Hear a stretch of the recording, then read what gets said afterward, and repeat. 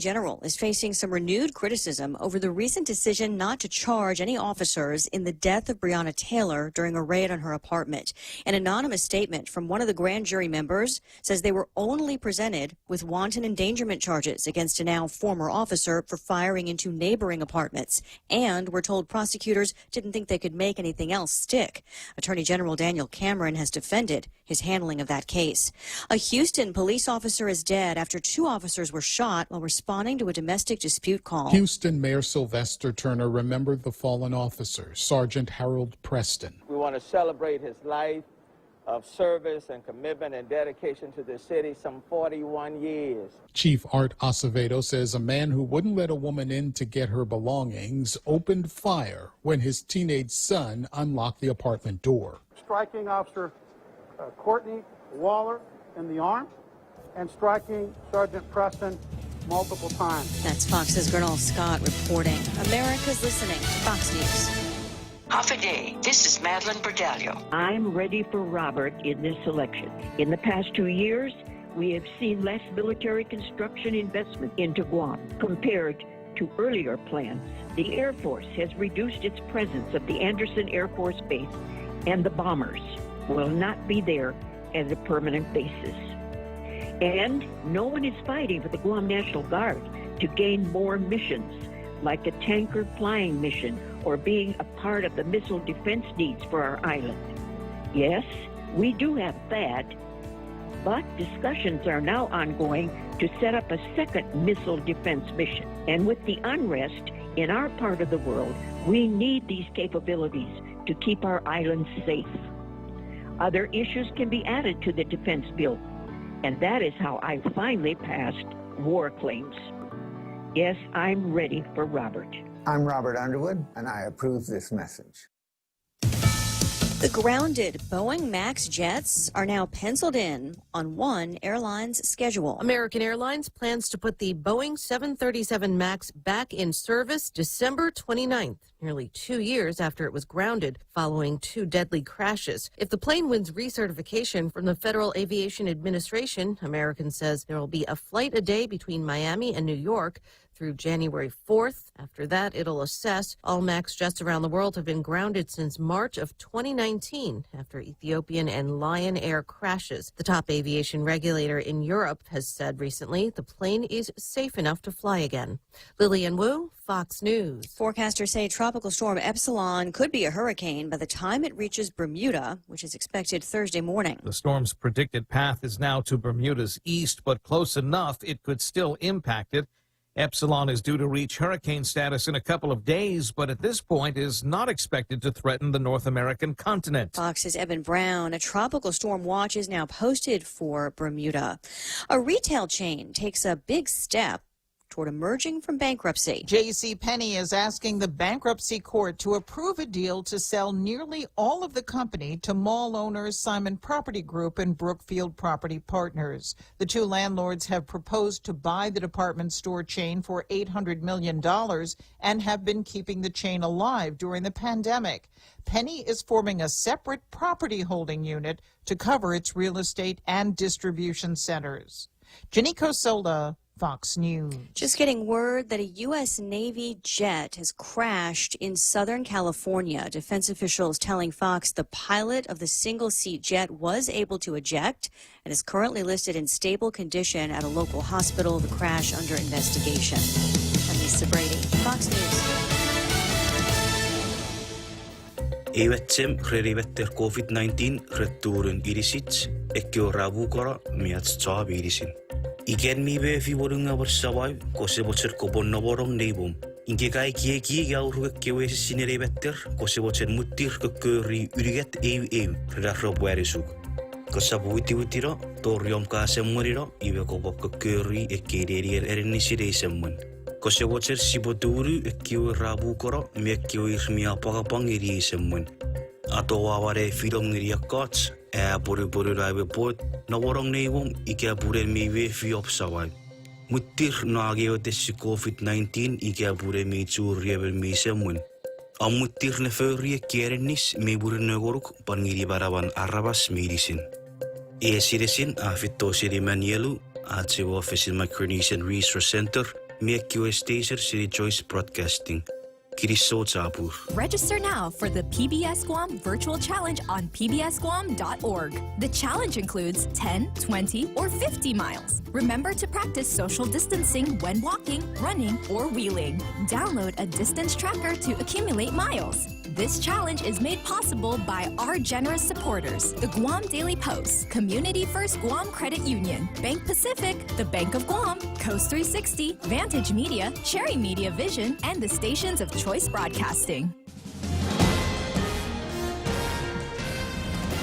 Half a day, it's 6:06. I'm Mana Silva Tyron with a look at your local news on the point. It's the highest daily tally of positive COVID cases since the government's been posting the results. Yesterday, the Joint Information Center reporting 130 confirmed cases of COVID-19. That's from a total of 957 tests. Of the 130 new cases, 22 were identified through contact tracing. 5 cases reported recent travel, 3 from the United States and 2 from the Philippines, and were identified in quarantine. These results include yesterday's rapid engagement team outreach in Jigo. Of the 131 samples collected there, 36 were positive for COVID. As of yesterday, there have been 67 COVID-19 related fatalities. The latest death, a 72-year-old man who was admitted to GRMC on Tuesday morning. The CPR was performed while the patient was en route to GRMC, where he was pronounced dead. The JIC report states that he did test positive for COVID-19. The increased number of hospitalizations also an issue, with the number of COVID patients doubling from just a month ago. 70 people in the 3 hospitals, with 17 in the intensive care units. The 3 hospitals being Navy, GRMC, and GMH, which happens to have the most admissions, with 59 COVID patients as of yesterday. Well, with the Department of Education still conducting remote classes, still school workers are testing positive for COVID, and DOE yesterday reported 2 more of their employees had COVID-19. From Jose Rios Middle School, 1 employee there, and then another from Ordot Chalanpago Elementary School. Both cases identified through contact tracing efforts. Their close contacts are being traced and will be contacted by public health. Areas of both campuses have been cleaned and disinfected as needed. According to the JIC, hard copy packets and food distribution will continue uninterrupted at both of the schools. Now, there have been 67 reported COVID-related deaths, and those families may be eligible for some financial relief with money from the government. GovGuam offering up to $10,000 for each family from the Bereavement Assistance Fund. According to the Guam Daily Post, there are a total of 28 people who've submitted requests for this assistance. There have been 7 at least identified for approval, the rest being under review. The Department of Administration expects to disperse the funds within the next 5 days. The Bereavement Fund will be using money from the Federal CARES Act money. We'll have more news right after this. Win a staycation getaway with 76 Circle K. Enter to win a 2-night stay in the luxurious Tsubaki Tower with breakfast at the Casa Oceano and an hour of pure bliss at the Spa Ayala for 2. And then choose your adventure. A 3-hour ocean escapade with Shut Up and Fish, the premier ocean tour service, or take a heart-pounding water adventure and go jet skiing with Joe's Jet Ski. Just purchase $30 or more in fuel at 76 Circle K for a chance to win. Visit 76 Circle K today and win the staycation of a lifetime. Conditions apply. See store for details. The administration's been making a call for a third party to review COVID-related expenditures, but it appears there isn't any interest in doing that review. There were no responses to an RFP that was put out months ago. The third-party review was part of the governor's executive order, which called for transparency in the COVID expenditures. The Post reports today that the governor's office says it's open for any audits, even by the OPA.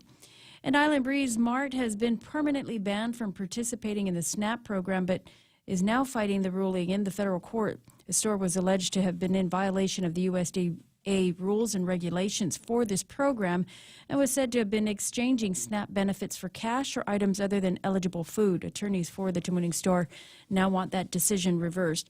And the Guam Chamber of Commerce rallying for support for small businesses and restoring the island's economy in this pandemic. And they want to hear more from the senatorial candidates on where they stand on these issues. The Chamber will be holding a candidate forum during this week's general membership.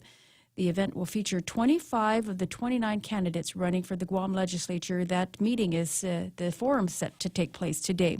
Meanwhile, the Guam Realtors and their political action group have picked their candidates for the general election. The action group polled these candidates And from their responses, they've picked 16 candidates for the 15 seats that are up for grabs. 6 Democrats have been selected and 10 Republicans. And those are your top stories here on The Point. Here's Ray with your weather. There is a high risk of rip currents through 4 a.m. Tomorrow along east-facing reefs, so stay out the water on the eastern side. Otherwise, you might get in trouble. And if you don't know where the eastern side is, anything up and down the same stretch of road as Pirates Cove is the eastern side. So, and especially over at Pirates Cove. It's nice to look at the water. Don't go in it unless you know what you're doing. Otherwise, there's like 5 buoys that work over at Jeff's, and they're going to have to go into the water to go and get you. Otherwise, partly cloudy skies and isolated showers. I have easterly winds 10 to 15 miles an hour. Daytime highs today should be about 88 degrees. For tonight, mostly cloudy, isolated showers and thunderstorms. Winds out of the east 5 to 15 miles an hour. Overnight lows is going to be pushing 77. Heat index today is going to be 90, only 90 again. And tomorrow, partly cloudy skies, isolated showers. Oh, it looks like things going to be returning to normal tomorrow is what it sounds like. Sunrise this morning at 6:12. Do I have any early sunrise pictures from Jeff over at Pirates Cove? You know I do. Stand by one. Let me just see if I can pull this up on the screen so that I can get it to someplace where you can see it. And it looks like a gorgeous sunrise along the eastern side of the island. Now, as you can see, if you look carefully in this picture, let me see if I can zoom into this. You can actually see some of these high risk of rip currents that are happening along the eastern side. There's also a little baby Godzillas in there and white gray sharks. I see that. Do you? I do. Great white sharks are in the water. I'm pretty ripped too They're right just now. eating a boat on the side. Just like in the movie. So that's what I want you to be watching out for on that side of the island. 6:12 in the morning, that's news and weather together, brought to you by Bank Pacific.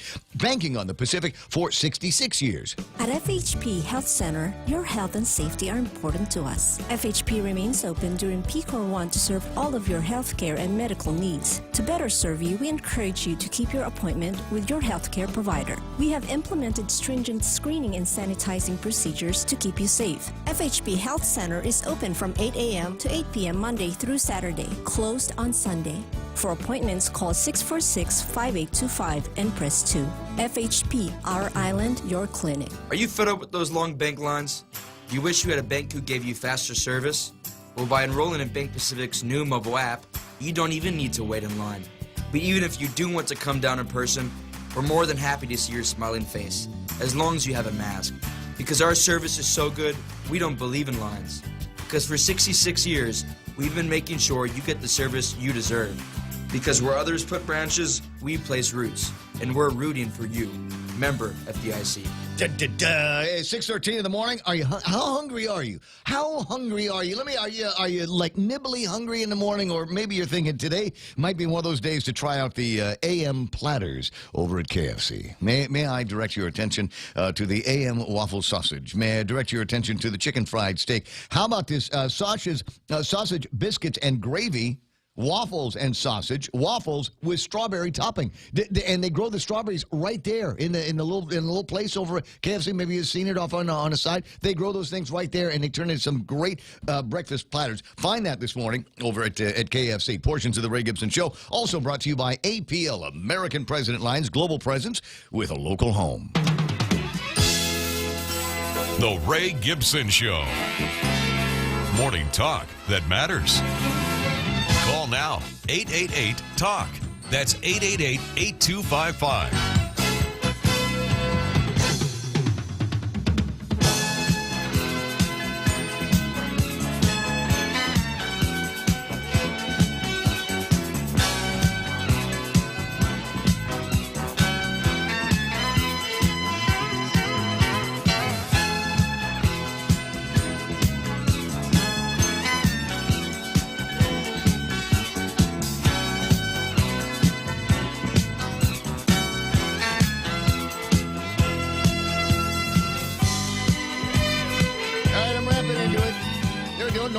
No pushing. Just go. You guys go on ahead.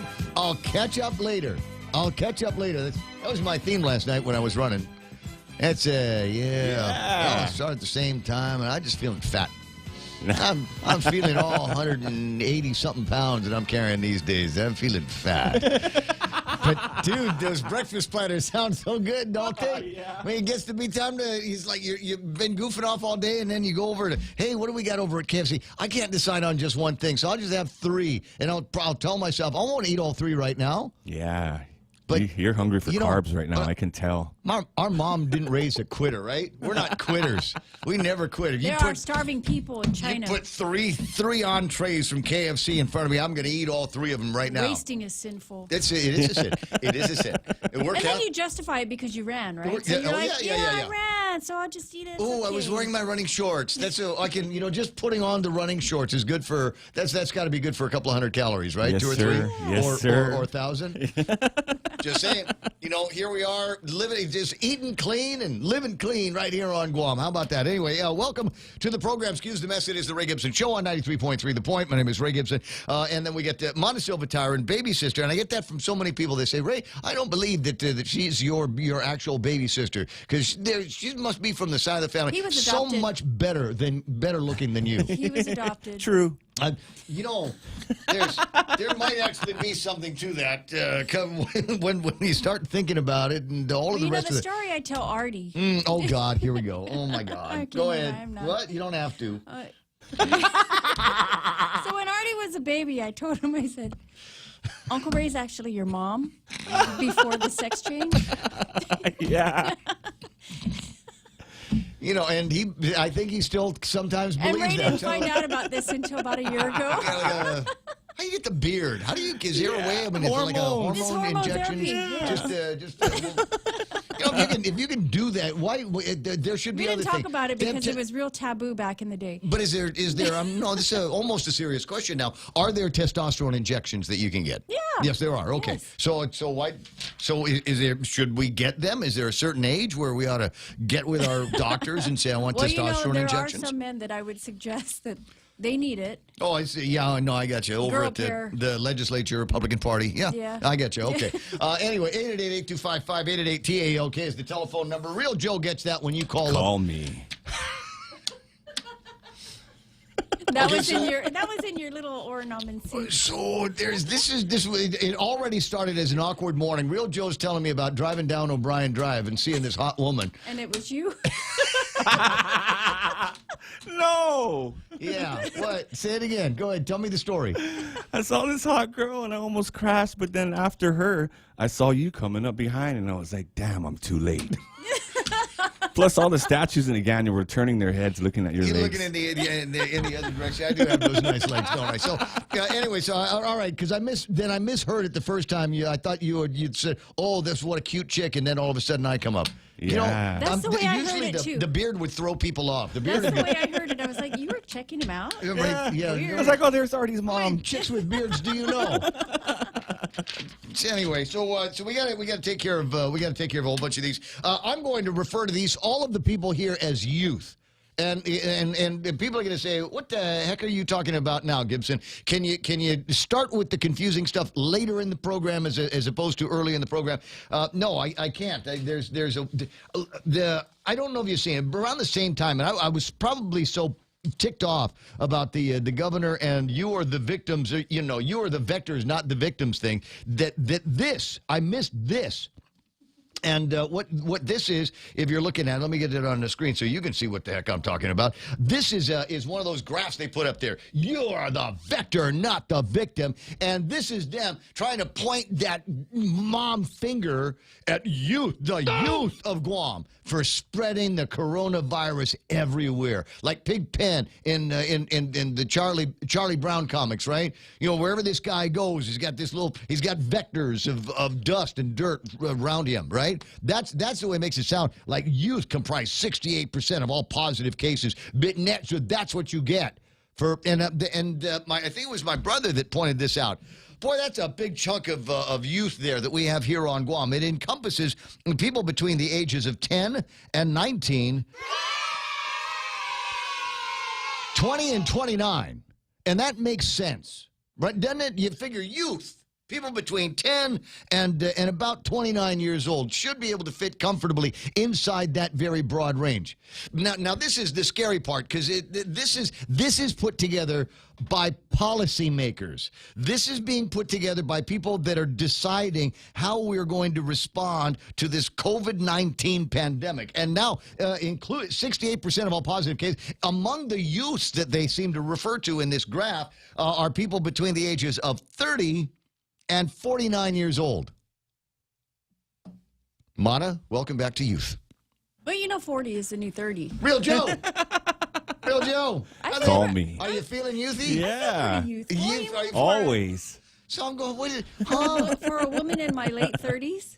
So, for virtually everyone on Guam is youthful here. Yes, Everybody between the ages of 10 and 50 years old. Look at you, girl, going gray. Congratulations. Yeah, that's it. But you're still a youth as far as the government is concerned. Can we? I'm okay with that. What are the benefits of being a youth here on Guam? Could we get some of that? Can I go back to high school? Real Joe. Yeah. Let's go back to high school. Can you imagine how much we'd score? Knowing what we know now. True. Right? We'd be the oldest guys there, but True. There's a lot of people with daddy issues. And they have alcohol too sometimes. So. 6:21 in the morning. I'm just saying. So I'd like to introduce to you all each other the top 10 youth of the morning. Sometimes you want to go where everybody knows your name, and they're always glad you came. You want to be where you can see troubles are all the same. You want to be where everybody knows your name. You want to go where people know people are all the same. You want to go where everybody knows your name. Before I get to number one here, I just want to point out that Creed Higgs is online. Creed Higgs, right? That's the American West man of action online with us here this morning. Morning, Creed. What was it? What would his name be? What would Creed's last name be if he was an astronaut? Armstrong. Like Armstrong. Creed Armstrong. Oh, astronaut. man. Huh? Yeah, I'm just saying, we got movie star names here all over the place, and I think it's fantastic. Anyway, Creed's not on number one, but he is online, so I wanted to do a special shout to him before his name dips down where I can't get to it. Sherry Iriarte at number one. There's Ken Brown listening to out in California. Sarah Duran with her Magandang Gabi. No, it's Magandang Umaga at this time of day. Maganda ko. Maganda ka. Dennis, I'm just throwing Filipino words out here. I have no idea what any of them means, but it sounds good, doesn't it? Dennis Benzer's online. Now, Dennis was going to bring us potato soup here this morning. What? I don't know. It was a thing. We were talking about it over the weekend. He says, you know what? What's going on? Potato soup. He didn't like he said he didn't like the first batch, so he ate it all. Yeah. This is no good. I better eat it all. I can't say that I've ever tried potato soup. Oh, my God. Potato soup is awesome. I've tried mashed potatoes. No. Potato soup is great. This is one of those things. You got to get the recipe from the next time you're sick or somebody else is sick. Mm-hmm. You put together some potato soup and you will be right as potato soup will cure COVID-19. I believe. If I can be, if people in their 40s can be youthful, then there's no reason that potato soup cannot kill COVID-19. And they're going to say, no, it won't. And my answer is, did you try it? Yeah. Did anybody at GMH try it? GRMC? No. All those traveling nurses? Did anybody come in and go, has anybody tried potato soup on this guy? Would you see if there's has anybody even tried it? Put that in the IV. Just saying. I didn't go to medical school, but I'm not stupid. So you got Rico Blancaflor is online. Rico B, have you come up with? I've taken Rico off of the. For those of you that were listening yesterday, it should be everybody. Yeah, the Candy Cannon. I've taken him off the Candy Cannon. He's got more important things to do here this morning. We were talking yesterday about my lack of any decent beetle nut, and so he's taking pictures of trees. I'm hoping they're trees in his yard as opposed to trees of his neighbors. Going, is that beetle nut? Is that beetle nut? And it's starting to look like the right color. Oh, so he's off. The deal was we needed Dave Torrey, who did send me images of prototypes of the Candy Cannon yesterday. Rico Blancaflor's job was going to put together the plan to mount it on the back of a Toyota 4x4 so that we could go, just drive around and shoot candy into different people's homes and neighborhoods and businesses and governor's office and all of that stuff. Maybe that's all they need over at the governor's office. They just need some Jolly Rancher candy. Just, you know what? Shut up for 5 minutes. Put some Jolly Rancher candy in your mouth. Because once you start chewing on Jolly Rancher, you can't talk. There you go. You have to think. Anyway, so Rico is on beetle nut detail now. You can still help out with the pew pew thing with the candy cannon, but for primarily, so his job. I told him this yesterday because he showed me a picture of a tree, and it's got beetle nets. It's almost Ray and Joe ready. Wow. So I told him, find a pit bull, tie it to the bottom of that tree. And don't feed it, and tease it, so that whenever anybody comes around and wants to bite everybody. Know what I mean? So there's Rico B. Matt Galendez is online. The mom of the show, Pam Duvall, is hanging out at like number 8. James Lester Lonzo. James, come on. Are we defying on Saturday again? I don't have word. I have not yet heard. I was there for Oktoberfest Saturday before last. And was there when the police came. I was not there this Saturday when the police came, but I'm looking for something fun to do on Saturday night, and I'm thinking maybe we'll just go hang out and listen to you and your buddy perform over at McCrout's. What's up, Ray? You guys have to learn Bad Boys. But it's Inner Circle, right? You guys have to learn Bad Boys. James, I'm serious. You and your buddy need to learn Bad Boys. That way when the cops come in, what you gonna do when they come for you? That's got to be the thing. And if you're not gonna learn to sing it, at least put it on some kind of like an MP3 deal, and that way when they do come in, it can come in on your big speakers. Right on. All right, James is there. Roland Cynthia rounds out the top 10 this morning of all of the superstars, the youthful superstars that are hanging. Imagine that. Imagine a world, and it's not so hard to do if you think about it. They're apparently doing it over at the legislature, the governor's office, where people in their 40s, talk radio listeners, up to their, in their mid-30s all the way up to their late 40s, are considered youth and comprise 68% of all positive cases on Guam. How dare you? How dare you? I got 6:27 in the morning, and it started coming out, what was it, 7 o'clock last night, 7:15, all of a sudden everybody's getting the JIC, and those of you that don't get the notices from the JIC, no doubt got something from, I don't know, PDN or somewhere, and they're going, what is it, 131 cases, 130 new cases. That wasn't the big story yesterday. Zooming with Tubin was the big story yesterday. Yeah. And you're going to go, Ray, where's your heart? Where's your compassion? 130 new cases of the coronavirus. Oh, my God. Are they all active? Are they all in the hospital? Or is it possible that maybe they're still testing positive even though they had it? I don't know. We don't get that kind of granularity on the numbers. So excuse me if I don't freak out. Excuse me if I don't panic. Was 68% of them youth between the ages of 10 and 49? And you just got to wonder, who looks at these things before they go out? Or is it just like a guy goes, oh, man, I like the way the colors, the balance against each other. We got kind of that. Well, I'll put it back up on the screen so you can see what I'm talking about. We've got the charcoal gray. We've got the Epal Beach after the barbecue charcoal gray. And apparently those are the good people of Guam, right, that aren't part of the 68% of the youthful people. And then you got the red dirt ones. Yeah, this red dirt color, right? Just about. Yeah. It's the red dirt color that we've got on the graphs that are on my screen. Anyway, so where was I going with that? Well, I was going somewhere, right? Do you remember? They just set it up like, let's pick the most scariest way to put this out. Yeah. So no. Now this is the scary part, guys. 6:29 in the morning, and I'll get back to reading the names, or I won't. I don't know.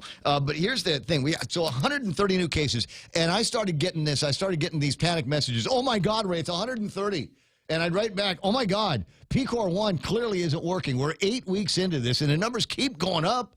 So PCOR, whatever the mitigations are for PCOR 1 or 1.5, it isn't working. They're not working. So what's the next? This is the next half-brained, half-cooked idea that's going to be coming out from the Brain Trust. What will they come up with next? Now we did the opening the restaurants for takeout only, and that didn't seem to slow anything down. So he said, okay, we'll open up the restaurants, but for dine in, but it has to be outside in the parking lot. Okay, that mitigation didn't work. We'll open up all of these other things, 25% of their capacity, and that doesn't seem to be working. It's still going. There must be something else that we can do. Here's my idea. And don't tell me it's stupid, because I recognize it's stupid, but it's just as stupid as everything that's come out as far as this plan is concerned. Oh wait, there's no plan. So this is my idea. Some of you were around here in the oil embargo in the 1970s, and do you remember how we managed the oil embargo in the 1970s to keep the lines over at the gas stations relatively short? You don't remember? No, I don't. No clue. Mana, do you remember how they did that back in the 1970s? Oh, you were just a kid when that happened. I wasn't born yet. What do you mean? Yeah, she's youthful. He's right. Very useful. 68%. Wait a second. If you're useful. But I remember there was a time when, after one of the storms, when there was a gas shortage and there were long lines. I don't recall how they controlled those lines, though. I think they limited the amount that you could buy to like $20 or something like that. Well, I can't remember how they did, because it seems to me that I remember that one. That was the one where it was only like big shots in the government had access to the gas companies. Mm-hmm. And so, but you're the big shot. Okay, well, I'm a big shot, and I'm driving my wife's car now. And then after this, I'm going to drive my brother's car and go get gas. And then after that, I'm going to drive my mom's car and go get gas. Okay, got it. No. Although that might be a great pandemic plan that we can put together. This is the way it was done back in the 1970s, and they went to even odd days. Even odd days. So if the last number of your license plate was even, you could only get gas on even numbered days. Today is the 21st, right? So today is an odd day. So those of you that have odd numbered license plate numbers can go get gas today. If you have even, get ready to walk or just don't drive as much. So that's what I'm thinking is the way they're going to be doing this next. It's the next dumb idea to try to foist on the people of Guam to pretend you have a plan for the pandemic. That is even odd days. So I was born May 11. My birthday is the 11th, and therefore that means that I can do whatever I want to today, because it's an odd day. Tomorrow, when it's the 22nd, that's an even day. So what do you got? You're even, right? You stay home. I am odd. You're odd? I'm odd. You're odd. Oh, so all three of us. Yeah, we're the odd couple. The odd triplets. If I had the numbers 11, 1, and 1 is 2. Yeah. So I can go out on any day. And that could work. Because farmers are able to get out of quarantine, right. Okay? I'm just saying there's all this nonsense floating around in terms of rules, and that was just my contribution. I recognize that I'm not the sole arbiter of stupid in this town, and you may have better ideas that we might be able to do to help flatten the curve and make it so that we don't have 150 new cases tomorrow. So if you got any of those ideas, by all means, put them up on the Facebook gizmo, and we'll start talking about them. It's 6:33 in the morning. You want to do headlines early? We're late already, but earlier than we were normally. Earlier than normal. Hitting the Montecillo Tyrant with the look at all the big stories now. Well, 130 new confirmed cases of COVID-19 reported yesterday from 957 tests performed. This, they say, is the largest tally given in a day. Of the 130, there were 22 identified through contact tracing. A couple had recent travel, one to the States, and then actually 2 from the Philippines. Results include results from tests that were done at Gilbaza and Zero Down. There was another death reported yesterday. A 72-year-old man died at GRMC and was said to have been tested and confirmed positive for COVID-19. And 2 more DOE employees turned up with positive COVID-19 cases, one from Jose Rios, the other from Ordot Chalampago, both cases identified through contact tracing. Those schools, part of them will be closed, but they say that hard copy packets and food distribution will not be interrupted. And the Chamber of Commerce today will hold a candidate forum during their general membership meeting. The event will feature 25 of the 29 candidates running for the legislature. The Chamber wants to hear from these candidates on where they stand on the support for small businesses and restoring the island's economy. And those are your headlines right here on The Point. All right. What is it? Jane says this might be the most important breaking news of the day. Jane Sisai says, happy birthday, Jess Garcia. Hey, happy birthday. There it is. Let's go call him up. He's awake. Is that the number, right? Yo, give him a call. Call him, right? Yeah. Uncle Jess. He's our favorite. He's doing for your birthday. I don't know, get a barbecue, bring beer, whatever. Okay, shoot, I gotta go back to work. And that's a long conversation for him. Hey, let's go get the hose and we'll put it in Ganya swimming pool. All right. Happy birthday, Jess Happy birthday Garcia. to you, cuz. It's 6:35 in the morning, and we'll be right back with more Yak Yak on the Ray Gibson Show. Family Finance has been serving the people of Guam since 1959, and they'll continue to be there for you in the years to come. Whether you're looking to get a personal loan for that summer staycation or paying off those long overdue bills, Family Finance has got you covered. Apply for a personal loan from $1,000 up to $3,900 by calling Family Finance. Again, 475-4545, Upper Tumon at 647-5626, or in Dededo at 633-4473. Family Finance, serving the people of Guam since 1959. It's the Ray Gibson Show, 93.3 The Point. Where am I going? We're going to talk about the sandwiches that they've got over at Subway, because you can eat fresh over in that place. And they've got the new barbecue chicken sandwich. It's new to me. It's new to, normally I'm a BMT guy. Normally I'm one of the guys that says, hey, we got a new sandwich. You want to try it? I go, yeah, no, give me a BNT on 9-grain honey oat. Just make it the same way I've been eating it since 1985. But this one here, I'm definitely going to try. Tender strips of chicken. They top that with a sweet barbecue sauce over the fresh bread, and then you can veggie it up any way you want to. Have that with the potato chips. Do you know how to order potato chips over at the green one is the onions, and the yellow one is just the regular potato chips. Unless it's the baked lay potato chips. So you got to have this stuff in your head when you make it to Subway. Okay, Google. Hey, Siri. Hi, Bixby. Go ahead. I'm listening. Open the Point app. Opening. Live stream, on demand, swap stations, check out the visual radio. Get the free app available on the App Store and Google Play, or go to thepoint.gu. Little known fact about Jess Garcia, he gets to the DPW usually about 4:30, 5 o'clock in the morning, and washes all of the vehicles. All of the entire fleet gets washed. It's like Karate Kid, wax on, wax off. And it gets all of that done, so that even the buses, so that as soon as those vehicles hit the road, the drivers are all ready to go. And when he's done washing the cars, he cooks breakfast for all the guys. Hard worker. That's the kind of guy Jess Garcia is, ladies and gentlemen. 6:37 in the morning, and there's up on screen right now. I got a picture from Ken Leon Guerrero. Do I have the other governor on the line? Is he standing by? Sir. Wonderful. We'll get started with him in just a second. But first, we'll take a look at what's happening in traffic right now. Is there anything worth looking at?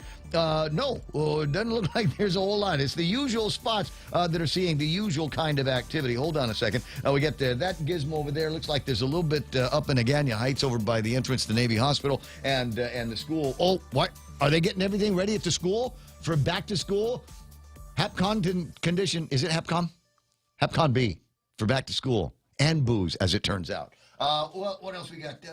No, doesn't look like there's anything else that's going to slow you down, even as we make our way all the way up to Anderson Air Force Base in Zigo, Guam at 6:38. That's right now traffic on the point. Did you know your smartphone is one of the most powerful tools in our fight against COVID-19? That's why we're bringing you the Guam COVID Alert Exposure Notification app. Developed by Google, Apple, and the PathCheck Foundation, the app works by letting you know if you've been exposed to someone who's positive. It's completely voluntary, and more importantly, it's anonymous. Add your phone to the COVID fight. Go to guamcovidalert.guam.gov or download it from the App Store or Google Play now. Help Guam stop COVID-19. Bringing you closer to the action. Any speaker, anytime. Watch and listen live on thepoint.gu. Kind of waiting on them to put out the Put for What ad, aren't you? Right? I mean, in today's Guam Daily Post, where they go over testimony heard on the Pandemic Bill of Rights. Did you see all the wannabes on that yesterday? All the people that showed up. I've got a screen cap somewhere of everybody that was there, and there it could have actually been had they not been talking about the Pandemic Bill of Rights. What Ken Leon Guerrero refers to as a waste of time, but they could have also had a congressional debate. All three of them were online at the same time. Congressman Mike Sinichlis was there. Former Congressman Robert Underwood was online, wow. and the what do you call himself? Delegate something, preferred delegate, proposed delegate. Will Castro gave himself like 8 titles. Oh, yeah, I don't. Do you remember what they were? Anyway, he was there as well. But I love this point that was made, and I'm waiting, like I said, for the Put for What. Please, would you download and install this on your phone? We only got like 18,000 people. We need to get like 60% buy-in from the people of Guam. Put for What. Put it on your phone. Put it on your kid's phone line. You don't even have to tell them. Just put it there. But Senator Therese Terlai said there are buy-in challenges on Guam, as indicated by adoption rates for the Guam COVID Alert app, which is well below its target rate to become successful in combating the spread of the virus. Ken says we got a population that doesn't trust the government more than ever before, he said. And I know that's right. What Senator Terlai is saying is absolutely right. Everybody I've asked, if they're going to be installing the COVID-19 app, says no. And I'll say, well, why not? And they said, because Lou wants me to. And if she wants me to install this thing, the answer is no. I'm not going to do it because I don't want to make anybody in Adelup smile for getting on my phone. 6:40 in the morning, and ladies and gentlemen, the other Governor, Leon Guerrero. Also, three-letter first name, Ken. K-E-N. Leon Guerrero. Attention, subjects.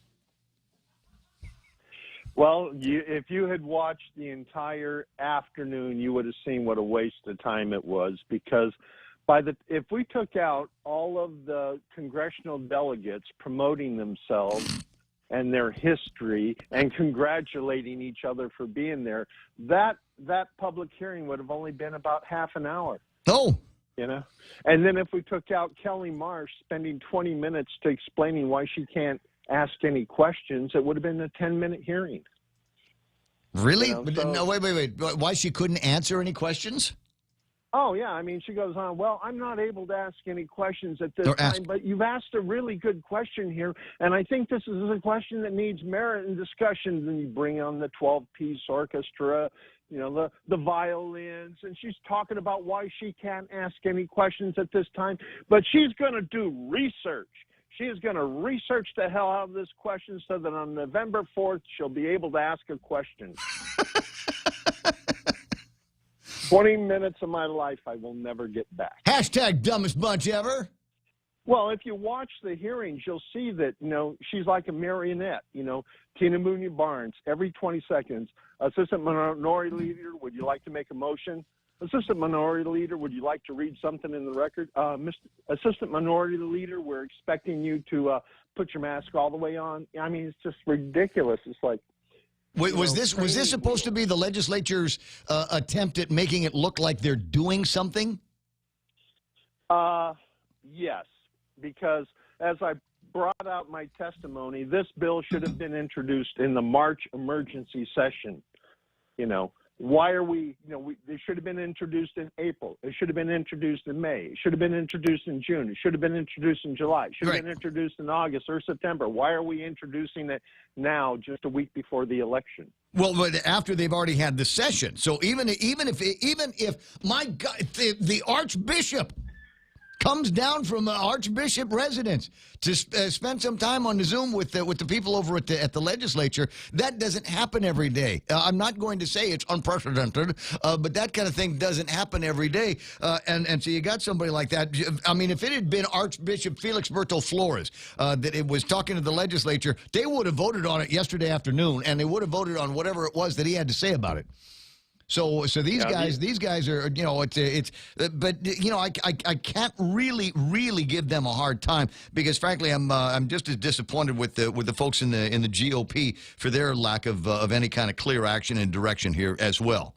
And in addition to, I mean, Will Castro, finally somebody introduced a bill to try to limit the governor's power on a pandemic, but did so in a format in such a way that guarantees that no action will possibly take place on this bill until after the election. And by that time, they'll say, oh, we'll leave it to the 36 to deal with, you know.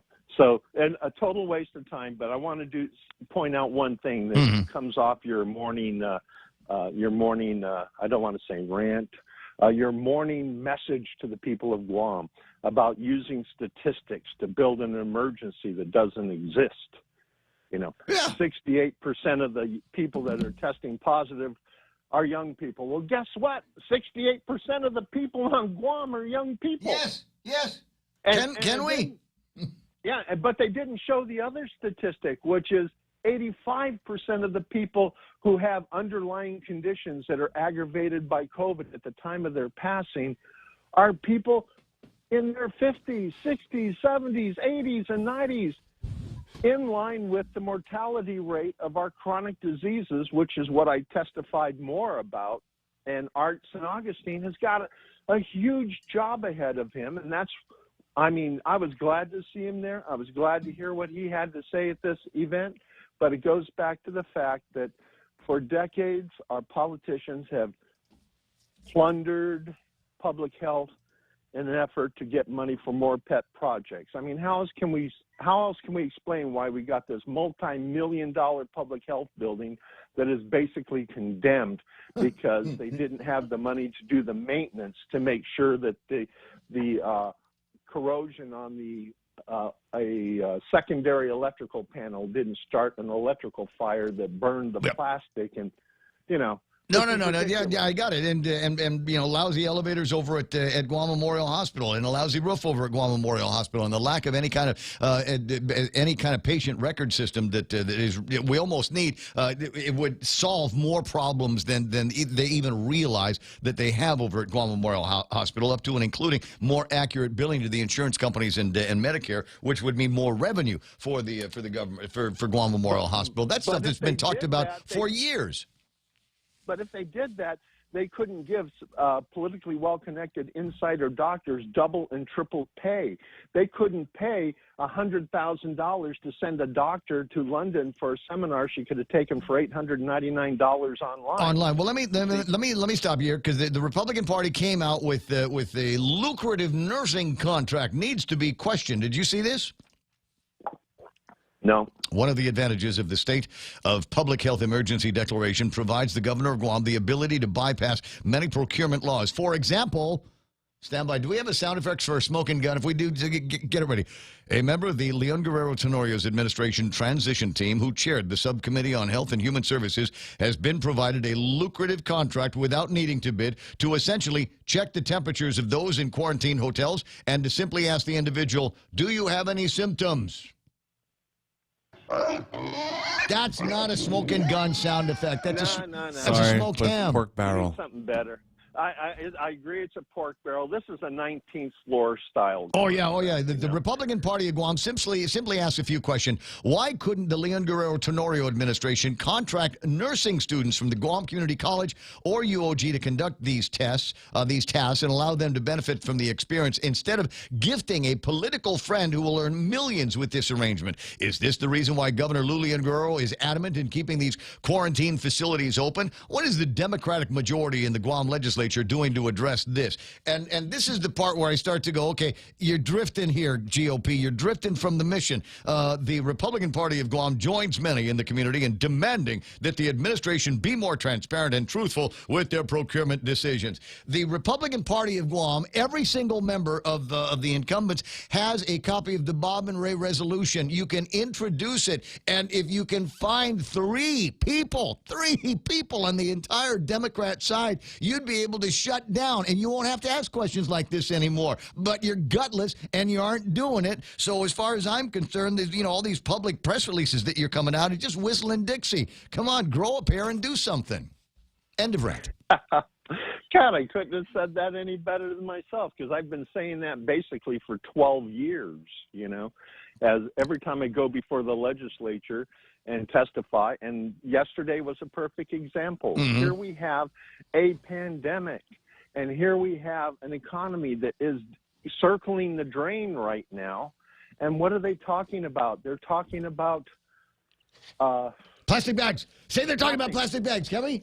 Plastic bag, paper bags. Paper bags. Okay. About paper bags. All right, so here's and for God's sakes, that bill better not pass. Otherwise, how will people, now they're stuck in lines because they aren't working and need to go and basically beg for food over at the mayor's office? How will they get their food? My God, look at this front page of today's Guam Pacific Daily News, almost called the Guam Daily News, and there's two guys, and they're giving people food, and what is the food being carried in?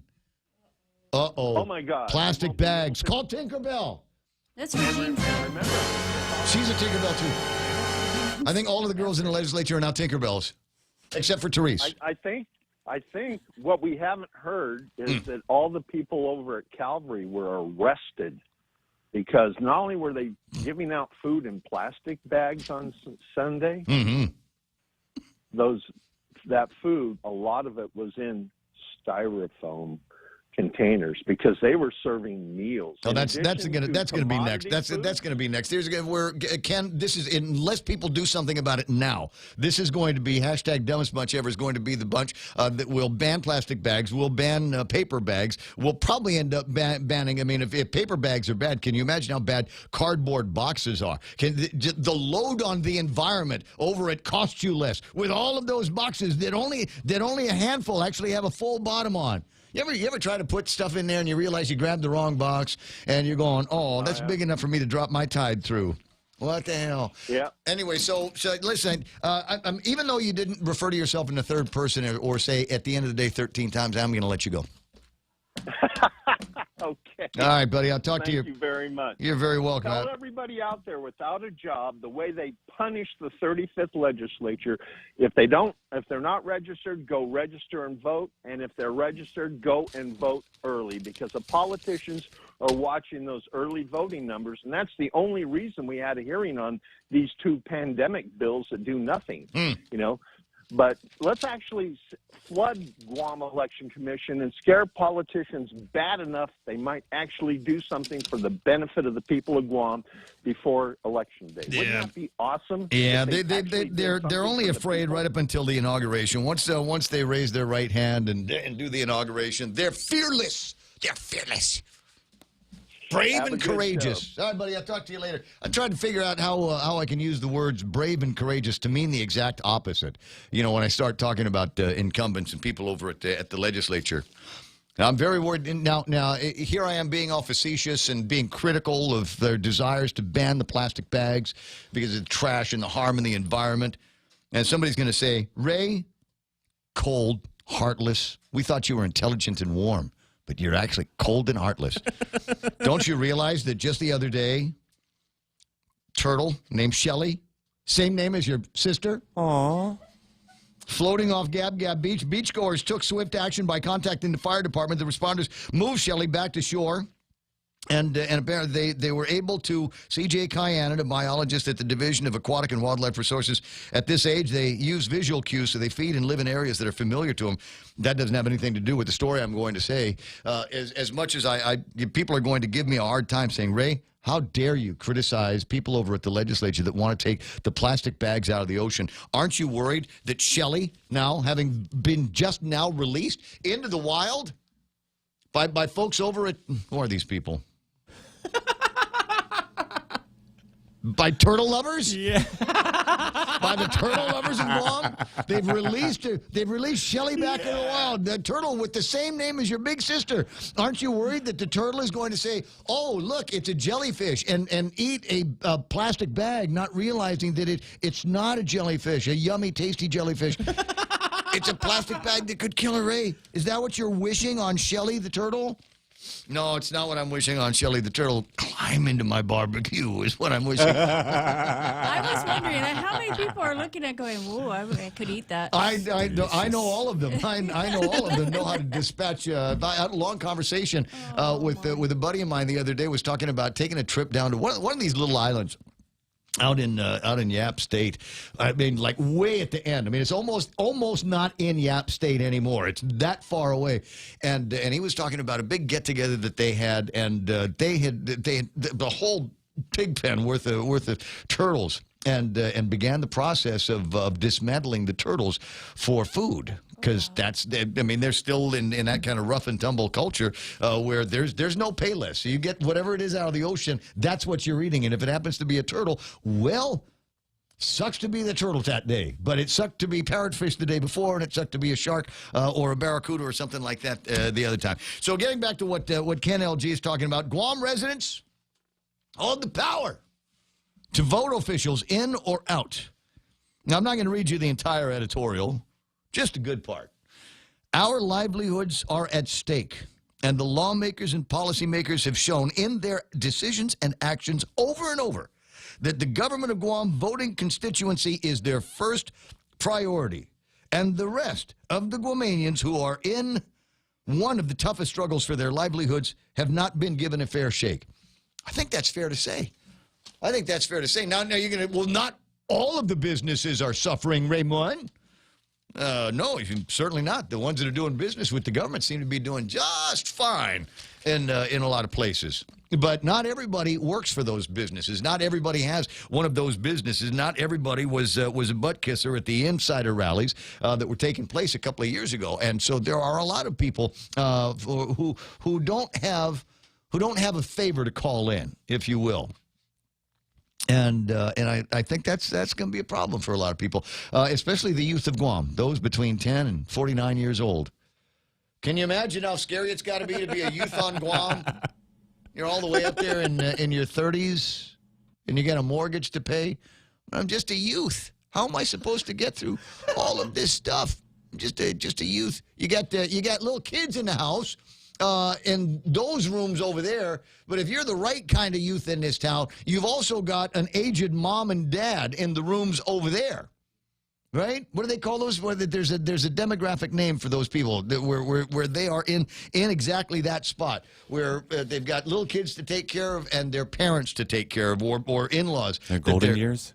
In their golden years, sure. So you got those guys, and I don't know if anybody's writing any legislation for them, but paper bags?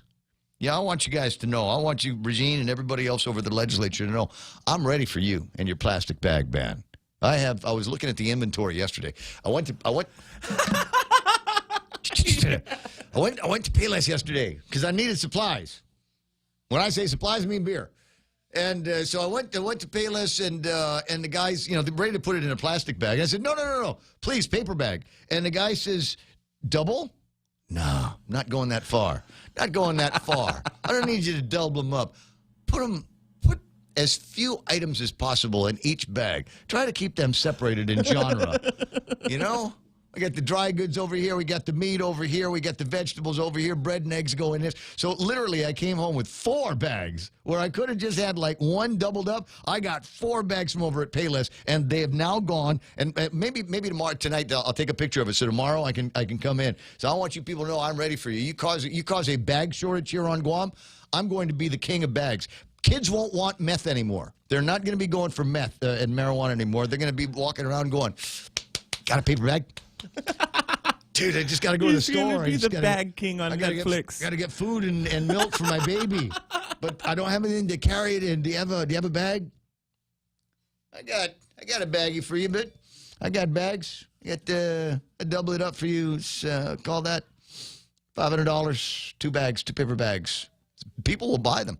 So that is a legitimate Ray Gibson Show suggestion that you start taking a look at your paper bag inventory and start doing something with it. Maybe market it, maybe bedazzle some of them. Art, do artwork, paper bag artwork. God, if the activist, if the shove it in your face conservative activists in this town didn't actually have jobs and livelihoods, that we could totally market. We could totally market a response to a paper bag ban from the hashtag dumbest bunch ever. We totally could. We could have contests. We could have decorate your paper bags. Paper bags, turtles love eating paper bags. You ever try to start a barbecue to cook a turtle without a paper bag to get the charcoal started? I'm just saying, friends. I mean, there's so much goodness to it. 888-825-5888-TALK. Let me just check and see if there's anybody up on the Facebook Live that is agreeing with me at this point. Let me say, James Howard says he's kind of salty today. You talking about me, James? Oh, sorry. I don't know. I went to sleep on the right side of the bed. I totally woke up on the right side of the bed this morning. It's just as I'm looking over some of the news and the headlines today, I'm going, man, this is just I'm just not feeling like there's any real adult supervision around here. And absent that, folks, I'm sorry, I've just got to step in. I know it's like Uncle Buck is watching the kids now, but absent any other real and common sense thinking, adult supervision around here, I will take on that job. 888-825-5888-TALK is the telephone number. Who's that? Elizabeth Gumatautal. Brown bags for book covers. We had to do brown bags for stardom. That would be my fundraiser, right? I'd get like all of the cool bands on Guam, John Dank, Jack Larimer, Joe Guam, and we'd have like a little concert, and we'd figure out who the actual best one is, and then that's the deal, right? Brown bags, because that's what they eat their lunch in. Now to stardom. It's old Hawaiian radio station deal from back in the day. What, 7 already? Here it is, Fox News Live on the Point. I'm Lisa Brady, Fox News. People lining up to cast ballots as early voting begins. Wisconsin's turn today. Meantime, in Michigan, the Secretary of State is now urging voters with absentee ballots to drop them off instead of mailing them to ensure they can be counted with 2 weeks to go until Election Day. President Trump holds a rally tonight in another battleground, Pennsylvania, one where the race appears to be tightening. Things are changing fast, and the numbers at the polls are looking really good. Also telling Fox and Friends his opponent has gone into hiding as Joe Biden spends time prepping for their second and final debate Thursday night. Some Republican lawmakers now echoing the president's call for a broader probe of Hunter Biden's business dealings. A group of House Republicans led by Congressman Andy Biggs of Arizona calling on Attorney General Bill Barr to immediately appoint a special counsel to lead a thorough investigation. Quote, "We request that the Department of Justice immediately appoint an independent, unbiased special counsel to investigate the issues that we have raised, as well as any corresponding legal or ethical issues that might be uncovered from the former vice president's 47 years in public office." House Intelligence Chairman Democrat Adam Schiff of California has blamed the Russians for dropping this Hunter email story at a critical stage of the campaign. The director of national intelligence said yesterday that's not true. Fox's Mike Emanuel. Joe Biden has called it a smear campaign. Both sides say they want more coronavirus relief. We Democrats want to get a big, bold bill that will meet the American people's needs as soon as we can. Senate Minority Leader Chuck Schumer accuses Majority Leader Mitch McConnell of standing in the way. I think I can safely say that I and most of my members believe that another package is important. But McConnell is still focusing on smaller, targeted relief bills, while the House Speaker and the Treasury Chief try to work out a larger deal. America is listening to Fox News. Hafidade, this is Carl from APL Guam. Here at APL, our expertise and extensive network can help you grow your business and reach out to more markets. As a responsible carrier, APL is also committed to a sustainable future, whether it's protecting the environment or investing our efforts in giving back to the community. Our dedicated team in Guam and on the U.S. mainland are here to support you. Call 588-4651 or visit apl.com. What's for breakfast at KFC under $3.95, you ask? What's for breakfast at KFC that's different than the other guys, you ask? KFC's chicken wrap, sausage wrap, the Colonel's chicken congee, chicken fried steak, sausage biscuit and gravy, and biscuit sandwiches made with KFC's original fluffy biscuits. All for under $3.95 and all only at KFC. Plus, with waffles and the Colonel's chicken fried rice, we've got something for everyone. So visit KFC for breakfast today. It's finger-licking good.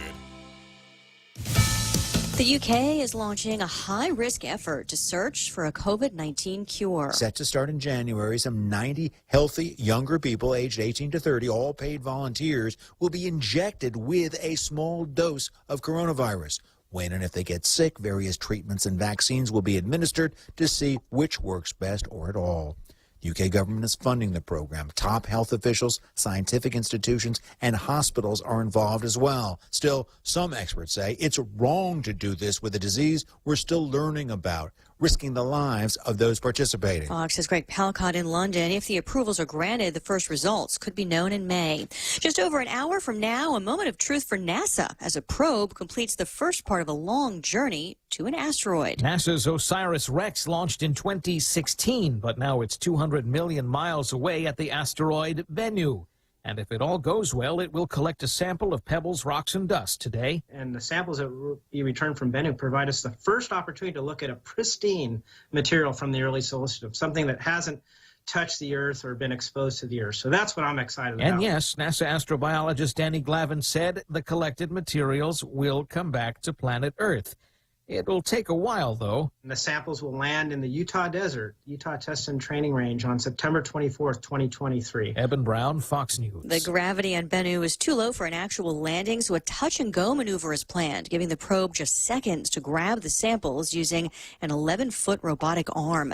After a virus-shortened season played mostly in empty stadiums, the World Series begins tonight with fans in the seats, though it's limited to about 11,000 people, smallest crowd for the Fall Classic in more than a century.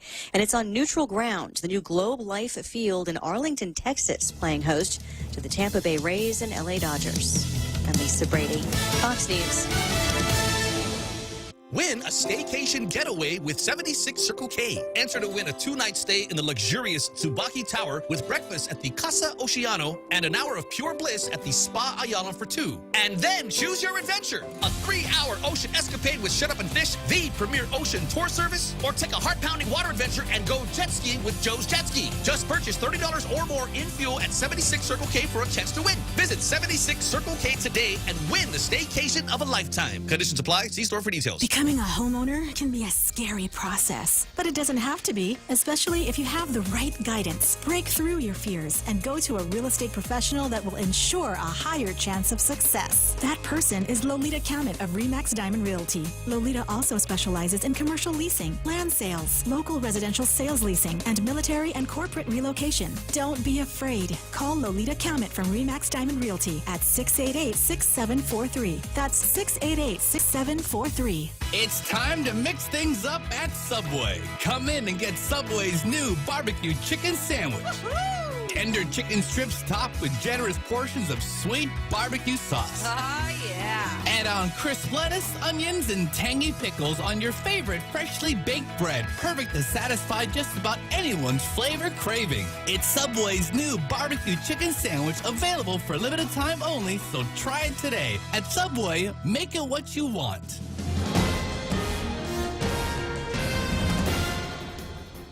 Half a day, it's 7:06. I'm Ana Silva Tyron with a look at your local news on the point. The Department of Public Health and Social Services Rapid Engagement Team, they've wrapped up their testing of residents at Gilboza and Zero Down with a total of 117 positive COVID-19 cases confirmed in those areas. Public Health was honing in on clusters of cases in the northern housing area. It will continue its efforts to reach those who are at high risk of exposure. Public Health is working with church and community leaders and with the FSM consulate. The majority of these cases are now in home isolation, with just a couple that were moved to the government of Guam's isolation facility in Tumon, that is the Bayview Hotel. Meanwhile, the latest total of COVID positives has 130 new cases, that from a total of 957 tests that were administered. Of the 130 new cases, 22 identified through contact tracing. 5 cases reported recent travel to this, 3 from the States and 2 from the Philippines. They were all identified in quarantine. As of yesterday, there have been 67 COVID-19 related fatalities. The latest death, a 72-year-old man who was admitted to GRMC. The JIC says that the man tested positive for COVID-19. Now, the increased number of hospitalizations is also an issue, with the number of COVID patients doubling from just a month ago. 70 people now in the hospital, in all 3 of the hospitals, 17 in the intensive care unit. Now, the 3 hospitals include Navy, GRMC, and GMH. GMH has the most patients, with 59 of them admitted with COVID-19. Meanwhile, the Department of Education still conducting remote classes. They've identified 2 more of their employees which have tested positive for COVID-19, one at Jose Rios Middle School, one at Ordot Chalanpago Elementary School, both cases identified through contact tracing. Now, portions of the schools have been closed while they are being sanitized and cleaned. DOE does say that hard copy packets and food distribution will continue uninterrupted at both of those schools. We'll have more news right after this. Chili's has a dinner deal you can't miss. Enjoy a tasty appetizer, 2 bottomless Coca-Cola beverages, and 2 mouth-watering entrees, all for just $35. Treat yourself to entree options like our fall-off-the-bone baby back ribs, personal fajita with chicken, or the ultimate bacon burger. Chili's, 2 for $35. Available daily from 3 p.m. to closing for patio dining or takeout. Chili's is located on the 2nd floor of the Tumon Sands Plaza. Call 648-7377 to place your takeout order today. With Chili's, you can still savor the moment at home. As reported, there are 67 reported COVID-19 related deaths, and those families may be eligible for some financial relief from money from the government of Guam, which is offering up to $10,000 under the Bereavement Assistance Fund. According to the Daily Post today, there are a total of 28 people who submitted requests. 7 have already been approved. The Department of Administration expected to disperse those funds. The Bereavement Fund will be using money from the CARES Act money.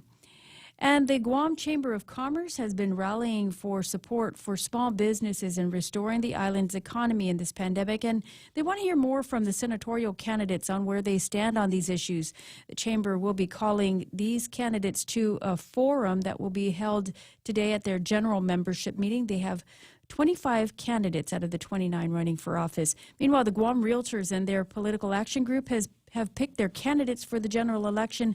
The action group polled these candidates on issues relevant to their organization and have picked 16 candidates for the 15 seats, 6 Democrats and 10 Republicans.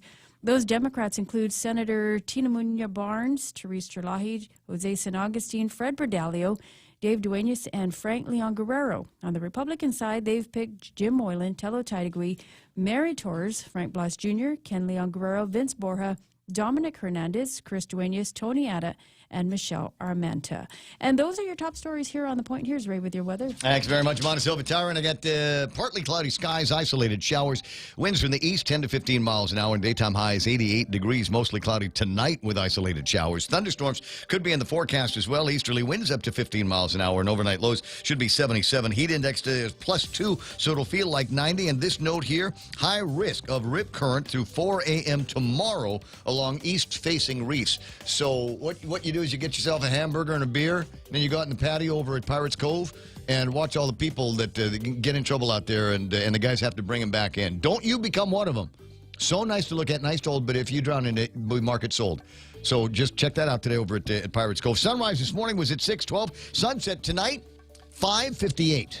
Hashtag tell the others. And now that made it very, very interesting. Now, normally on Tuesdays, I like to do this run with the guys over at Southern Mountain Gear, right? It's an Aganya run from over at Skinner Plaza. And then we do a loop all the way around. We go down by Todi and then come back.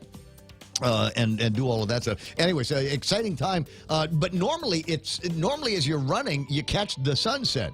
But in this case, we start the run at about 6:30, and by then the sun's been down for 30 minutes or so, which isn't so bad. It makes a lot cooler of a run when you're out there.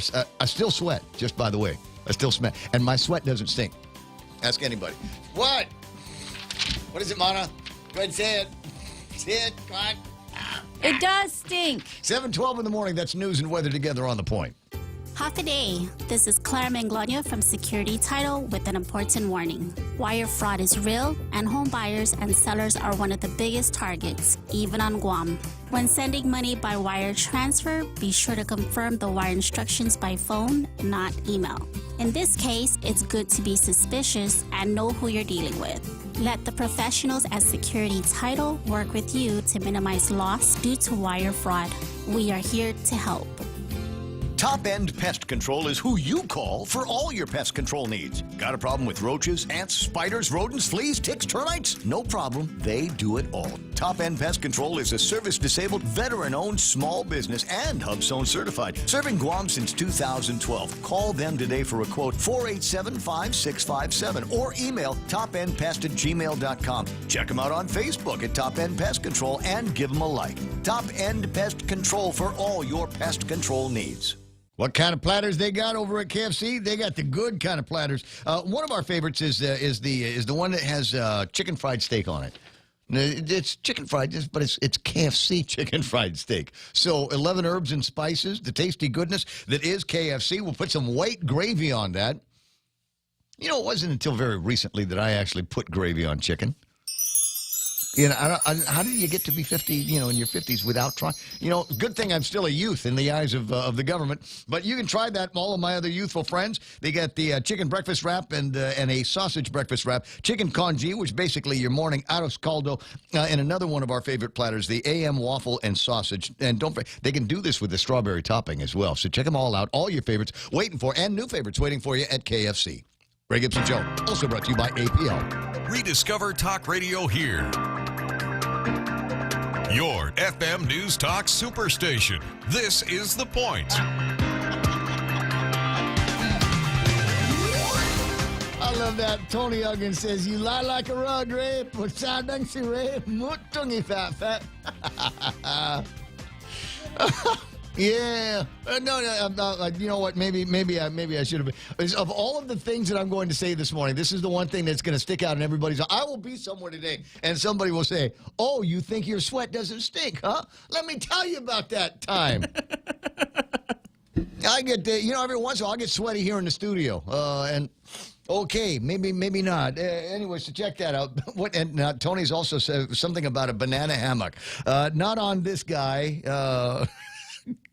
Who else is around? Oh my God! So you're the one with the pink Speedos jogging down by Adelup. No, that's not me. Not pink Speedos. Speedos, yes. I've got a bunch of Speedo trunks that I wear when I run, when I'm feeling skinny and pretty. But I don't have any pink ones right now. You're thinking of Josh. Quarter after 7 o'clock in the morning, a little bit later on. Is it time to take a look at the market while Jerry's not here? Because he gets in here and we get distracted, and I never get a chance to see what's happening on the market. Stocks making the biggest move after hours. Netflix came out with their earnings today, and everybody was kind of curious to see how they did, because number one, there's a whole bunch of people in lockdown all across the planet that are watching Netflix shows all the time. But there were also a number of people that ditched their Netflix account because of that pedophile movie they came out with. Was that Little Foxes or something like that? Was the name of that? Cuties. Yeah. So there's a lot of people. I haven't seen it on, so I wonder if they removed it. Yeah, I haven't checked. I haven't been there in a while. Yeah. Earnings per share, $1.74 versus $2.14, which is what was expected. Revenue, $6.44 billion versus $6.38 expected. So their earnings per share numbers did not meet their expectations, but their revenue was significantly higher. And you're going, well, it's only it's 0.6 billion. I'll take it. I'll go ahead and take that.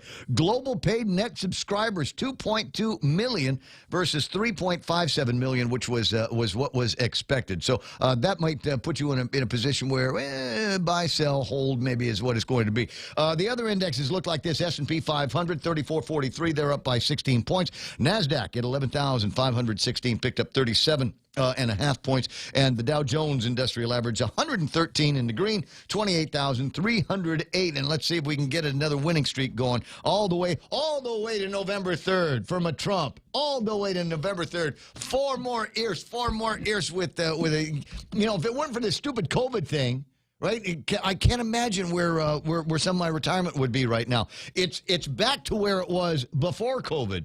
But I still missed a year's worth of earnings, 8 months worth of earnings. FTSE is up. I got the Nikkei down by 104 points. Hang Seng at 27 points in the green, 24,569. The Shanghai Index at 3328, they picked up 15 points, and the DAX is off by 117 points. Pretty big jumps down for those guys.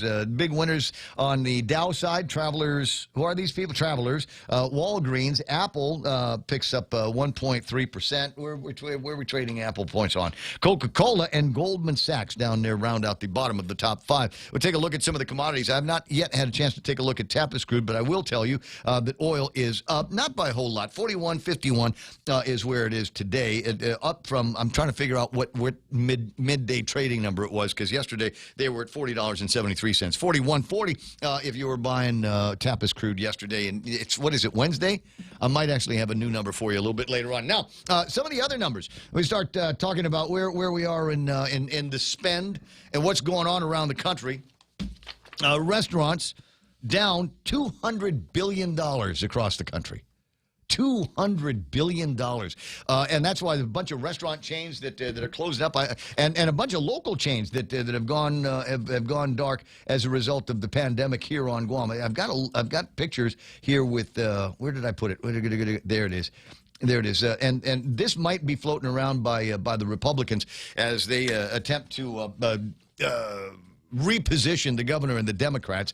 We're victims, not vectors. And in the picture are a number of businesses on Guam that have gone out of business, including Sky Zone. There's Java Junction over there. Got a picture of the movie theaters at the Agana Shopping Center, Kitchen Lingo, one of those restaurants, and Terry's Local Fast Food that Mana was lamenting when they announced that they were going to be shutting their doors. So yeah, restaurants here on Guam having a hard time, as restaurants all across the country are $200 billion are already out the door that they ain't going to see, and they're preparing for even more.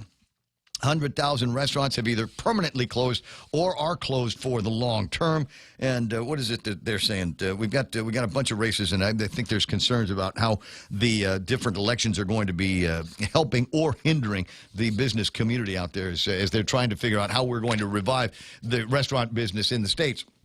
How are we going to revive the restaurant business on Guam is an interesting question. I passed by a couple of places yesterday, and unless you make reservations to get one of the 4 seats in front of Moses, it ain't going to sit there. Now I could have because I saw a couple of friends of mine that were, as I was running, and they're like, Ray, come back, let's drink. Lead me not into temptation, I can find it myself. But I'm thinking, but do I want to do that? Am I going to feel like I'm the odd man at the table because I would be the 4th person, but not in the household that everybody's at? And what happens if these guys come and get pinched? Because I don't want to see Moses get pinched by the Department of Public Health and Secret Services. Now the other question is, did you have a pet at the house? I do. What kind? A dog. Dog. Yeah. And have you been spending more money on the dog? Yeah. Yeah? Yeah, it's toys, snacks, right? just to keep him happy, man. Because you're at the house more often than you were before, right? Yeah. So the same thing, Jerry Roberts. Is there an animal at the house over at your place? Goldfish. Goldfish. And are you spending more time with the gold? What's the goldfish's name? It's Jaws. The goldfish's name is Jaws. Jaws, and Orca is the other one. We buy them toys. We buy them food. We try to entertain them as best we can. Yes, we do. They're looking at this pet owners. There's a story. Where is this? Pet Product News. And there's a blog in there by Marissa Heflin. Says pet owners are spending more on their pets during the pandemic. I'll read you a couple of bits from this story and just nod your head and just make the sign of the cross if I'm talking about you. The extra spending is there to keep them happy. You're in the house a lot more these days. The pets have always been there, and they're loving the idea that you're in the house a whole lot more. And you're going, okay. Well, that's if you have dogs and goldfish. Yeah, because cats don't care. Not at all. Couldn't care less. What are you doing here? Yeah. This is my house. Yeah. Oh, we're low on the kibbles and bits here. We're low on the kitty. There's always the catnip. You got to catnip your cat. You got to get catnip every once in a while, and just for your own entertainment. Really? You wonder when to get rid of the cat when the catnip no longer works. Yeah, that's it. The receptors just aren't there anymore. In a survey by Lending Tree, 1/3 of pet owners said their pet-related spending has increased during the pandemic. Twice as many pet owners say they're spending more on their pet right now, and the other balance on that is people that aren't spending as much on their pets. Apparently cat owners and maybe goldfish owners. Lending Tree survey also asked more than 2,000 Americans, regardless of whether they currently own a pet, if they were considering getting a pet in the next 6 months. And I can make the sign of the cross on that one as well. A female orange cat is what I'm looking for. Oh, Tabby. Yeah, like that. like that. Why, Ray? You're going to turn into a cat man? I'm going to be cat man. I'm going to be cat man. No. Why, Ray? Why do I want a cat? Or why an orange cat? Why do you want a cat? What? Nothing. There's nothing wrong. You see, I had an orange cat. His name was Axl There's Rose. nothing wrong with owning a cat. Why do you want a cat? And then you can answer about the orange cat. Okay, so I just think orange is cool. Axl Rose, orange cat. My dad had an orange cat, and I just thought they were the cutest things in the world. There's a neighbor cat that's floating around. It's a big old bull guy cat. No, this cat might not be a cat. It might be a small lion from Escape from Baldiga's place. I don't know what it is. So Trump wins the election, and you're going to name the cat Trump. Hey. That's a great idea. I usually let Miami name the animals. I usually let Miami Can you name imagine going to call you Mr. President? Maybe it'd come in a call. I don't know. But the difference between inside cat and inside dog is inside cat knows where the litter box is. Unless it's mad at you. Unless it's mad at me, and then it will know where my shoes are. And there's no hiding stuff from cats, as people will know. Anyway, but that's just me. Are you considering another pet? Another animal? Not at the present Okay, time. so I would do inside dog. I would do an inside dog, not a Shih Tzu, Not a little toy poodle or something like that. A German Shepherd. Not a loud yappy dog. A wolf. Man, I'd totally do a German Shepherd. I could do at least 3 more dogs, but my husband won't let me. Exactly. We've already got 3 rescue dogs, and yeah, I'm not allowed to get any more. One is sufficient, I would say, Yeah. for a lot of people. But I know people that it's like they're addicted to them. You know, once you get one and you love it so much, you want to get another one. So emotionally, I'm emotionally unavailable for an inside dog.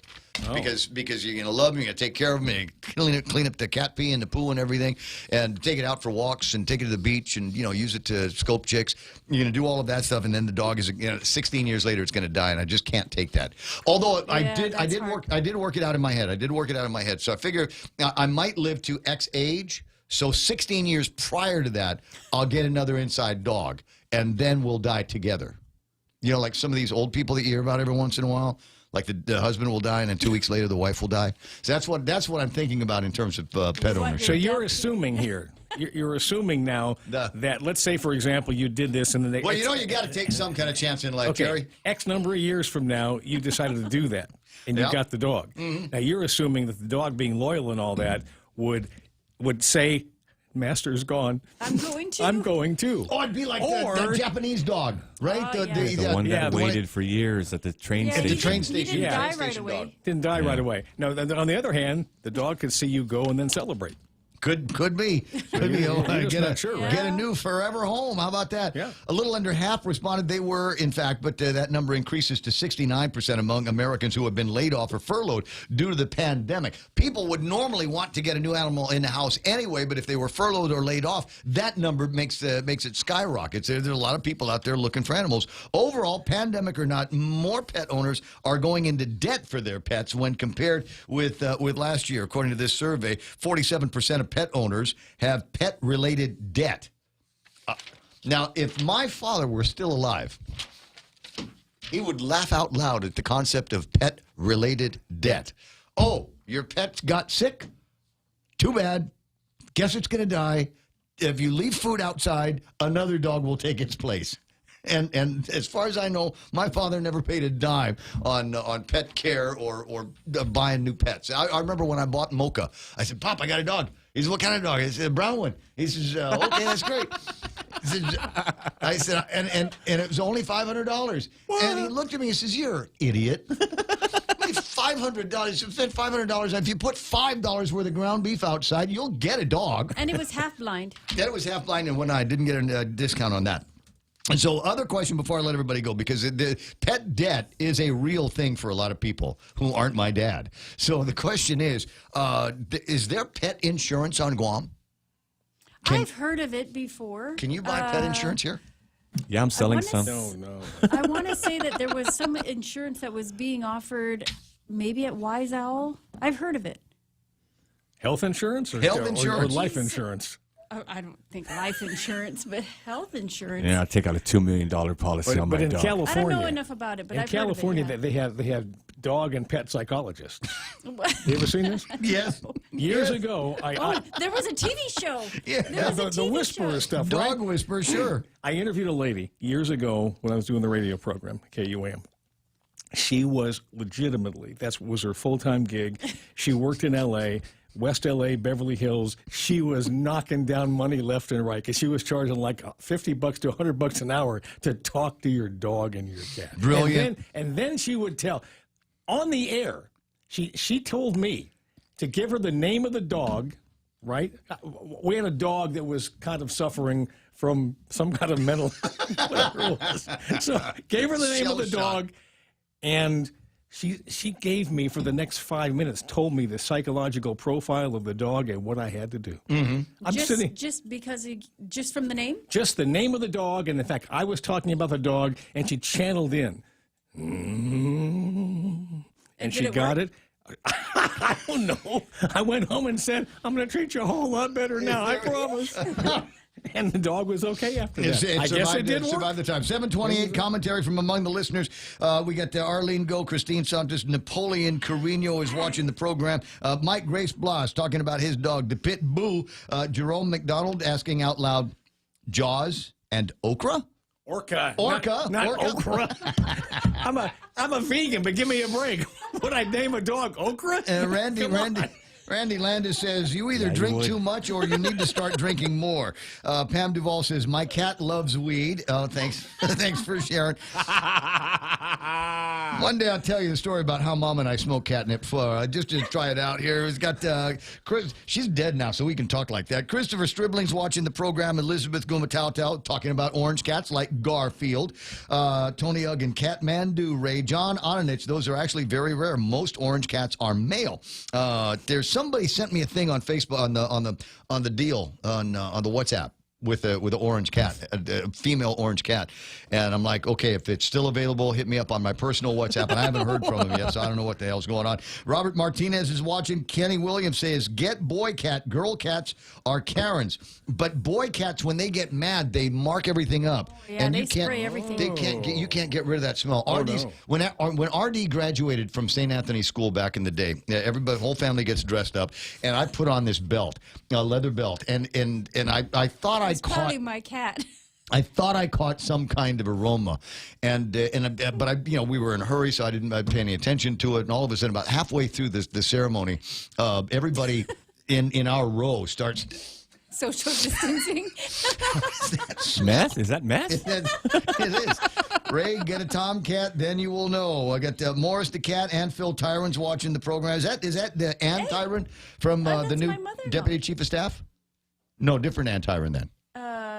That's Alice. Alice. Oh, okay. Yeah. I'm sorry. All the names run together in my head. Mother-in-law. Shelley says, Mom's cat is the boss of the house. Sandra Regis is there. We need another cat, says Smug Wimp. Orange female is what we are looking for as well. Jerome McDonald. I had a Pomeranian named Twinkie, a great inside dog. We may not do any other part of the program today. We may, let's just talk about pets all day long. Everybody just write in and tell me how much you love your pets. Cats have human slaves is the way it works. What do we got? Hatch. Tony Ugg and Ray wants a redhead. Not going to say it. Not going to say it. Rhymes with runket. Shauna. Tattoo Shauna. We just adopted a puppy. I have mixed emotions because we just lost the 13-year-old lab Sumi. Oh, I know how that is. So you're like, okay, I'm going to love up this puppy. I'm not going to love the puppy because it's going to hurt too much when it dies. I'm not going to love this puppy. I'm not going to love this. And 10 minutes later, you're like, you're loving this puppy. Jose Martinez, mini pincher, awesome house dog. Do they know how to use a cat box? Yeah, see, that might be the deal breaker. I suppose. You can actually train them to use a toilet. Yeah. Well, I was. Dennis Benser says there is pet insurance, but I've never seen anything like that. Carlene Harker in California saying half a day, Ray. That's nice. And Pam Duvall says, my cats love weed. Just keep telling us that over and over and over. I talked to the cat. Get off the piano. Is that Shelley? Yeah.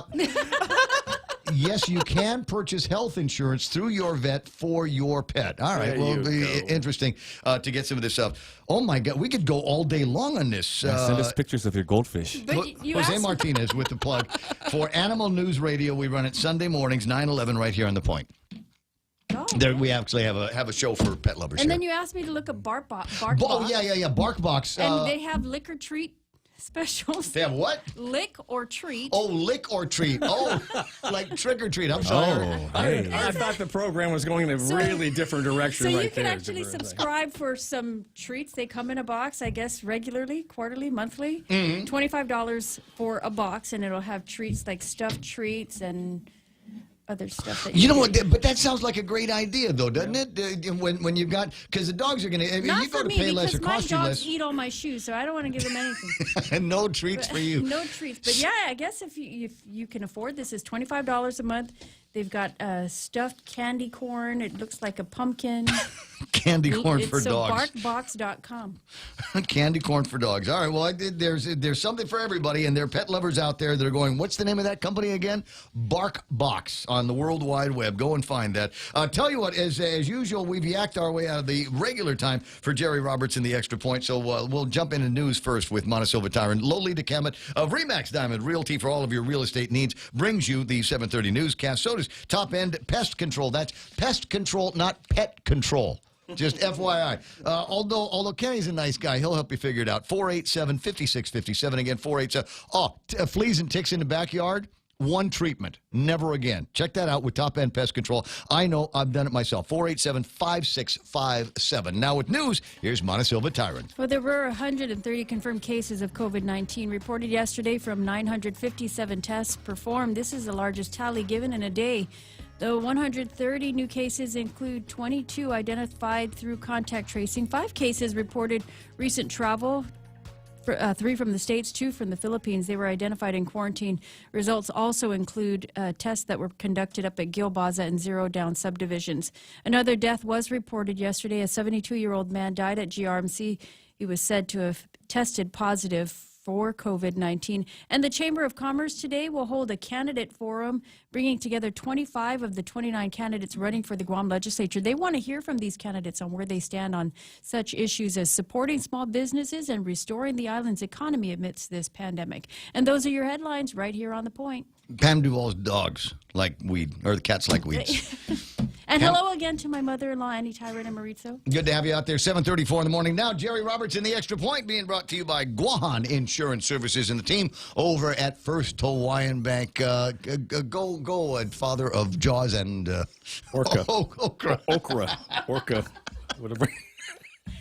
He brought inspired leadership to 2 iconic American companies. Today, some background and ideas from Alan Mullally on the Extra Point. When's the last time you looked at your homeowner's insurance? A homeowner's policy protects much more than just your house. It also protects you against claims from someone being hurt on your property. If a visitor is injured at your place, how much are you covered for? The smart thing to do is get the answer today. That's the Insurance Extra Point. Get out there and make something good happen today by calling Guahan Insurance Services at 475-1162 or visit us at the Camacho Landmark Center in Tamuning. Your life moves quickly, so you need a credit card that keeps up with you. Tap and go with our contactless credit cards from First Hawaiian Bank. Visit any branch or at fhb.com/contactless to apply for a United credit card. First Hawaiian Bank. It all starts with yes. Member FDIC. Equal housing lender. The Live to Lead Guam event is Thursday, November 12th, and one of the speakers is a fellow named Alan Mullally. I'll give you a few details in his career. Mullally is an award-winning aeronautical and astronautical engineer. He joined Boeing after receiving his master's degree and spent 37 years with the company working on their jets, beginning with the 707 all the way up to the 787. He was lead designer on that plane as well as the 777. Turning to management roles, he became president of Boeing Information, Space, and Defense Systems, as well as President and Chief Executive Officer of Boeing Commercial Airplanes. In 2006, he left Boeing to join the Ford Motor Company as its President and CEO. He's credited with leading one of the most amazing turnarounds in business history, bringing Ford back from massive losses, resurrecting its stock value, and returning the company to profitability. With Mullally at the helm, Ford was the only one of the big 3 U.S. automakers that did not accept a government bailout to prevent insolvency. Okay, that's a short background on Mullally. And let's talk about some of the things he believes in. Quoting, think about just exceeding expectations of every job you're being asked to do. Continually ask for feedback on how it's going. Ask everybody involved what you can do to do an even better job. And the world will beat down your door trying to ask you to do more and more. Now, this is for people who want to get ahead to rise in an organization. It's the kind of thing I've been preaching for the last 25 years in magazine and newspaper articles and radio commentaries like The Extra Point and in my training. It's an easy formula to succeed. Exceed expectations. Ask for your continuous feedback on performance. Then get input from others on how you can do a better job and make a larger contribution. And if it seems like nobody's noticing, keep it up. Don't quit. The right people eventually will notice. Mullally believes in something all managers should take to heart. If you get honest feedback and do nothing about it, then the feedback will stop. So many managers ask for the opinion of employees and then don't act on it. Your actions are their payoff for giving you the feedback. Some feedback is about spending money to improve facilities and market position. Other feedback carries a low or no price tag at all. Look for low-hanging fruit that you can use immediately, then work on the rest as you can. When Mullally took over as the head of Ford, think about this. He drove into the company's world headquarters in a Toyota Camry. He says, they asked me, hey, how come you're doing that? And he told them, because we're going to make the best cars in the world, and we need to know everything about the competitors' cars. Sometimes a leader has to get everybody's attention, and I'm sure he did that day. And he also said, finally, I taught my executive team how to argue. Now, think about this. High-level leaders in Ford who, in Mullally's opinion, didn't understand the art of challenging the opinions of others and having their opinions challenged as well in the pursuit of better outcomes. We can all learn from this. When great is the goal, successfully staging those kinds of conversations is crucial. Just a few ideas from Alan Mullally, one of the speakers for the 2020 Live to Lead Guam event coming Thursday, November 12th. For details on how to get involved, plus special bonuses and offers, see the website.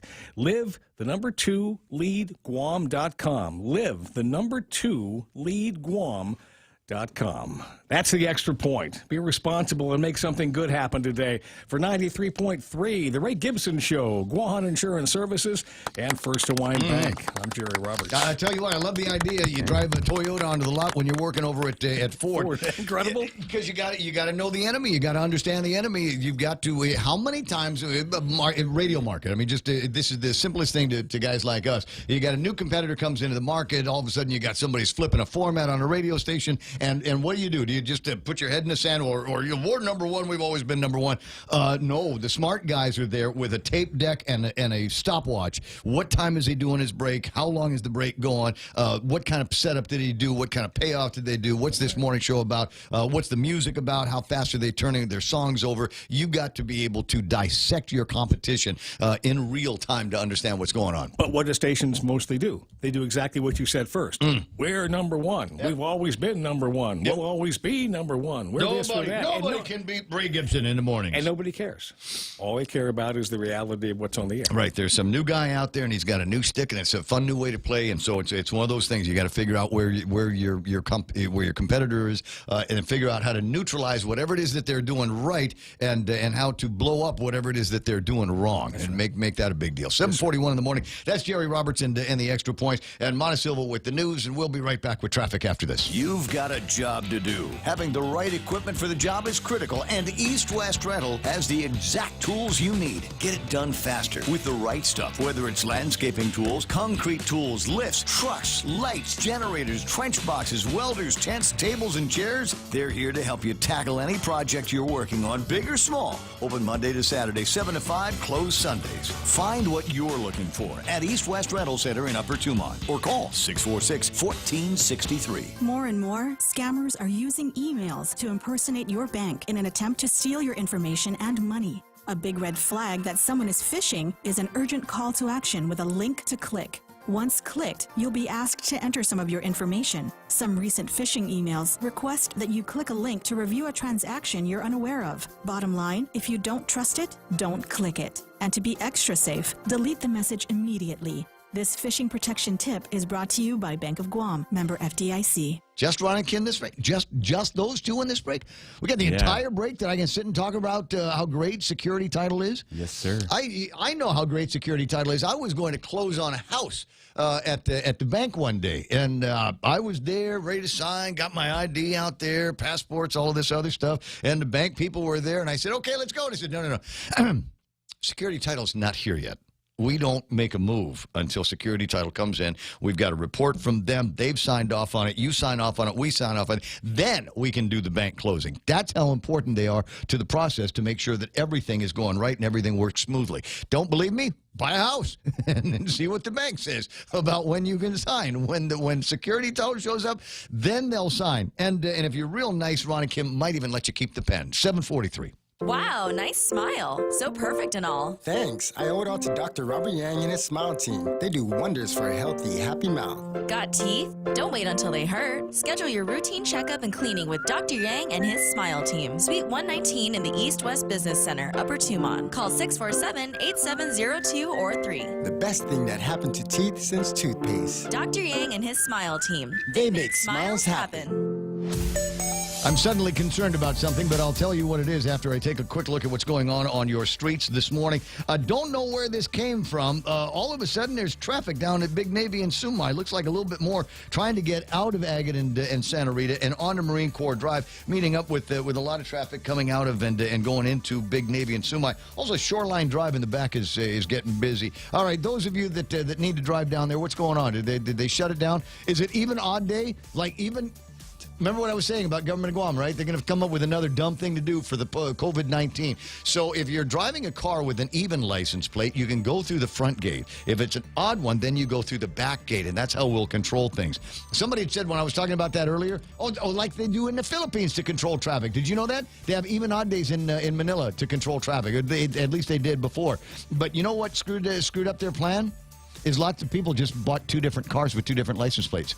So one was even, one was odd. So they always had a way to get to work. You know, when people got money, you don't need to worry about living with the rules. 744, and looking at, well, I got a second. Let me see if there's anything else that you need to know about. As usual, Ass and Petey, although not as busy as everywhere else. A little bit of intersection traffic that you're going to find most of the rest of the places. And it looks like we got a little something coming on Route 8. That's the intersection over by Cars Plus out in that direction. A little bit of traffic on where is that? Route 10 Alpha intersection traffic up in the north end. And earlier there was looking like things were bubbling up in Jigo just as you get into the village, but it looks like all of that has gone away now. 745. That's right now traffic. This is The Point. Half a day. I am George Bamba, a Republican and former senator in the Guam legislature and chief of staff to two Republican governors, Paul Cavo and Felix Camacho.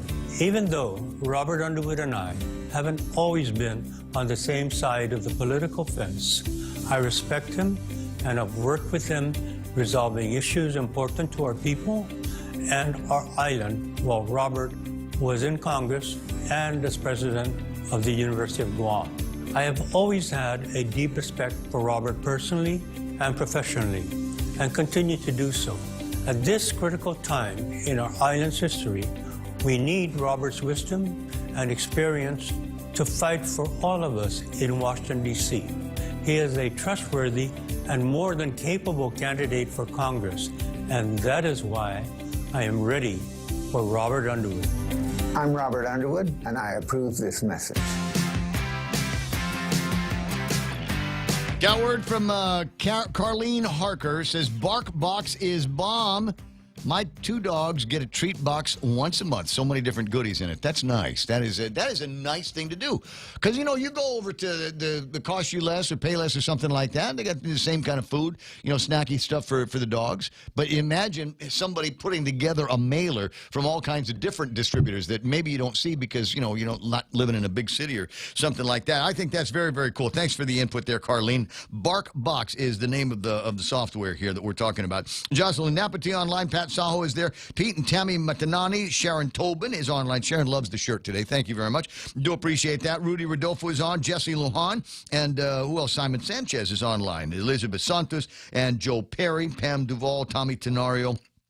Bernardo. Bill Cruz. How you doing there, Bill? Lillian Cruz, Rick Aries Mendiola, Felix Bamba, Marianne Rosansky is online. I see Bill Pettit. Lee Stolley responding to a question that I had about what's going on down at Big Navy and Shoreline Drive. Apparently the back gate closes at 8:30, so everybody's trying to get into that as quick as possible. Marie Ramey Delgado Camacho, James Anderson, Jane Limoket is online, Roger Ranson, and John Onadera. MT Farron also in the stream here this morning. That's sweet. Do me a favor. There's an arrow somewhere in what you're watching. It's a share. So if you could do me a favor, is share this with some of the bigger groups that are out there, Guam Grabs, Chamorro Food, and in the Facebook or whatever.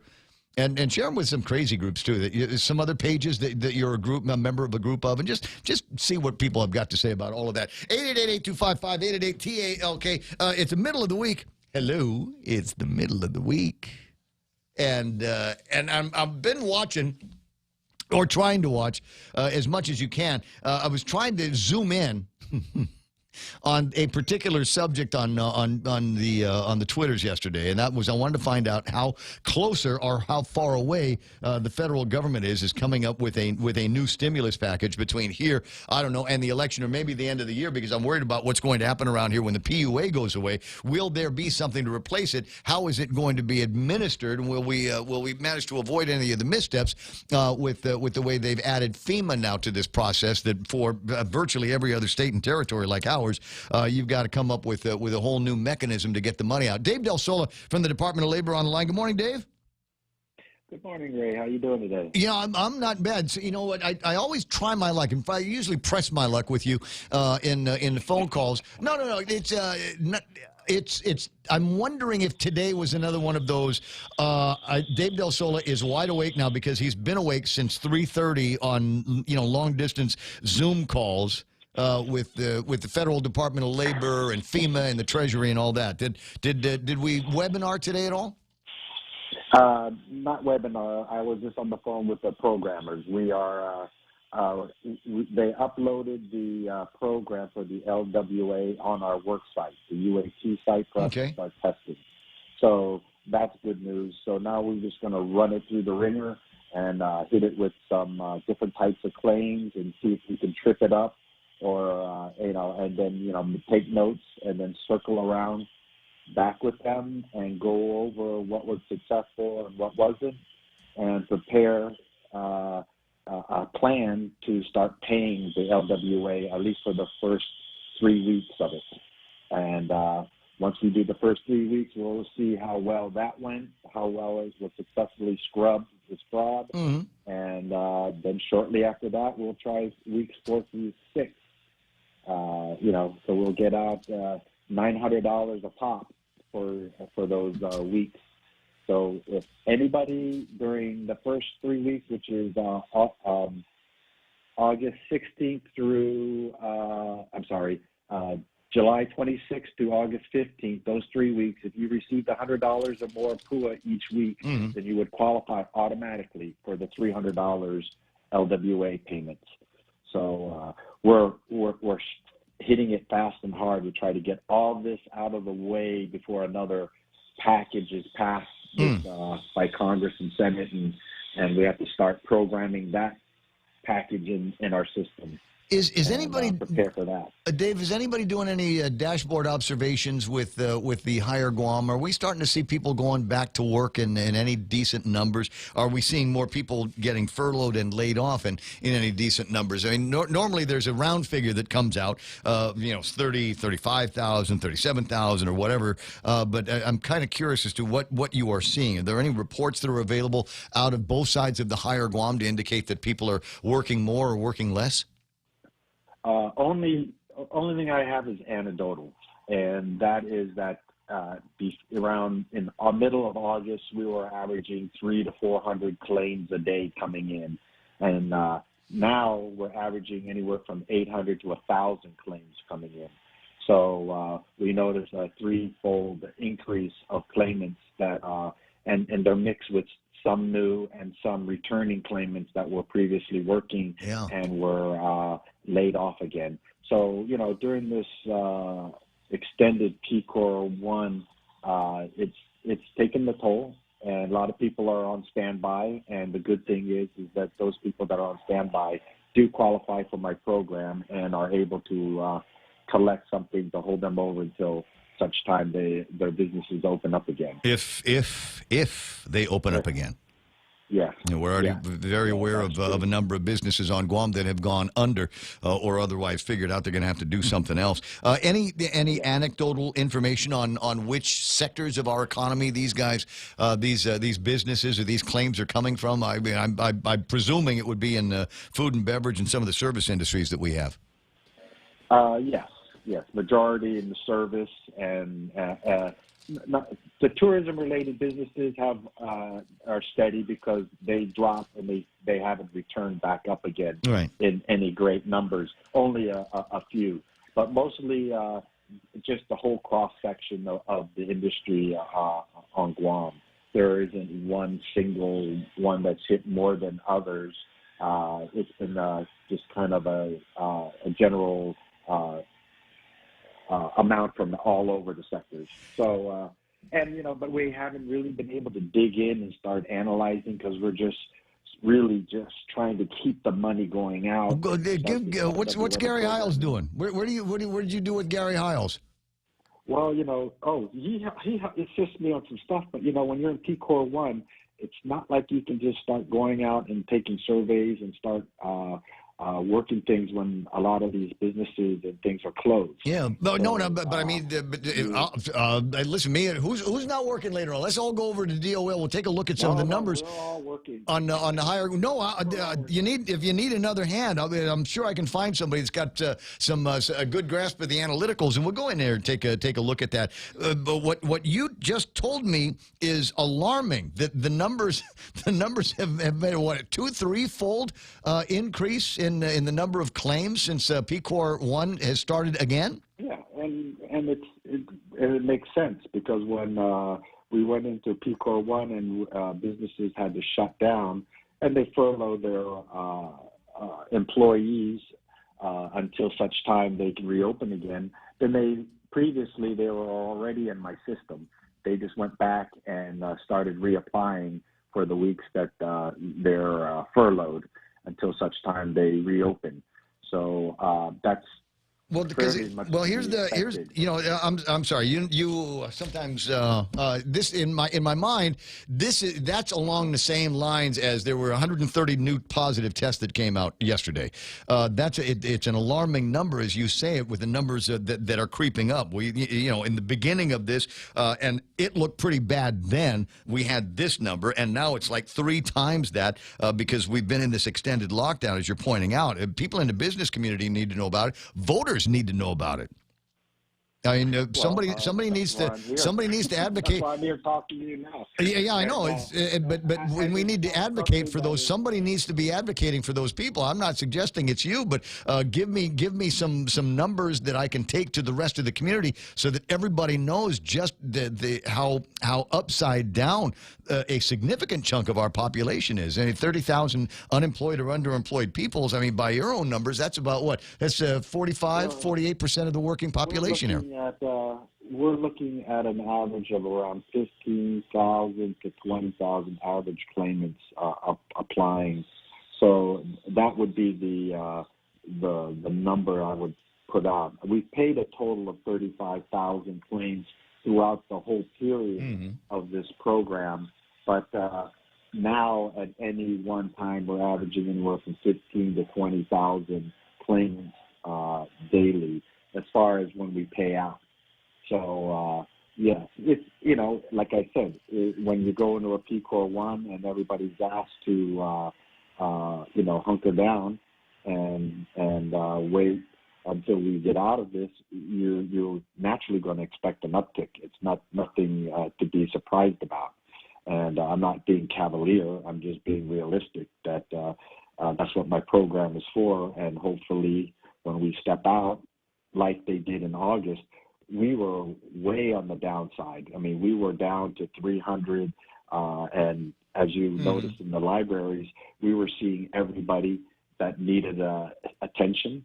They just came in, walked in. There was no appointments necessary, and we were doing, starting to see some breathing room, and before this serious second wave hit. And I don't know about you, but with all this, the deaths and the uptick, we have to take this seriously. And I'm continuously working to try to ensure that those people who are at home and who are in need of this money are going to get this money. No, I'm not going to disagree with that point as much as I'm going to say that it's been we're closing in on, it'll be 9 weeks, I think, starting next Saturday, that we've been in this extended P-Core situation. Yeah. The numbers keep going up, so whatever we're doing right now isn't helping, and maybe there's something that needs something else that needs to be done, and another experiment that needs to be tossed into the mix. Christine is on the line with a question for you.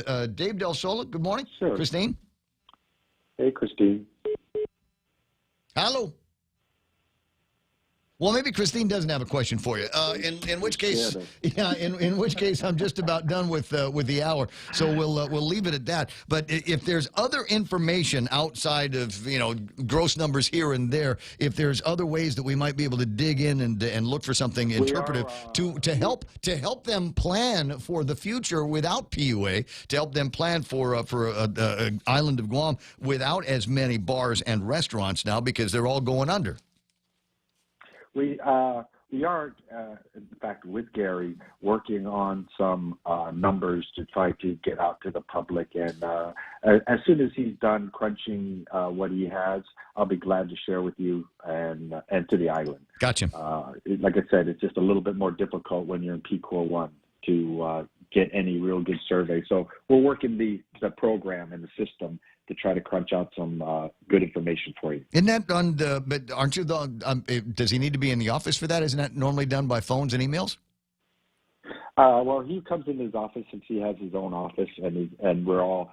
Each of those people that work with him have their own areas in their office so that they can essentially work with good distancing and practicing good PCOR 1 habits. So we're still moving forward. We're still doing what we need to do.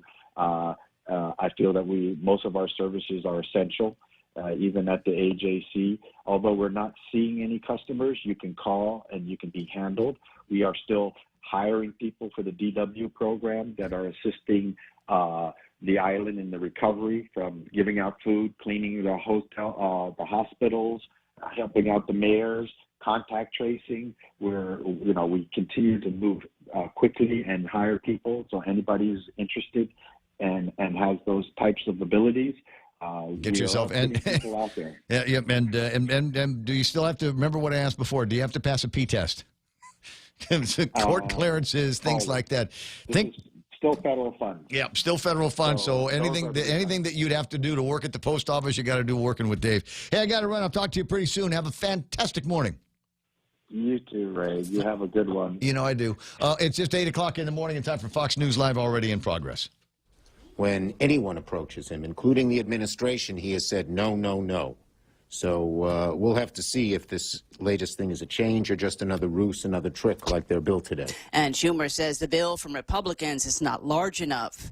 The Department of Justice has filed an antitrust lawsuit against Google, claiming it's used its dominance over smaller rivals and illegally used its monopoly power to stifle competition. The DOJ is asking a federal court to stop Google from maintaining monopoly power over Internet search and search advertising and resolve the alleged anti-competitive behavior. In a statement, Google saying today's lawsuit by the Department of Justice is deeply flawed. People use Google because they choose to, not because they're forced to or because they can't find alternatives. Fox's John Decker in Washington. With 2 weeks until Election Day, President Trump campaigning this evening in Erie, Pennsylvania. Former Vice President Biden is off the trail. His campaign says he's prepping for Thursday's debate.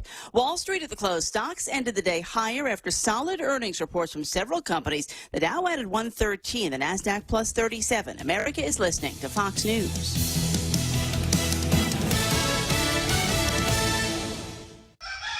Howdy, folks. I'm Colonel Sanders from KFC. Allow me to introduce my new KFC hot wing flavors. I'm getting very, very hungry.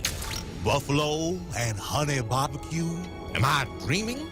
Nope, not dreaming. That's a bunch of new KFC hot wings. Try them yourself in my KFC hot wing deal with fries and a drink, or share them with the family in an 18 or 30-piece swing bucket. KFC, it's buffalo and honey barbecue finger licking good. Family Finance has been serving the people of Guam since 1959, and they'll continue to be there for you in the years to come. Whether you're looking to get a personal loan for that summer staycation or paying off those long overdue bills, Family Finance has got you covered. Apply for a personal loan from $1,000 up to $3,900 by calling Family Finance. Agana 475-4545, Upper Tumon at 647-5626, or in Dededo at 633-4473. Family Finance, serving the people of Guam since 1959.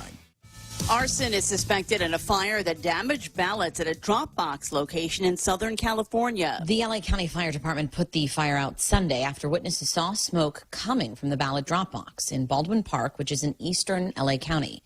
This particular drop-off location was installed outside the Baldwin Park Library. Dozens of ballots were damaged. The LA County supervisor for this area, Hilda Solis, is urging people who may have used the drop box to call the registrar recorder and verify their ballots were received. If not, they'll get to cast a new ballot. The registrar recorder, Dean Logan, said they will pursue prosecution of whomever did this. Ballot drop box locations were first installed 3 years ago, and by this election, the goal was to have 400 boxes set up around the county. Jessica Rosenthal, Fox News. The National Transportation Safety Board says the lack of a night watchman aboard a scuba boat, which was required, delayed the detection of a fire that killed 34 people off the coast of Southern California in September of last year. Charges against the boat's captain are imminent, according to court documents. JCPenney is taking a big step to emerge from bankruptcy. JCPenney is asking the bankruptcy court to approve a deal to sell nearly all of the company to mall owners Simon Property Group and Brookfield Property Partners. The two landlords have proposed to buy the department store chain for $800 million and have been keeping the chain alive during the pandemic. Penny is forming a separate property holding unit to cover its real estate and distribution centers.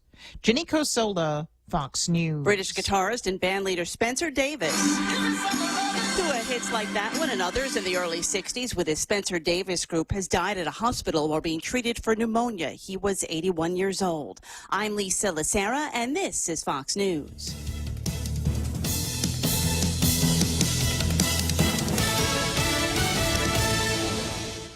Has a dinner deal you can't miss. Enjoy a tasty appetizer, 2 bottomless Coca-Cola beverages, and 2 mouth-watering entrees, all for just $35. Treat yourself to entree options like our fall-off-the-bone baby back ribs, personal fajita with chicken, or the ultimate bacon burger. Chili's, 2 for $35. Available daily from 3 p.m. to closing for patio dining or takeout. Chili's is located on the 2nd floor of the Tucumán Sands Plaza. Call 648-7377 to place your takeout order today. With Chili's, you can still savor the moment at home. Half a day. This is Michelle from APL Guam. Here at APL, our expertise and extensive network can help you grow your business and reach out to more markets. As a responsible carrier, APL is also committed to a sustainable future, whether it's protecting the environment or investing our efforts in giving back to the community. Our dedicated teams in Guam and on the U.S. mainland are here to support you. Call 588-4651 or visit apl.com.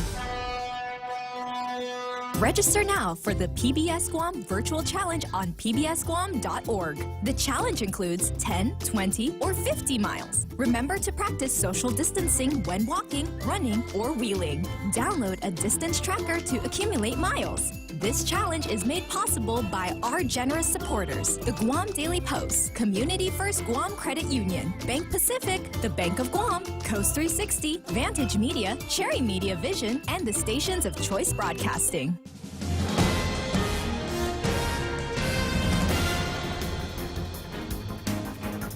Half a day, it's 8:06. I'm Ana Silva Tyron with a look at your local news on the point. It's the highest daily tally of positive COVID cases since the government's been posting the results. Yesterday, the Joint Information Center reporting 130 confirmed cases of COVID-19. That's from a total of 957 tests. Of the 130 new cases, 22 identified through contact tracing. They say 5 cases reported recent travel, 3 to the States and 2 from the Philippines, and they were identified in quarantine. These results also include yesterday's rapid engagement team outreach. Of those 131 samples were collected, 36 were positive of COVID-19 yesterday. Now, the Department of Public Health has said that they've wrapped up their testing of the residents up at Gilbaza and Zero Down, with a total of 117 positive cases confirmed since they started testing there. Public Health was honing in on those clusters of cases in that northern housing area. It will continue its efforts to reach those who are high risk of exposure. Public Health working with church leaders, community leaders, and representatives of the FSM consulate. The majority of the positive cases from these subdivisions are in home isolation, with just a couple that were moved to Government of Guam isolation facilities, which has been identified as the Bayview Hotel in Tumon. Otherwise, as of yesterday, there were 67 COVID-19 related fatalities. The latest death, a 72-year-old man who was admitted to GRMC on Tuesday morning. The Joint Information Center saying that he tested positive for COVID-19. Also, the Department of Education still conducting remote classes. Still, school workers are testing positive for COVID-19. Yesterday, they reported 2 more employees, one from Jose Rios Middle School, another from Ordot Chalampago Elementary School. Both cases identified through contact tracing, and the close contacts related to these individuals will be traced and contacted by public health. Areas of both campuses have been cleaned and disinfected. Hard copy packets and food distributions at both of these sites will not be interrupted. Well, there have been 67 reported COVID-related deaths, and those families may be eligible for some financial relief from money from the government. GovGuam offering $10,000 for each family under the Bereavement Assistance Fund. According to the Guam Daily Post, there are a total of 28 people who've submitted requests. 7 people have been approved. The Department of Administration expected to disperse the funds within the next 5 days. The Bereavement Fund is covered under the CARES Act money. We'll have more news right after this. It's time to mix things up at Subway. Come in and get Subway's new barbecue chicken sandwich. Tender chicken strips topped with generous portions of sweet barbecue sauce. Oh, yeah. Add on crisp lettuce, onions, and tangy pickles on your favorite freshly baked bread. Perfect to satisfy just about anyone's flavor craving. It's Subway's new barbecue chicken sandwich, available for a limited time only, so try it today. At Subway, make it what you want. The administration's been making the call for a third party to review their COVID-related expenditures, but it appears there isn't any interest in doing that review. There were no responses to an RFP that was put out a couple months ago. The third-party review, part of the governor's executive order, which called for transparency in the COVID expenditures. The Post reports that the governor's office says it is open for any audits, even by the OPA. Well, Island Breeze Mart's been permanently banned from participating in the government's SNAP program, but it's fighting the ruling in the federal court. The store was alleged to have been in violation of the USDA rules and regs for the program and was said to have been exchanging SNAP benefits for cash or items other than eligible food. Attorneys for the Tumuning store now want that decision reversed. And the Guam Chamber of Commerce, they're rallying for support from lawmakers to help small businesses and restore the island's economy in this pandemic. And they want to hear more from the senatorial candidates who are running for election in the November general election. The Chamber will be holding a candidate forum today during their general membership meeting. That event set to feature 25 of the 29 candidates running for the legislature. Meanwhile, the Guam Realtors and their political action groups picked candidates for the general election. The action group polling candidates, and from their responses, they've identified 16 candidates that they will back for the 15 seats that are up for grabs. They picked 6 Democrats and 10 Republicans. And those are your top stories here on The Point. Here's Ray with your weather. I don't know if you saw this, but I think it's a top story. Fewer typhoons projected for the region. Did you catch that? I'm Did happy. you catch that? It's we're in October, right? October. Yep. Okay. So now everybody has the month of that you freak out about, right? Because that was, for me, it was May. Because May of 76 was when we had Pamela. And so when it gets to be the end of May, beginning of June, I breathe easier. Because for me, the time for, this time of year for what was the most devastating typhoon of my life had come and gone. Now, for other people, like my dad was here for Karen, and that's November. So at the end of November, around Thanksgiving, he'd feel, okay, I can let my hair down a little bit because we're out of the November time. But I'm wondering how many people were around with the what was the one? In December. In December.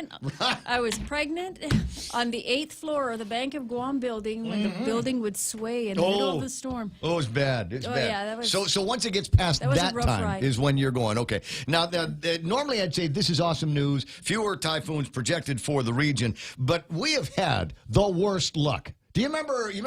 February last year when the governor was at the legislature and says there's no more dengue? Oh yeah. And what happened? Virtually the very next day, Dengue. More reported cases of dengue were out there. You remember just before we went into PCOR 1, the governor wrote a letter to the CDC. Said, hey, we got it down here. We're good. Well, the hospital can handle any surge. We don't have to worry about it. We're in control. We haven't had a death since April. Give her a Jolly Rancher. Bam! Bam! See, that scares me when Steve Limpiaco writes about fewer typhoons projected for the region, because Don't say it. It's like the guy saying the Titanic will never sink. Thanks, bro. Just saying. Just saying. He's got to We'll put everything. revisit this if it turns up in a different way. What's the guy's name of What's the name of the dude? Yeah, revisit the story.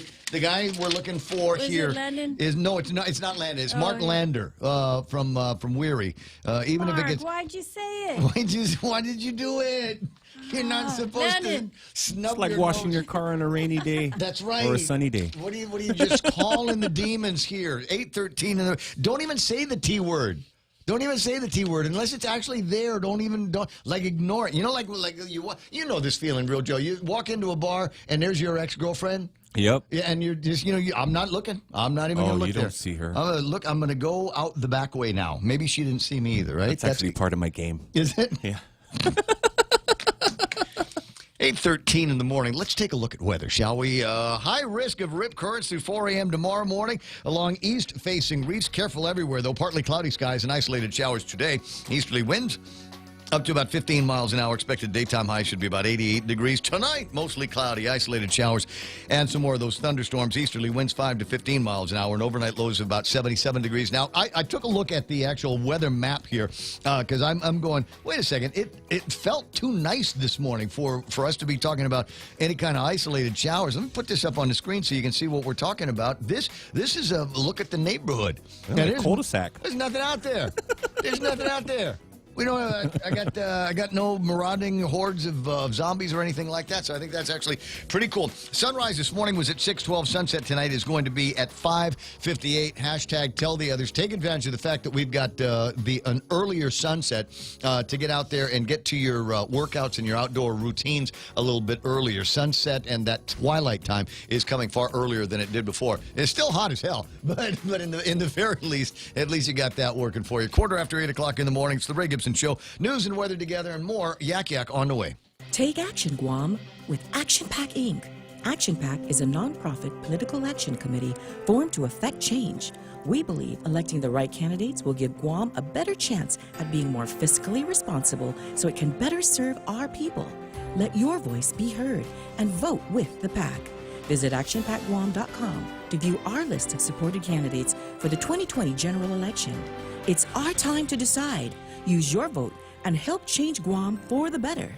Win a staycation getaway with 76 Circle K. Enter to win a 2-night stay in the luxurious Tsubaki Tower with breakfast at the Casa Oceano and an hour of pure bliss at the Spa Ayala for 2. And then choose your adventure. A 3-hour ocean escapade with Shut Up and Fish, the premier ocean tour service, or take a heart-pounding water adventure and go jet skiing with Joe's Jet Ski. Just purchase $30 or more in fuel at 76 Circle K for a chance to win. Visit 76 Circle K today and win the staycation of a lifetime. Conditions apply. See store for details. Oh man, I can't find it. I thought I put it up on the screen, or I was going to put a picture of the Hotnu Bakery that they've got down in Mescla. Today is the day that the Hotnu Bakery is now selling. So give them a jingle over at Mescla Dos, and see if you it's for pickup only. Obviously, nobody's allowed to eat inside anymore like civilized people, but you can still make the phone call over at Mescla, and they got a bunch of different flavors of from the Hotnu Bakery. And Citon's going to put it all together for you. So check it out today over at Mescla Dos. 8:16 in the morning. Portions of the program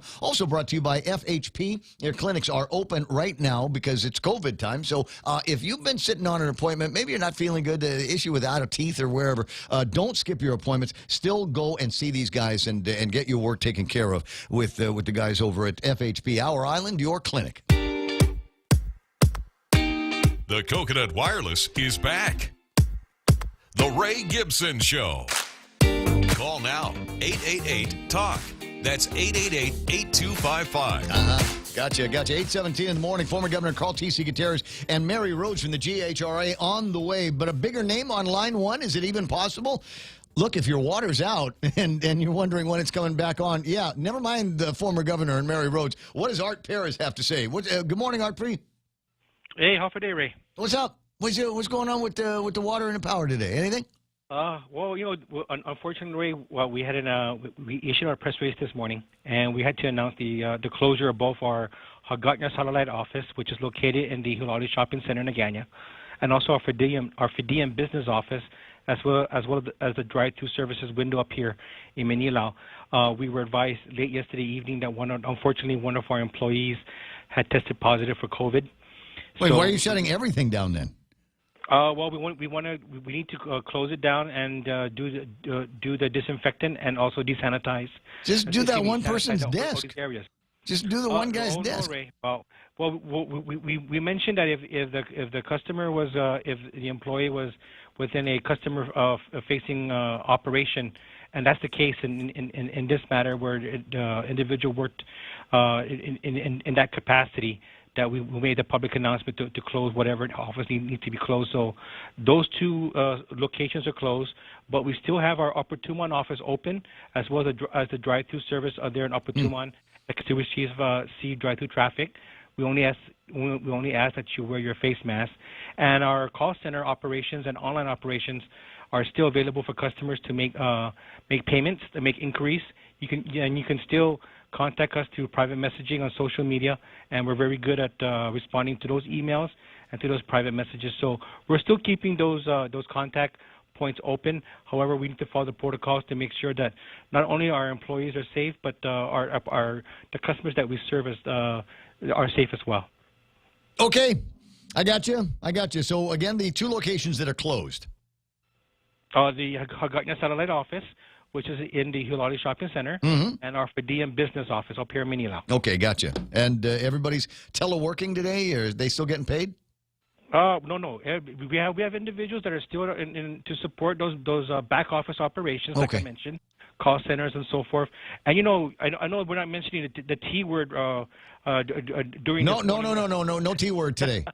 But I just want I'm monitoring the radio here at my desk here in Fidian, and a lot of the work orders coming in are for tree trimming services, for vegetation clearing, and this is the optimal time to do it. So if customers have any vegetation that's coming in contact with their service drops or power lines, don't attempt to do the work yourself and clear those vegetation off the lines, but contact GPA. And where was this when you were clearing out? Mana's asking, where was this when you were clearing out your bamboo? Had I known, I would have. You can do It's that? different, Mana, because Oh, you have to be that not near only a power involves line. removing the tree, but bamboo is really big to remove out of the ditch. Oh yeah. Yeah, that's a big size of the hill that you guys took out. It's all neighbors. Everybody knows what we're talking about. 20 after 8. Art, I appreciate your time. I got to get to the other names on 2 and 3. So Art, this is the entire office up at Back Road. The customer service operation. Okay, so everything else is open up. Just the up here. lobby area then. Yes, Okay. and but we can't entertain customers up here. Just do appointment. Call in 647-5787. Private message us or contact us via email. Gotcha. I'll talk to you pretty soon. Good luck to you. 20 after 8 o'clock in the morning, 888-825-5888-TALK. That bigger name on line one is former Governor Carl T.C. Gutierrez. Buenos Gen Day and happy belated birthday to you. Morning, Ray. Hey. Good morning, Uncle Carl. Oh, we're all good. Hey, just FYI, don't tell anybody, but we're going to throw your birthday party Saturday night over at McCrout's. Oh. And Oh my gosh, I'll kick him for you. What? What? You're a rabble rouser. Yes. Yeah. What? Now, which one of my favorite former governors did I learn that from? So anyway, I'll tell you when's a good time to come, and we'll get there's a special place that Lutz and I are going to have for you. No, just don't tell Lady Governor. Just between us, and everything is going to be all right. So I wanted to spend a couple of minutes. I've got Mary Rhodes on the other line, and I'm wondering if maybe I'm going to combine the combination. I'm going to combo the phone call here. Good morning, Mary Rhodes.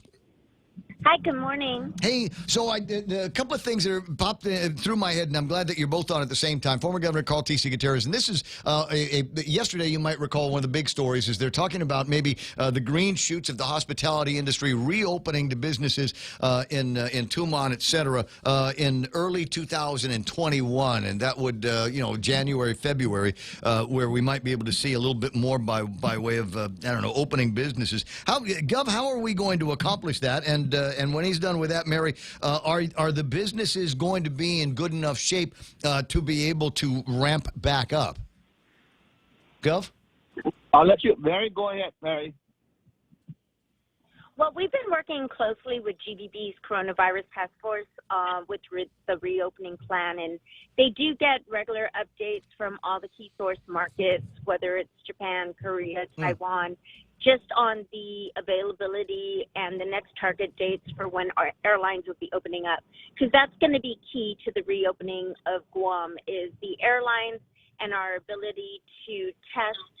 And so we really have to get to mass testing and being able to position ourselves to receive our tourists. So the goal has really been to focus on the community efforts and making sure Guam is ready from an overall perspective, not just with our community to bring the mitigation and the infections down and transmissions down, but also getting businesses to reopen. So GHRA has been working with public health the last 8 weeks on reopening guidelines and making sure everybody has all the tools they need for the reopening guidelines, and then also getting the inspection checklist just in case you do have an inspection. Right. So I think that the communication is taking place. We need to do more. We've been talking with Jerry and Nadine at GDB about doing more webinars and workshops to actually get businesses to submit their plans. Right now, we only have about 200 businesses who have submitted their plans, and it's really key that they do that because you need to go through your operations to know whether or not you are ready to reopen. And if you're already reopened and you have a plan, then you just need to vet it out through public health. But we're planning on so much more with GBB. We actually are looking at establishing safety and health protocols. So not just your plans, but looking at SOPs and the process flows if in case we do mass testing, as well as getting the SOPs done. So if you're dealing with a case like what GPA is going through, it's not just about reopening, it's about your mitigation efforts if in case you do have a positive, so you're not closed down for a long period of time and you don't have to close the entire operation. All right. So those are the things we're working out with the business community and providing resources so that they have everything they need so they can continue to operate and we are sustainable. Governor Carl T.C. Gutierrez on the other line here this morning and picking up where she leaves off, talking about testing of individuals from our source markets coming to Guam, Korea, Japanese, etc. In Hawaii, they opened things up to people that had, quote, approved negative tests within the last 72 hours that would not have to quarantine. Is that the current conventional wisdom over at the Guam Visitors Bureau as well? That if we've got these guys coming in, they wouldn't necessarily need to quarantine for 14 days just to come and visit Guam? No, not necessarily, Ray. Simply because the Hawaii has one over on us, and that's the those tourists or visitors come from the mainland United States, which are not restricted from traveling, unlike Korea, Japan, or Taiwan.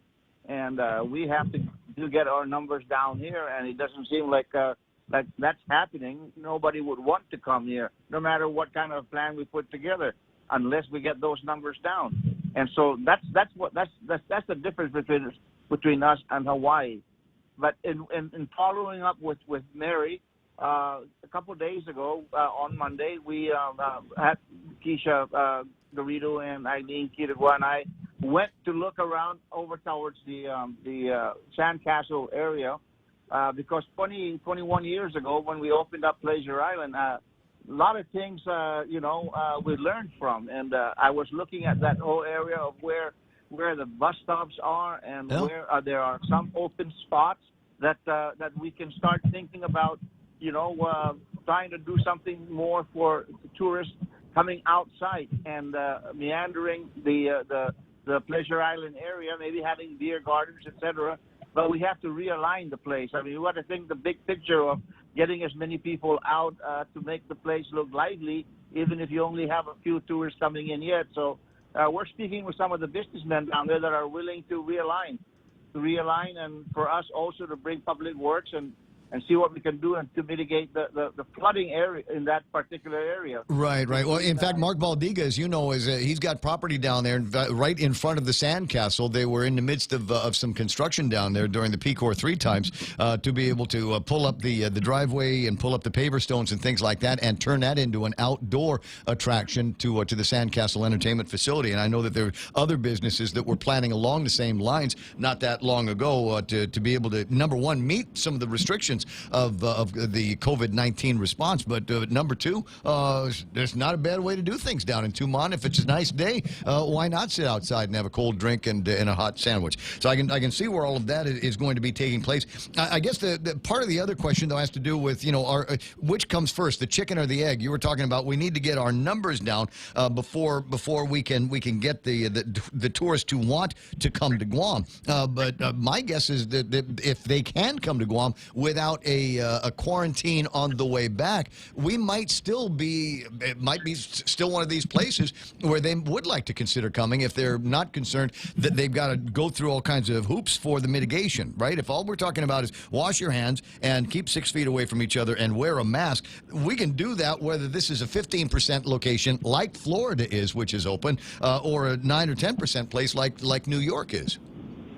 Yeah, well, that's why today around noon I'm going to be taping some messages to the three source countries, hopefully trying to allay their fears and take a look at Guam. And I know that we cannot do a resort bubble, but we kind of try to emulate a resort bubble in Tumon. And I think that we can, if Mary works well with the stakeholders down there, is to see what we can do in sort of putting a plastic bubble around Tumon and try to figure out how to allay the fears of these travelers that are coming in. And as long as we can maybe do some testings at the airport, and I think we have some of those credit card size saliva testers already. About 400,000 of them are on island at public health, and so we're trying to figure out how to make this thing work. But it's a marketing nightmare, when they read that we're like fifth in the world on percentage for coronavirus. It's getting over that hump. It's very difficult. But certainly we reach out daily. Our marketing team, Nadine and her team, reaching out all the time, and they're anxious. They're anxious in Korea, Japan, and Taiwan to make that trip to get away. No, I'm sure of it. And so the more adventurous people aren't going to be concerned about what the numbers are, as long as they figure, well, if I wear a mask on the airplane, or while I'm in the hotel, if I'm on the beach, I don't need to wear a mask. All of these things that we have learned about how COVID is transmitted here on Guam. I don't know. I think for the older and more vulnerable, I'm sure that they're not going to be getting on the airplane anytime soon. But by the governor's definition of youth, anyone between about the ages of 10 and 50 might be interested in coming out to Guam if we can make things very, very easy for them to do.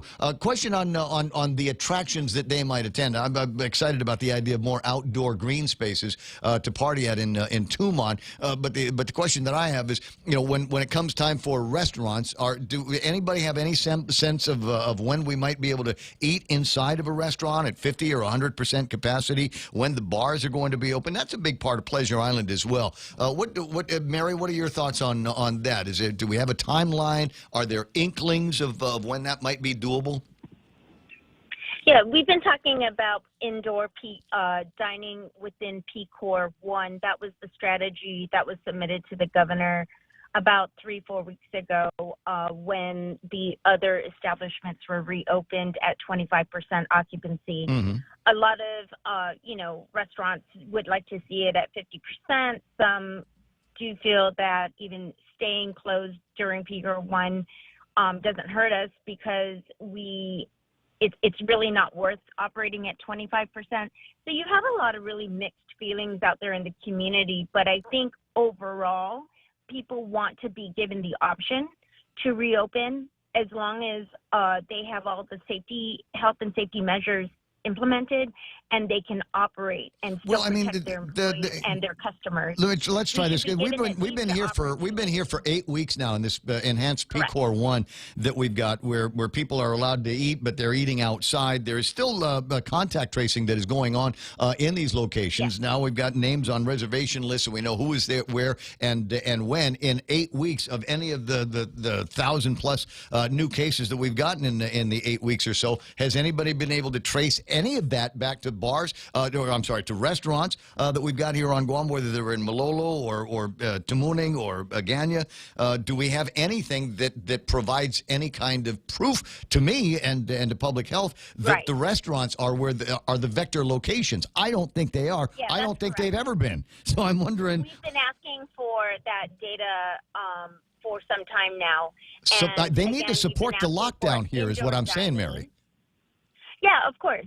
So we have been requesting for that information so that we can have a more targeted approach rather than do a sweep in businesses, similar to what's been done for construction, similar to what's been done for other types of establishments and industries. So we have been asking for the reopening of dining as well as other establishments and to at least get businesses operating and giving them the option if they want to operate at 25% and knowing that we're going to work up to 50% with PCOR 2 as long as those numbers start going. But I think the most important thing is... Well, the numbers have only been going up since PCOR 1 has been established. The numbers have only been going up. Correct. So whatever we're doing now isn't working. And I've rattled that off a number of times already. So I'll just go ahead and stop. It doesn't translate. It's not translating. Nothing is making sense. Correct. So we need to get the businesses open and start getting used to this and actually operating, knowing they have to maintain protocols. And then with contact tracing, especially with UCSF being on island again, this week, they are actually conducting training this week with the University of Guam. We were able to get some private sector companies in for this contact tracing, and we know that, it's a whole ecosystem of things that has to take place. And so we just have to allow businesses to operate and know that everybody takes certain risks. But should you want to stay home and continue to take dine-out, takeout, that's really an option. But we need to give every business opportunity a chance to reopen. Well, last hour I had Dave Del Solo on the line, Uncle Carl's nephew, and Uncle Carl's nephew told me that the numbers since PCOR 1, this extended lockdown to the second one, have increased the number of claims. And I wish I had access to the dashboard on the Higher Guam, because I'd like to see my suspicions confirmed that many of them are in the hotel and restaurant community. Just a couple of thoughts for you. I'll go with Uncle Carl first. Hawaii, the state of Hawaii and a variety of the islands there, including Big Island of Hawaii, have reopened to trans-Pacific travel. There were some hiccups in the process. I'm sure that both of you have been observing that. Uncle Carl, first with you. Are there any lessons in what happened in Hawaii that we need to make sure that we've planned for here when it's time for us to reopen things at the airport? Well, first of all, we're trying to figure out whether, in fact, that we're under the mercy of the airlines. Number one, nobody wants to fly here from Japan, Korea, or Taiwan. The airlines are the one that dictates whether we can get any tourists here. But certainly, putting in place the 1 minute to 10 minute testing at the airport for that kind of testing instead of the complete open. Getting off the plane in Honolulu and well, it's different in the island of Hawaii, but when you get Hawaii, there were actually 4-hour delays because they insisted on a secondary test, even though their tourists were flying in with negative tests. Kona wanted to have a secondary test. Between that and the non-staggering of the arrivals, it was 4 hours before people left the airport. So we're looking at that closely. But the situation is, Ray, that we can plan whatever we can to get those people to come to Guam, but we got to first figure out how to get the airlines to look at us and put us in the front of the line when they start flying out and putting on their schedule. That's the problem we're facing right now with the high numbers that's going out to the world. All right. 8:36 in the morning, Mary Rhodes. Same question, but from the perspective of the hotel and restaurant associations and hotel and restaurant facilities that we have here on Guam. What are you hearing about Honolulu, and what there before the grace of God lessons have you heard about there that we need to prepare for here? Yeah, we've been attending the Hawaii webinars. They've made it available to Guam. And so GBB and GHRA have been attending those. And there have been a lot of lessons learned, but also a lot of planning and preparation. I think that they really anticipated, they made a decision just to move forward, and they had planned by ordering a massive amount of tests, knowing that that's going to be key. And like Uncle Carl said, you have to get the airlines to want to fly to Guam, but also you have to get that reciprocity from, we're dealing with a totally different set of source markets with Japan, Korea, Taiwan, and even the Philippines, right? So we need to make sure that you don't need to quarantine upon return, and that whatever our protocols are and testing is here on Guam is accepted in those key source markets. We'll watch it. You're right. I think that's going to be key is what happens to the tourists when they return back to the source market, whether they're going to have to face a quarantine or additional testing, and to what degree is Guam going to be worth the hassle for them to travel to Guam, to get themselves into a hotel, mitigation, recreation, those kinds of things, and then what happens on the back end. It'll be an interesting time for sure. Mary, Uncle Carl, thanks so much for the time. I certainly appreciate how busy you guys are, and I understand the pressures that you guys are under. Hearing, we've still got 30,000 some odd people in the hospitality industry that are unemployed or underemployed, and more every day. Thank you, Ray. Thank you very much. Thank you. Mary. Okay, so Uncle Carl, I'll reach out to you and let you know what time to pick me up for Saturday. Okay, Ray. Got it. Shoot. Okay, it's fair. What, Mary's going to want to go now too, right? Mary? I'll do it virtually. How about that? Get out of here, you. 888-825-5888-TA. I'm sorry. That's just, he needs to go. He needs to, Uncle Carl, dude. German beer. Me and you, German beer would be awesome. Schnitzels. We'll have schnitzels. Drink blood pudding or something like that. It'll be crazy fun. He's in a great Germans mood. do that, right? Blood pudding. All right, 8:39 in the morning, and Montecillo Tyrant's got your last look at headlines coming up next. Howdy, folks. I'm Colonel Sanders from KFC. Allow me to introduce my new KFC hot wing flavors. I'm getting very, very hungry. Buffalo and honey barbecue. Am I dreaming? Nope, not dreaming. That's a bunch of new KFC hot wings. Try them yourself in my KFC hot wing deal with fries and a drink, or share them with the family in an 18 or 30-piece swing bucket. KFC, it's buffalo and honey barbecue finger licking good. Contact tracing is key to containing COVID-19. That's why we're introducing the Guam COVID Alert app. According to Oxford University, for every 100 to 200 downloads of this app, 100 infections can be prevented and 1 life can be saved. Help save a life. Go to guamcovidalert.guam.gov or download the app from the App Store or Google Play now. Add your phone to the COVID fight. Help Guam stop COVID-19. For what? Jose Martinez online this morning says, time to beat a dead horse, and by dead horse, I mean the lack of courage of our 35th Republican legislators. Yeah, okay, we can do that. Gutless, useless 35th Guam legislature. What's more important than the livelihood of thousands of people on Guam? Those plastic bags make my butt twitch. Oh, coming up this week, they have a hearing on a bill that deals with septic tanks. Oh, interesting. Is that where they want to have session now? I didn't read the bill. I was just kind of looking through the calendar. Septic bags? Septic tanks. There I is have no idea what the bill's about. I'm wondering, Ken Leangura, who I'm sure is listening. Ken, do me a favor. I need you to read that new vital piece of legislation that we're talking about, that Mon is talking about here, and see how many different ways we can work in pork barrel. If we can work in pork barrel into that.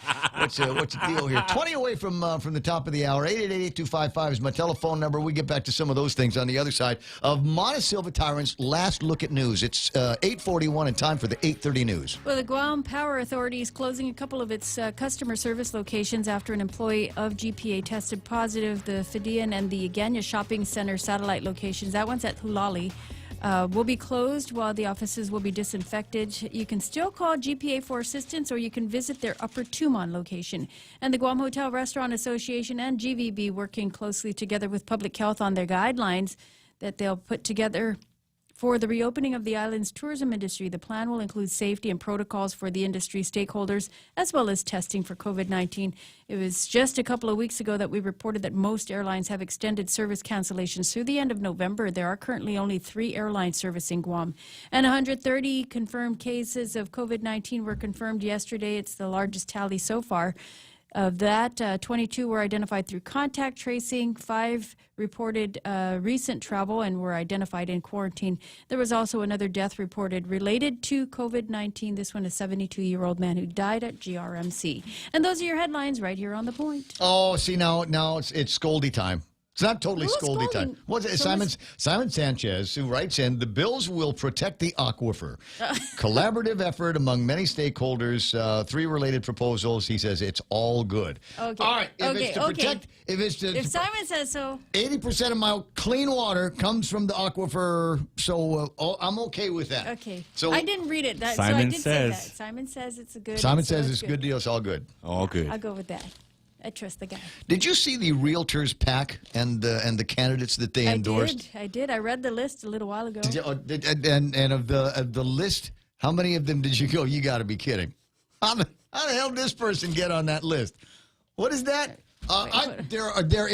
Without being specific, friends, there's at least 3 too many incumbents on this list. There are 6 of them, 3 on the Republican side, 3 on the Democrat side. There are at least 3 too many incumbents on the list that they've got here on the pack. On the Democratic side, Tina Rose, Munya Barnes, Therese Terlai, hashtag should have been speaker, and Jose San Augustin, who is an incumbent there. It's Fred Burdell. Isn't it Joe S? Didn't Joe S, isn't he the guy that carried the water on the increase in the business privilege tax for properties valued in excess of $1 million? I don't know. He's the guy. I'm Jack Van. Hey, what time is lunch? It's already almost 9 o'clock. Go, Vin, Sabaki. Tell me, sesame. I need some sesame. So we got cousin Fred Berdalio's there, Dave Duenas, and Frank Leon Guerrero. But really, I'm gonna check on that when the commercials are playing, because I'm pretty sure it was Joe S. that carried the water on that measure that added probably significantly to the rentals of government of Guam agencies. I believe he probably did because it's his committee with the oversight on taxation. Right. But he voted in favor of it as well, because it's my committee. I'd vote in favor of it. Otherwise, I wouldn't let it out of committee, right? Possibly. Possibly. Okay. Got Jimmy Moylan, Tello Taitui, Mary Torres, Frank Blas Jr. on the Republican side, Ken L.G., Vince Borja, Dominic Hernandez, and Chris Duenas. And there might be about 3 too many of what we like to call around here symbolic buy-ins. You already had the job.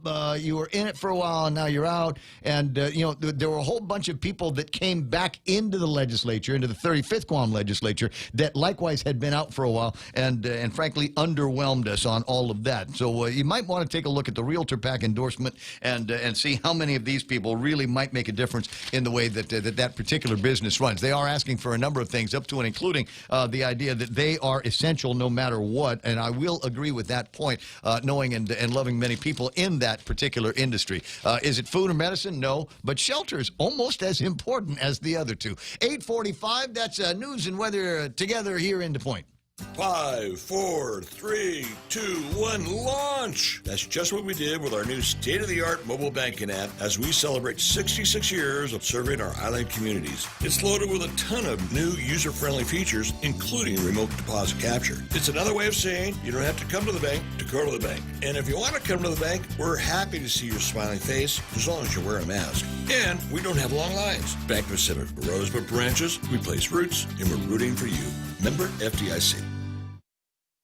What's that? Who am I talking about now? KFC again? Got it. KFC. It's almost 9 o'clock, and I know by now you're thinking, well, if I was going to have breakfast, I would have already had it. But maybe you weren't thinking about the Colonel's Chicken Congee, right? Cold, rainy day like the one we have now. It's not really cold or rainy, but, it could be. Maybe your air conditioner is running really good in the house or the office. A little bit of Aris Caldo. That's going to warm you up from the inside out. Try that. Bye, Mana. There's another platter that you might want to get. It's the country fried chicken, and where they take a piece of KFC. It's KFC chicken, right? So you're going to like it already, and then we're going to flatten that out, put some white gravy on that, and have that with white rice. Plenty more. Start with the coffee and try one of each today over at KFC. Okay, Google. Hey, Siri. Hi, Bixby. Go ahead. I'm listening. Open the Point app. Opening. Live stream, on demand, swap stations, check out the visual radio. Get the free app available on the App Store and Google Play, or go to thepoint.gu.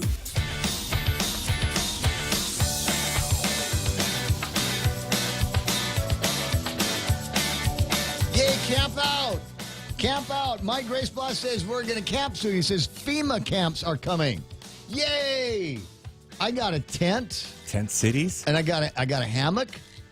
I got a hammock. It's a cool hammock. It's one of these like an emo hammocks. It's the kind they sell over at Southern Mountain Gear. Oh. There's a rain thing that you can put on like over the top of it, so that when it rains, you can hopefully stay dry. Although I know from painful experience that I don't know how to use that yet. I thought I'd set it up correctly, and I was down in Agate on a camp out once upon a time, and it came down good. I mean, it was like biblical. Thanks for coming, rain. And it got in? Oh, yeah. Oh, yeah. And there's an interesting feeling when you're sleeping in a hammock. As you might imagine, you're sleeping in a hammock. What's the lowest part of your body? Your bottom. Your bottom is the lowest part of your body. All of a sudden, here comes water trickling in from both sides, and it's Guam rain, so it's ice cold. It's just ice cold, and before you know it, you are just completely soaked to the bone, and thinking maybe this wasn't a wise choice. I had a tent, and I could have put up the tent, but A, had beers already, and B, the hammock looked like it was going to be way easier to use, and C, I trusted Guam weather. I messed up. I trusted Guam weather. I got a picture a friend of mine took yesterday, and it is just the bluest, cleanest, not a cloud in the sky over here. And on the other side of the frame, it's dark, cloudy. It's a rainbow. There's a rainbow, but it's dark, rainy skies on this side. But the other reason why, Micah, and I'm excited about this, Elizabeth Gumatauta says, don't forget the mosquito coil. Tasty. You grind that up and put it in a chili. No. Yeah, no. It's like Ajinomoto. Yeah. But anyway, so you get they don't bite you if they can taste it when they land on you is the point. Anyway, so the FEMA. But the other thing is, and I told you about this before. I watched something on Facebook, and it's one of these things where there's a nameless, faceless cook out in a forest somewhere. And he goes to one of these ice-cold rivers and pulls out, 5 pounds worth of a steak. Yeah. And then starts preparing the food, and everything is there. The EQ is up on the toasty end. So every time he cuts into something, like saying Kelly Marsh's name. This is really loud. Yeah. And then he puts it into one of these cast iron Dutch ovens. And so I was so enamored with this, I bought the Dutch oven. I went on the Amazons and I got a Dutch oven. I went and I got there's also a tripod for it. Yeah, so hanger? You can hang the thing, in the middle of an open fire, right? And I got a lid stand. Oh, yeah, that's how I'm doing. It's important. And so one of these, and I'm hoping either the FEMA camps. Or the male testosterone, too much male testosterone re-education camps, where they're going to try to take old guys like us that have just had way too much toxic masculinity, and teach us about sensitivity and our feelings. Yeah, give me some estrogen, too. Exactly, and probably give me some estrogen. Right. You ever watch that movie, One Flew Over the Cuckoo's Nest? I think that's what we're talking about. So, 10 away from the top of the hour. What is that? Simon Sanchez says, by the way, great interview with former Governor Carl and Mary Rhodes. Thanks very much for saying it. I agree. I did have a good time with the interview. It's rare that I get the two of them together. And that was just a happy accident. We reached out to Carl yesterday, but he's apparently been spending a lot of time late night partying. Right? Party planning? Zooming with Tubin? And Mary Rhodes, I mean, got back to us in real time to get on the air. So it was nice to get the both of them on from the GVB perspective and the GHRA perspective. What is it that we are going to be doing? But I still come back down to the beginning of this. How will we know when we're there? How do we know when they're there? So we've had the goalpost moved on us for 8 months. You remember? Hey, we just need 2 weeks to flatten the curve. Baby, we can get everything. We get the doctors, we get the nurses, we get the MASH hospital, we get everything in place. It'll be awesome. And then we can, we'll go back about our lives and we'll watch the numbers and do all of that stuff. And then we've never really got to PCOR 4. We got to a pretty interesting version of PCOR 3. And then the governor and what's-his-face, Josh, got sick.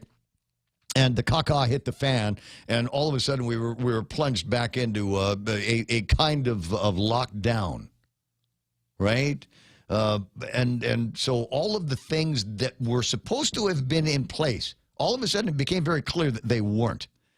And so it's not really surprising to me where we start looking at numbers on the increase. And everybody was freaking out last night. Oh, everybody's looking at their phones. Oh, my God, 130 cases of COVID-19. Did you chuckle when you read that? Of course I kind of laughed a little bit. I did. I total gallows humor. I have total gallows humor about all of this stuff. I've been trying to get COVID-19. I really have. And I've just have failed in 8 months of not being able to get COVID-19. Now, is it possible that I could take a test for COVID-19 and perhaps have something that pops up in there? I think it is. I think it is. So here's what they didn't tell you about yesterday is 130 new cases, 2,354 out of, what have we got for the total here? 2,000 or 3,000 some odd. It cut it off in the print, so I'm not going to be able to get it for you. Maybe I can. No, I won't. But of all of the positive cases that we have, 3,700, I think. A total of 1,395 of those are stable. Now, what does stable mean? It means they're not in a hospital. It means they're not at GMH, they're not at GRMC. It's kind of, you took a test and you came out positive. Okay, what do? Don't make anybody else sick. Watch your grandma, your grandpa, anybody in the house, respiratory issues, heart issues, whatever, diabetes, etc., cancer. Stay away from them. Now is not a good time to visit, okay? After a couple of weeks, I think then might be a good time to visit. We might be get out of the house and maybe go golfing with mom or dad or something like that. But in the meantime, 1,395 of them are stable. 2,354 have been released. That means that they were tested and they were stable. The next step is released. So we're not even worried about them. You know who's on that list? John Ananich. John's on that list. Hi, John. How you doing there, buddy? I wonder if he got out of quarantine. No, he did not. I've been trying to contact him. He's in quarantine. He's probably on the phone with his lawyers. Plural. Lawyers. He calls me up last night and a couple of minutes on the telephone about his situation. Now, this is an interesting case John has gotten. We've talked about it on the air, so I know he's okay with me talking about it. Is his deal? He's already had the COVID. Yeah. He had it. Been there, done that. Yep. Got the shirt. Go away, come back, deal with a 6-day quarantine. But the deal is he's going to take a test on the 6th day, right? Well, if he takes the test and he's negative, he's going to go home. But remember, he had it. So he probably still has some COVID-19 boogers still floating around in his system, right? Yeah. The residual stuff that we're talking about. Secondhand smoke. Uh-huh. So, but if he tests positive, do you know what happens then? You stay there. No. Isolation facility, 14-day shot clock starts all over again. Oh, man. So he would be in for a total of 20 days. What's happening in 14 days? Wow, 2 steps up and 1 step back. No, but what's happening at the end of a couple of weeks from now? It'll be November 3rd. Oh. General election. John Ananich is running for senator. Wow. So how's he going to campaign? How will he get out there and wave? How is he going to do that? Now, one of the reasons why he called me was because smart guy is he recognizes 2 things. Number one, that the election has already started, and he needs to get ads playing. He needs to get ads on the air. Number two, he realizes that there's a whole hell of a lot of people that listen to the show, watch the show, Facebook Live, YouTube Live, and the point.gu. And then we've got the conversation. Even when we're not live, we still got a whole boatload of people that listen to the program in a video on demand, plus streams, etc. So he says, "Look, I know a lot of people listen to you, but I can't get to the radio station to voice an ad." And I said, John.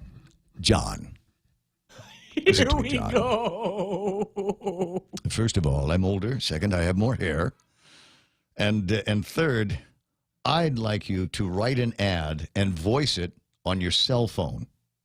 Because the phone's got pretty good recording capabilities, right? Oh, I thought you were going to voice. No. No. You can voice it. No, I just do one of those.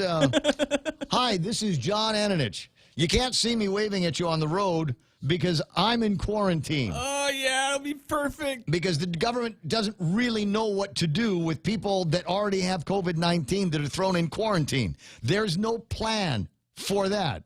There's no plan for anything. So I told John, I said, you know what? All you got to do is just craft a message, right? 30 seconds, 45 seconds, whatever. Craft an ad, and it would be like, I'm reaching out to you from jail. Nice. This is it. I'm in quarantine. Oh, I'm in lockdown. Vote for me, and this crap will never happen to people like me or people like your mom or dad or people like your soccer team or your coaches or your doctor, whatever. Just vote for me, and I will go in the legislature and change everything from the Democrat side out. I need you to run my campaign. Just Real Joe Cruz for what are you running for? Tell me what office. I can do it. I can do it off the top of my head. This is easy stuff. Good. Office of Public Auditor. Office of Public Auditor? Yeah. Hi, I'm Real Joe Cruz. I can count. I know how to count. Better yet, I know people that can count. I know people. You can count on my people that can count. I'm Real Joe Cruz, and I approve this ad. Yeah. See, there's 5 seconds you don't have to write anyway. Yeah, thank you. I'm Real Joe Cruz, and I approve this ad. I like it. Sounds so stateside. Sounds so Washington, D.C. I approve this ad. 888-825. Well, don't call now. It's 840, 858. It's already 859. No bother. Let me see if there's anybody on the birthday list that I know that's having a birthday. Trina Furman, Mariquette Quintanilla Mears, Tanya Marie Franquez, Roland Torres. Man, my bro, man. Got birthday. Negadal Lakira and Lanny Brennan.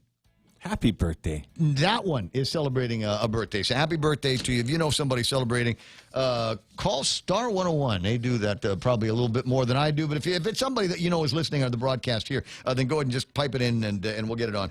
Real Jofis Cruz to Oifis. No plan, Stumbeef. Stumbeef, man. We know you don't have a plan. It's all right. Just come out and admit it. We don't have a plan. We don't know what we're doing. We don't know what works. I tell you what, and if you come up with a plan. In the meantime, can we go back to work? Well, while you don't have a plan, let everybody go back to work. Open the churches, open the restaurants, and then you guys work on your plan. Call us when you've got it, and then we'll talk about another lockdown. 9 o'clock in the morning, the radio stations KUSG again, 93.3. The Point. You can call up. You can leave the messages over on the Facebook Live. Don't forget the meme machine is working. Right? You don't have any submissions for Meme Machine today? And let's keep the zooming with Tubin things going, all right? Keep that happening. Here's the Fox News. After a lawsuit, one of the members of the grand jury in a controversial case in Louisville, Kentucky, is speaking out. A grand juror involved in the Breonna Taylor case, now allowed to speak publicly, says the jury was only presented with wanton endangerment charges, which led to the indictment of former Detective Brett Hankinson. That when asked, the jury was told by prosecutors no other charges would stick in the fatal shooting of Taylor during a failed drug raid on her apartment in March, in which police say Taylor's boyfriend opened fire on officers, hurting one before shots were returned. Though the judge in her ruling saying in part that no one grand juror speaks for the others. Jeff Manasso, Fox News. With just 2 weeks until Election Day, both campaigns are in high gear, with Democratic Vice Presidential nominee Kamala Harris holding a virtual rally in Milwaukee, Wisconsin, telling supporters Joe Biden has a deep understanding of how government works. He dealt with these crises in the past, whether it be the Great Recession, when he pushed through the Recovery Act, or what he did to work on containing Ebola. Joe has talked about a plan for COVID since March. Biden is off the trail preparing for Thursday's debate. President Trump is holding a rally this hour in Erie, Pennsylvania. A deadline to reach a deal on a new round of coronavirus relief has been extended. This coming after House Speaker Nancy Pelosi and Treasury Secretary Steve Mnuchin spoke for about 45 minutes today, according to the Speaker's office. The new package could top $2 trillion. Pelosi had said that the deadline was midnight tonight, but now says an agreement by the end of the week is possible to get a measure passed before Election Day. A NASA spacecraft has descended to an asteroid, touching the surface for a moment to collect a handful of rubble and return it to Earth. America is listening to Fox News.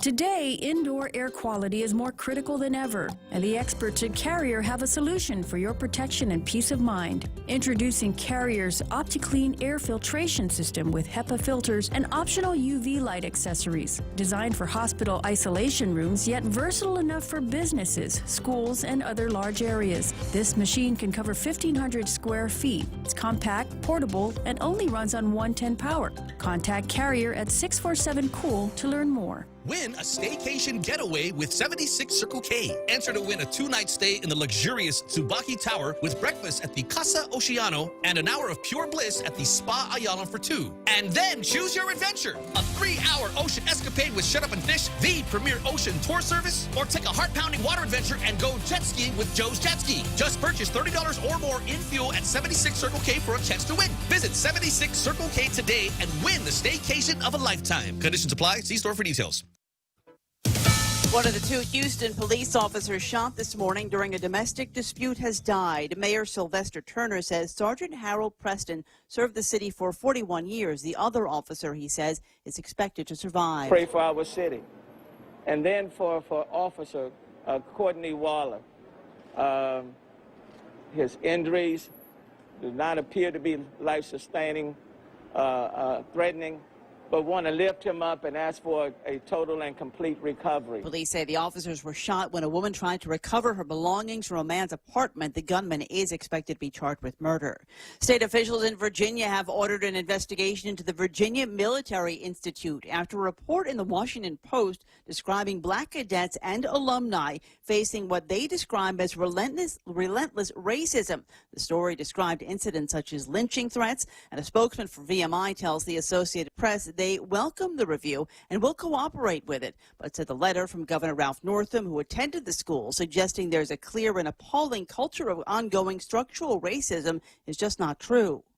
A new study finds traffic in one New England city won't be getting back to normal anytime soon. Traffic jams in Boston during the morning rush hour not likely to return until at least 2024. That's according to a new State Department of Transportation projection. If you drive, it means fewer headaches, but it creates cash flow problems for the MBTA, which earns a lot of its money from ridership. Officials say bus, subway, and commuter rail ridership are down across the board, adding its deficit next year could be as high as $46 million, and in 2022, it could run into the hundreds of millions of dollars. Boston Mayor Marty Walsh. We must come up with solutions to the budget shortfall that do not include fare increases or inequitable service cuts. That's Fox's CJ Papa. I'm Lisa Lacera, and this is Fox News.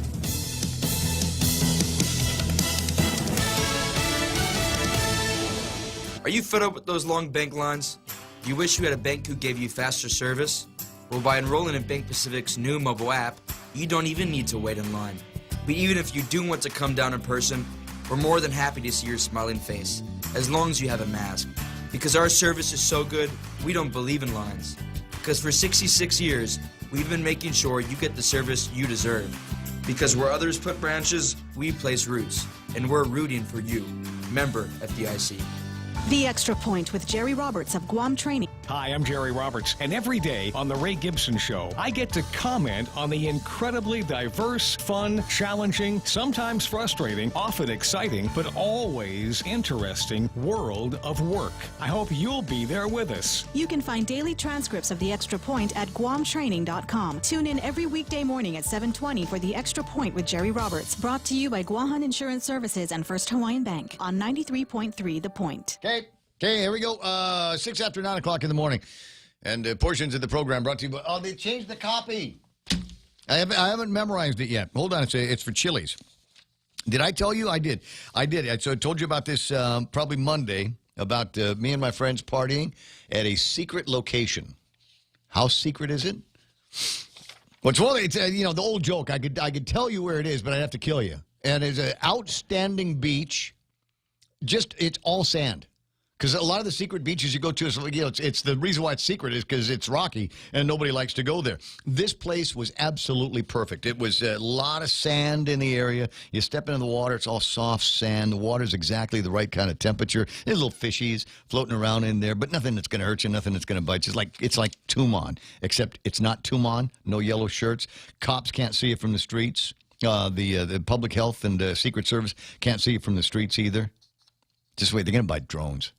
They're going to buy drones. They're going to go, Ray was eating food from Chili's at a secret beach somewhere on Guam. Where was he? Is there a way that we can track Ray Gibson? We'll get him to download that COVID-19 app, and then we can trace him, and then we'll know where he and his friends are. We'll bust them with our drone. We'll take pictures from the sky with the drone. I'm sorry. I watch too many Tom Cruise movies, all right? All right, I found the copy finally. Enjoy Chili's 2 for $35 dinner deal. Comes with an appetizer, a couple of Coca-Cola drinks, and any 2 entrees. Now, this is going to mess you up. I'll tell you right now, the folks from Chili's, they should have found a way to make it easier. But this is going to mess you up because the choices, all 3 of the 2 you can choose, are incredible. How about baby back ribs? I can taste it now. I was slurping it. I can taste it. They've got chicken fajitas, and I had a whole bunch of this stuff the other day. And when you get this to go, it's like they load up on all of the condiments, all the different things that you can put in it. I'll bet you there are more things in the to-go condiment pack than you probably get in the restaurant. That good. The ultimate bacon burger, and I've had this to go from over at Chili's. And I've got to say, it tastes just as good in the restaurant as it does, 20 minutes later by the time it takes for you to go from Chili's to your secret beach. It'll still be perfect. Available daily, 3 to closing for patio dining. For takeout, 648-7377, or WhatsApp them at 929-7376. Real Talk Radio is back. Welcome to The Point, Guam's FM News Talk Superstation.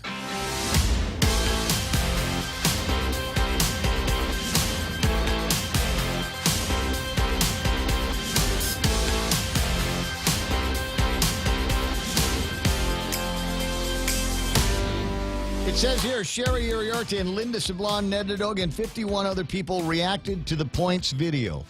That would be the video that we are on right now on The Point on Facebook. Also at YouTube, the Ray Gibson Show YouTube. What is it? It's the Ray Gibson Show on YouTube.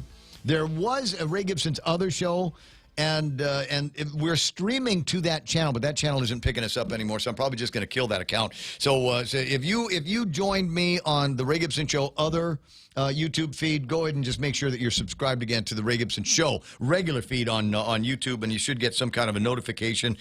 Maybe, I don't know, check in the mail that when we go on live on YouTube, that you'll be able to know about it. Lots and lots of people watch the show there, so it's kind of interesting. If you see the number, if you see a number on your Facebook screen. There's a similar number on that are watching on YouTube, and an even bigger number that watch us on thepoint.gu, because it's attached to the actual website. And anyway, but the interaction, though, I got to say, the interaction, which is my favorite part of the show, is happening and taking place here on the Facebook Live. Elizabeth Gumatauta talking about Bear Ass Beach up north. Oh, yeah. So up from Haputo, right? Yeah. Nice white sand. I heard. Soft. Yeah, I heard. Nobilati. Rick Tenorio says, Ray, you're actually describing a deserted Tumon. It's sad, isn't it? Even as some of the restrictions have been lifted on who can, whatever, down in Tumon, it's still got kind of a ghost towny feel. Nobody wants to put up even the temporary shelters so they can do the barbecue and stuff like that. They ask me from time to time, and forgive me if I'm repeating myself. And they ask me, Ray, what do you want? What do you want?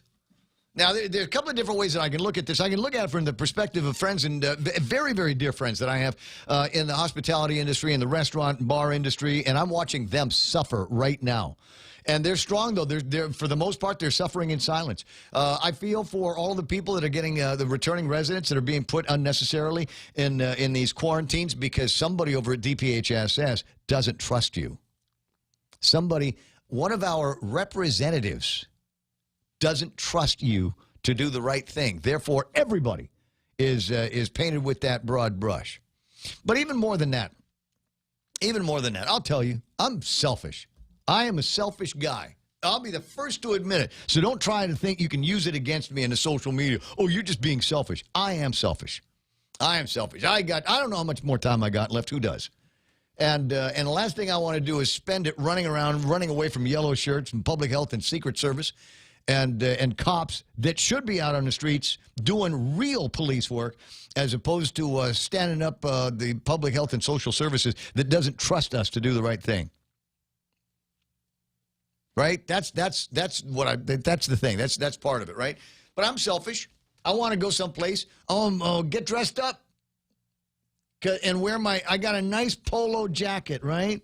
It's the second one I bought. I lost one of them, and it was the one thing in my wardrobe that I love dearly. So I went out and bought another one over at Duty Free. You remember when you could go into Duty Free? Yep. You remember that?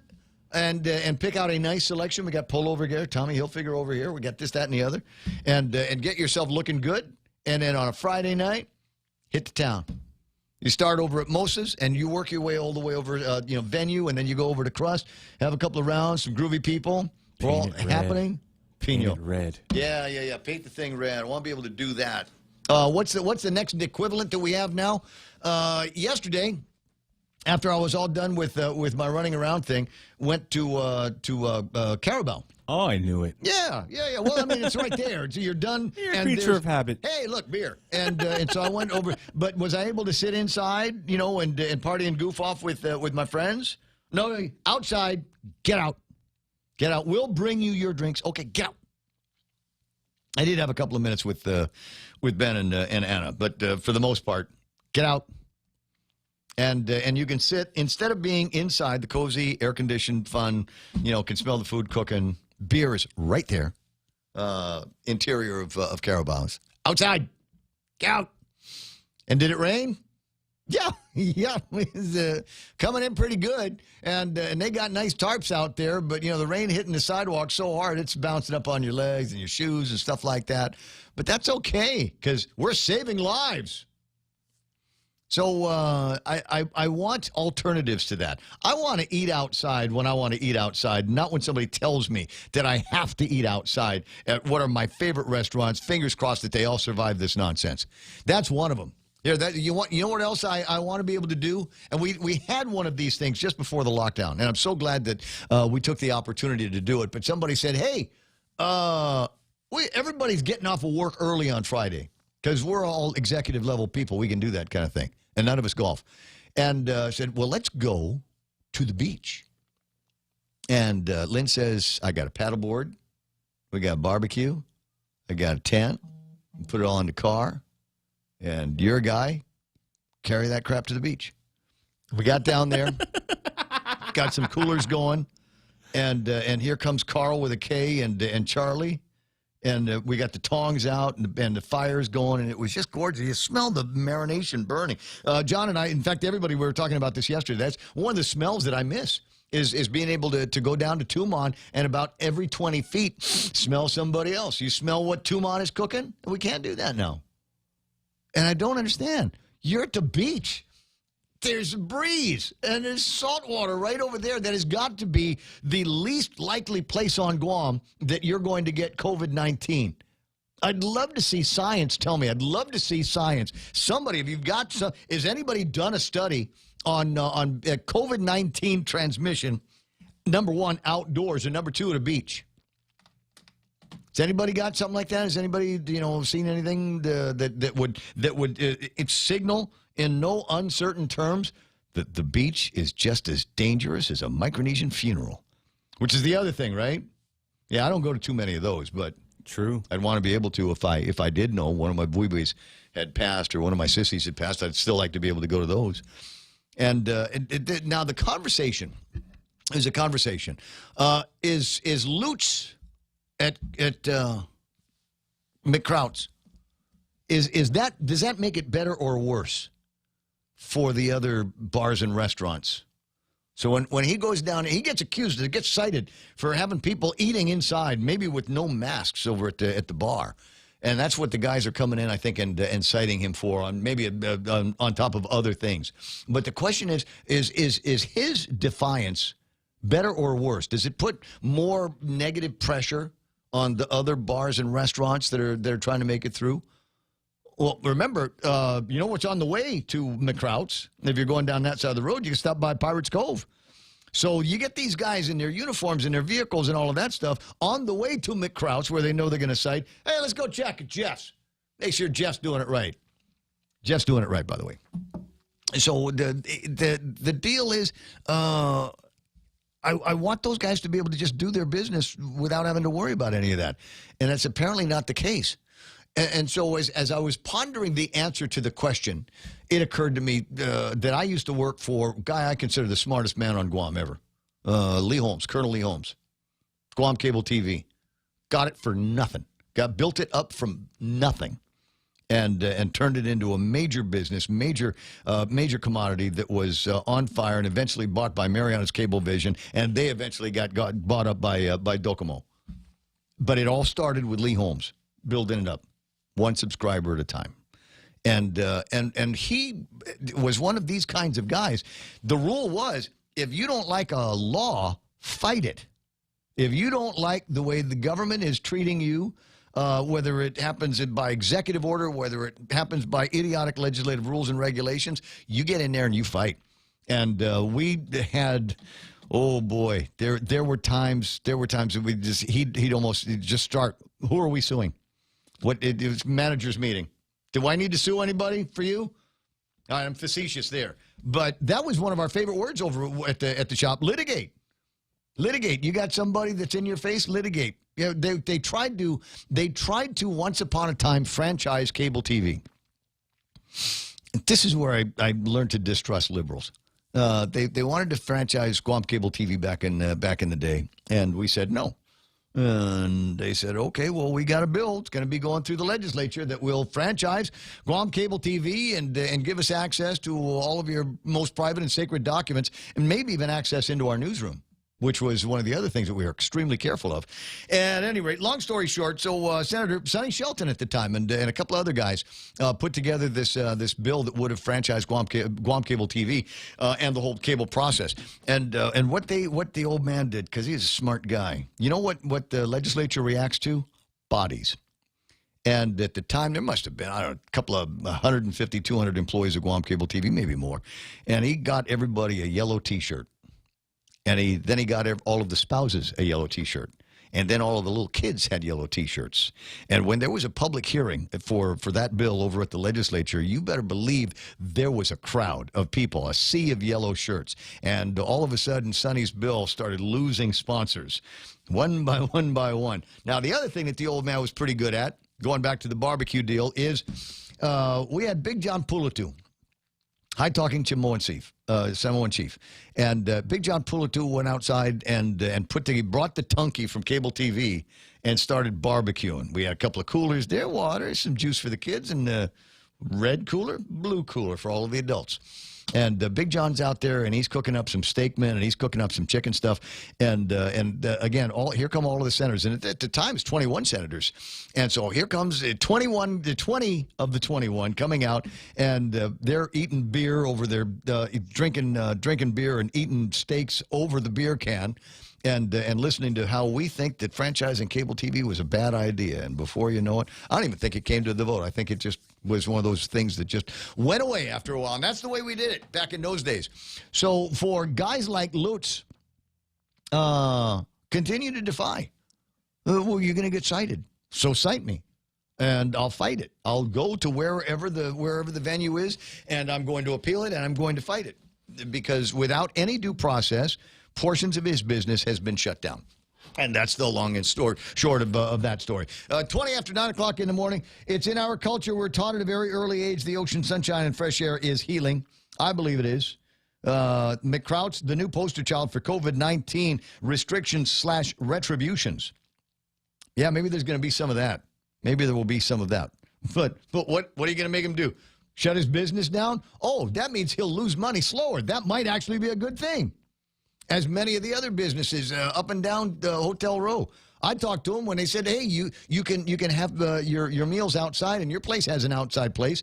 And the response I got back from the guy was, look, today I will lose this much money. If I were to open it up and just feed the people that I can in my meager outdoor facility, that means I got to open up the entire kitchen. I got to bring in the wait staff. I got to bring in the extra guy that takes the temperature and does the contact tracing. I got to go buy Clorox wipes. I've got to go and sanitize this. And I got to do all of these mitigations. And then I will lose double the money that I'm losing right now. So for many businesses, it's just easier to stay closed until they can open up back to normal. If they can open up back to normal. It's 9:22 in the morning. All right, a bunch of other items in the table of contents. Where do we get to go? 888-825-5888-TALK. Let me see what is here that I have not yet riffed on at some point this morning. I'm going to do it like this. Excuse me as I do it like this. I want to pick up the copy of today's Guam Daily Post. It's one of my favorite ways to get into the small talk portion of the program and just kind of go page by page through some of the very interesting things, or the things that I find that are interesting. As a matter of habit, I'll go ahead and put some marks on the margins of some of these stories when they're definitely intriguing to me. 130 new COVID deaths. Okay, it's going to be like that because whatever the brain work was that went into PCOR 1, it's not working if the numbers are going up, guys. So I don't know what you intend to do next. I already gave you my offer. My offer was we'll do even odd days. We'll open up all of the restaurants, all the bars, all of the businesses to their regular capacity, but you can only go in there if today is an odd day because it's the 21st. You'll only be able to go in there if your birthday is also odd. We're going to contact trace, so might as well look at your driver's license at the same time, right? There's somebody over at AdLoop going, God, that's brilliant. Why didn't we think of that before? Oh, my God. You can thank me later. This is interesting. Public Health September foster care payments as soon as possible. There's a part in this that didn't make any sense to me. They said the first batch didn't go through, according to Public Health spokesperson Jana La Carrera. We did submit it to be processed to DOA, but for whatever reason, there was a system error, so we're working with DOA now to fix that, she added. There's no definite date for the second batch of payments either, with Carrera stating that they're working to get the distribution done as soon as possible. Funding is available for the first payment batch, but Public Health is still waiting to receive word on the allotment for the second batch, she added. So they're ready to go on one side, but not ready to go on the other. And I'm wondering why that is. How is we ready to go here on this one? What are the hang-ups? If the money is available. Testimony heard on the pandemic Bill of Rights.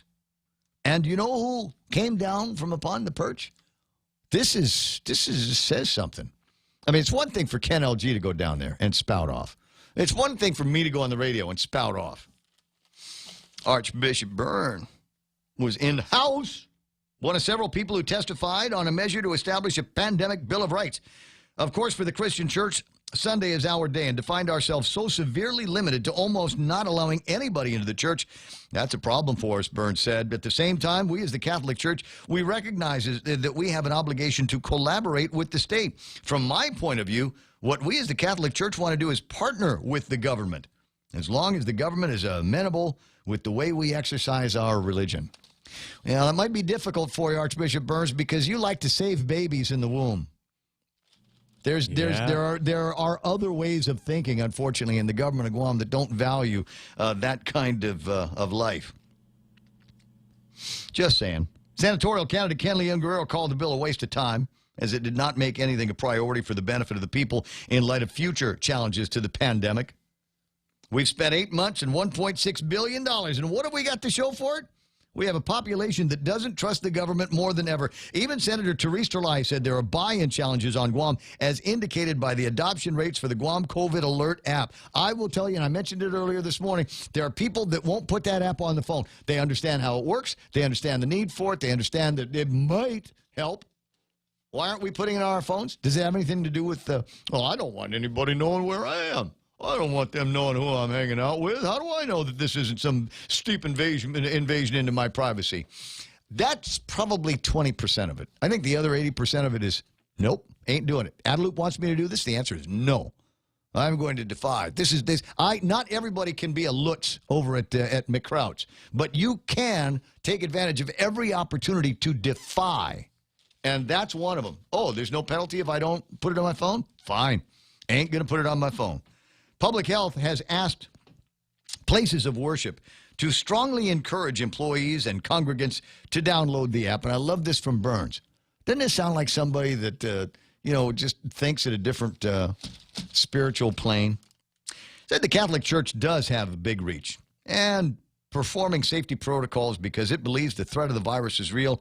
And that's one way it's promoting buy-ins for its congregation. It didn't say, yeah, okay, we'll do it for you. It's, we're going to go ahead and do the social distancing, wash our hands, hand sanitizing, and wearing a mask in church. We're going to go ahead and do that. That, I think, might be the best way for us to move forward. You keep encouraging people with that app of yours, but it's okay. It's okay. Realtors in the PAC endorses the candidates, the Democrats, Tina Rose, Munya Barnes, Chet Sterlai, Joe S. San Augustine, cousin Freddie Berdalio, dry beetle nut. That's what's happening. Yeah, it'll happen. I know it. Dave Duenas and Frank Leon Guerrero. Not to be confused with Ken Leon Guerrero. He's running on the Republican side of the ballot, and the Republicans hate him for it. Jim Moylan, incumbent, Tello Taitagui, Mary Torres, Frank Blas Jr., Ken LG, and Vince Borja, and Dominic Hernandez and Chris Duenas round out the Republicans that the real estate PAC is looking at getting into the legislature. Might be some interesting things there as well. As I said, that's way too many incumbents. There's way too many incumbents. The brave and courageous legislature still has not done, in my mind, anything that does anything for the hardworking people of Guam, even though they claim to want to help and support the hardworking people of Guam and our brothers and sisters from the Marianas, etc. Got to throw in those words, dignity and hard work. Those are hallmarks. And you can tell when somebody says the word dignity, most of the time I begin to I want to looking for something to stand on because I know it's going to get deep in here. Anyway, so take a look at that. The GARPAC trustees support the rollback of the business privilege tax from 5 to 4%. If you are supporting Joe S. San Augustine to get into the 36th Guam legislature, that's not going to happen. If you take a look at any of the Democrat incumbents in there, except for Therese Terlai, well, I guess that leaves Tina and Joe, it's not going to happen. They've had ample opportunities here in the 35th Guam legislature to do something about the business privilege tax, but they ain't going to do it. Ain't going to happen. They want to repeal the increase in property taxes levied on improvements on land properties valued at $1 million or more. It was Joe that carried that through the legislature, the governor's office. I don't understand why he's being supported here. There's a couple of other things that are interesting. We'll watch and see. I'm going to clip all of these. I'm going to clip all of these because what I want to see on November the 4th or 5th, whenever we're done with the counting, I want to see of all of the people that got the nod from these different PACs and action committees, how many of them actually get into the legislature? How many of them actually win? Now, a few years ago, I want to say it was just one group that had the majority of their picks that got into the legislature. And I want to say, I'm probably wrong. It's been a long time since I've looked at those notes and several elections since. But I want to say it was like the gun owners group on Guam. And they'd come out with a list of people that they thought were clear-headed enough to go into the legislature and make some changes to existing gun laws. And I want to say that they were the ones that got it most. Then you've got this guy's destined for a job over at the governor's office. You're the vector, not the victim. What was the other one that Lou said? It's in the video somewhere where she says, if you don't die from COVID-19, you'll live. Yeah. Yeah. Yeah. Joshua Jerome Hadley, in a fit of methamphetamine, probably, allegedly, was having a hard time with some people. His lady. Witnesses told officer the suspect appeared to be high and out of it, and then struck the victim's neck, allegedly, with his elbow and said, "If nobody can have you, then no one will." Oh, that makes sense. I think what you were trying to say there, Jerome, Joshua Jerome, is if I can't have you, then no one will. I think that's what because I'm sure, and if, she's probably hanging out with somebody else right now that's not elbowing her in the neck. And they're probably having hot, steamy monkey, whatever. And she's going, well, at least this guy is not smacking me around and elbowing me in the neck. If nobody can have you, then no one will. But somebody's having her, probably right now as I'm talking, Joshua Jerome. You don't know what you have until there's nobody to elbow in the neck. That's... Never looked at it like that. The man allegedly threatens. This is another one of these cases. This is why I don't want Stephen Ignacio, the chief of police, to have anything to do with the Department of Public Health and Secret Service. If they want to go and strong-arm Lutz or whoever, then they can go and do that on their own. Take the park rangers with you. I think they are actually taking the park rangers with them. They are.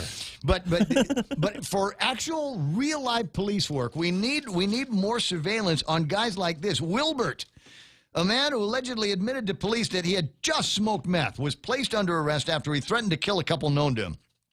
And he referred to one of the potential victims as Lucifer and Demon.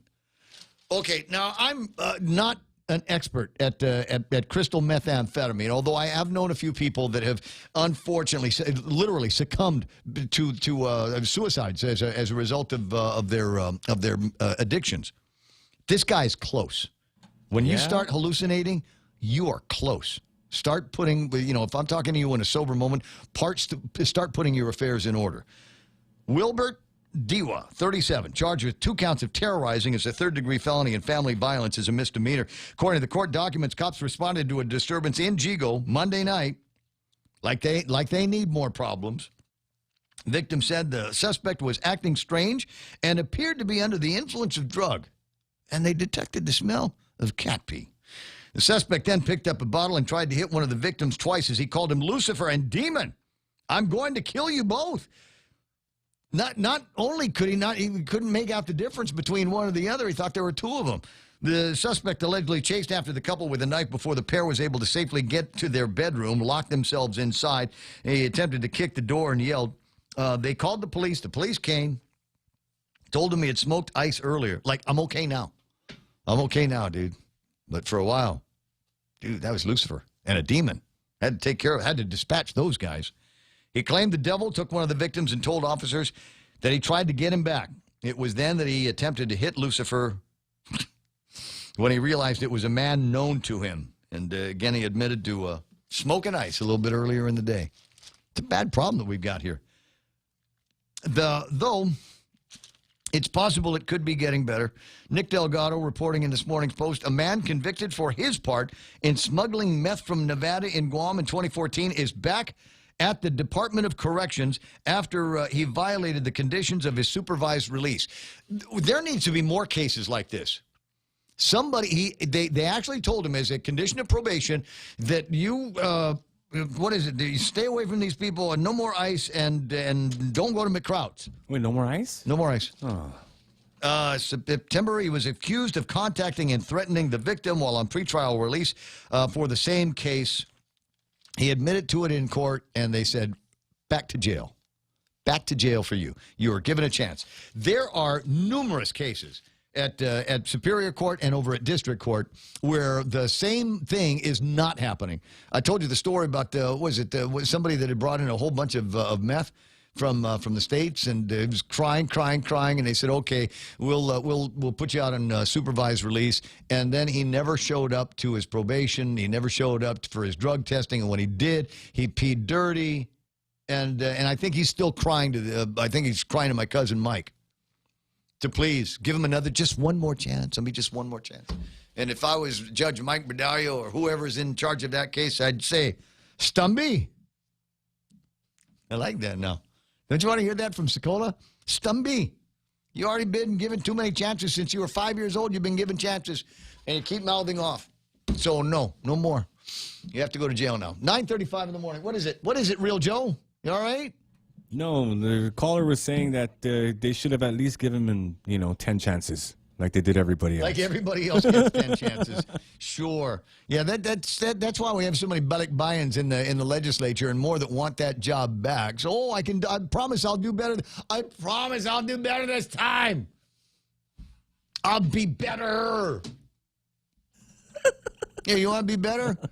Tell the ones that are in there right now to do something. Tell them to get off their butts. So 9:36. So there's my friend Lena McCausland. Yes, Lena. Lynn McAfee. Good Lord, where the hell am I? I haven't even started drinking yet. It's almost Friday. I know. I'm getting there. It's already in my head.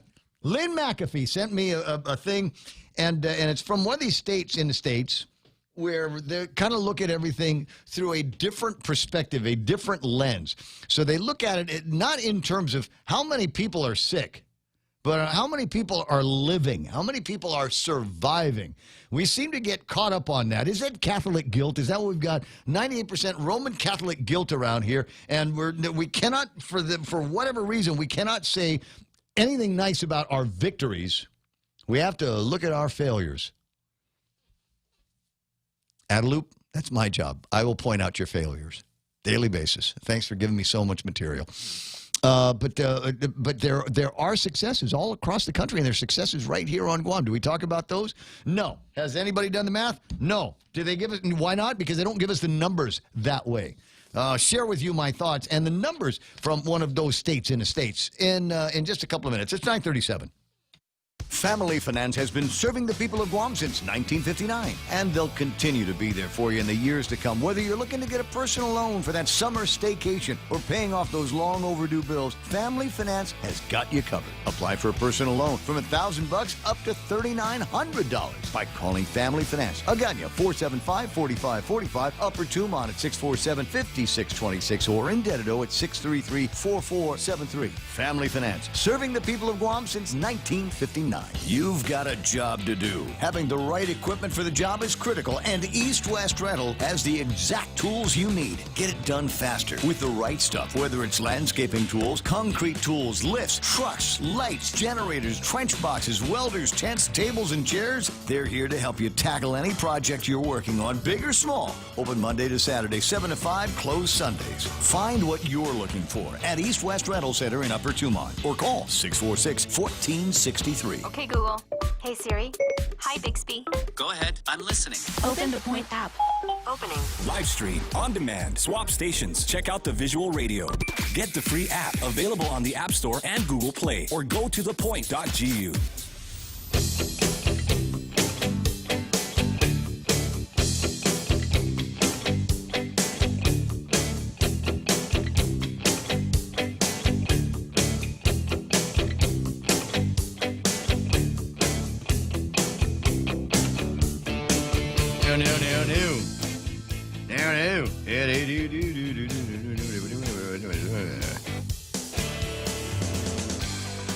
Yeah. So is this what I'm getting from my family? On the sibling chat, I'm getting old stories from the guys over at about the not the retroactive, the increase in business privilege taxes for the properties over $1 million. Yeah. They even wanted to talk about making it retroactive. They even want to talk about making it so that's why I'm confused as to how this guy managed to stay on the list of supported folks for the PAC. Anyway, for the real estate PAC. So where are we? 9:39 in the morning, and now the meme machine is on. And normally it's somebody sending me a funny meme about that I can't run about what's his name zooming with Tubin. I'm sorry. No, that is one of the funniest things in the world. And I'm going, wait a second. Where's the video of Tyrone? Didn't we have something similar with, although Tyrone didn't actually start, the process. Tyrone's on a Zoom meeting with somebody, and all of a sudden he gets up and it's underwear. Call it the fruit of the Zoom. Fruit of the Zoom. There we go. and we got this guy Tubin who thought he was already off the Zoom. Oh, Lord. Yeah, exactly. Exactly. Where's the bishop? Here we go. And Anyway, so I don't have any of those memes on me right now, but thank you very much. Now, I did get this, and I thought it was interesting because we've been talking about me getting a cat lately. And the subtitle of this is, as long as you realize the cat is your boss, not the other way around. And I've had cats in my life before, so I'll be okay with that. I'll be fine. But one of the things that comes to me about this particular picture here is it would become obvious to me that the cats would have nicer furniture than me. That's true. Look at that little cat house up there. You got, sorry, cat house, cat tree, whatever, I forget what they call them. Tower? Yeah. There's one, it's a top and a medium and a bottom, and it's got placing a hole in it so the cat can go and hide from it. I don't think they can fit in that little hole. I don't think those big fat cats, they must be Democrats. Yeah. Hey, there's no way. You could be a mouse and hide in there, and you'd never, ever be able to get and then there's a little kind of a fluffy place on the side. Now, what I want to do is I've got some wall space in this. I don't mind this. I think it's important that the cats have a place to scratch and someplace high where they can go. What I want to do is, and you can buy these kits here. I don't have a link on that, but you can buy these kits where you put stuff on the wall, right? Different platforms. Yeah. And the cat will jump from one to the other and eventually get to the highest one and look down on you from there. It can look down on you from way up high, and they come in different colors.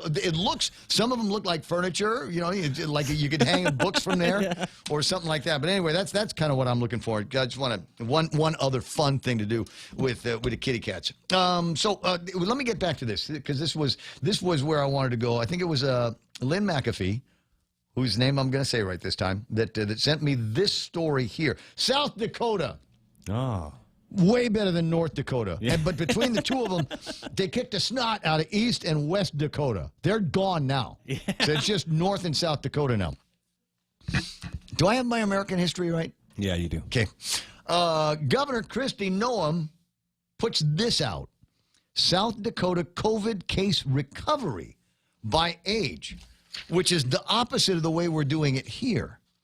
You can get on the COVID-19 reports, the cumulative reports, it will tell you how many cases we have by age, not deaths. We're not getting morbidity by age, and I'd love to see that. That way, in a handy reference way, we'd be able to tell which age groups are most vulnerable. And we're hearing about people in their 40s that are dying. We're hearing from people in their 50s. It was a 10-year-old. Not that long ago, but it would be interesting to see, where the heavier concentration is of the fatalities. I suppose now that we're paying $10,000 a piece for them, we'll probably get more of that information.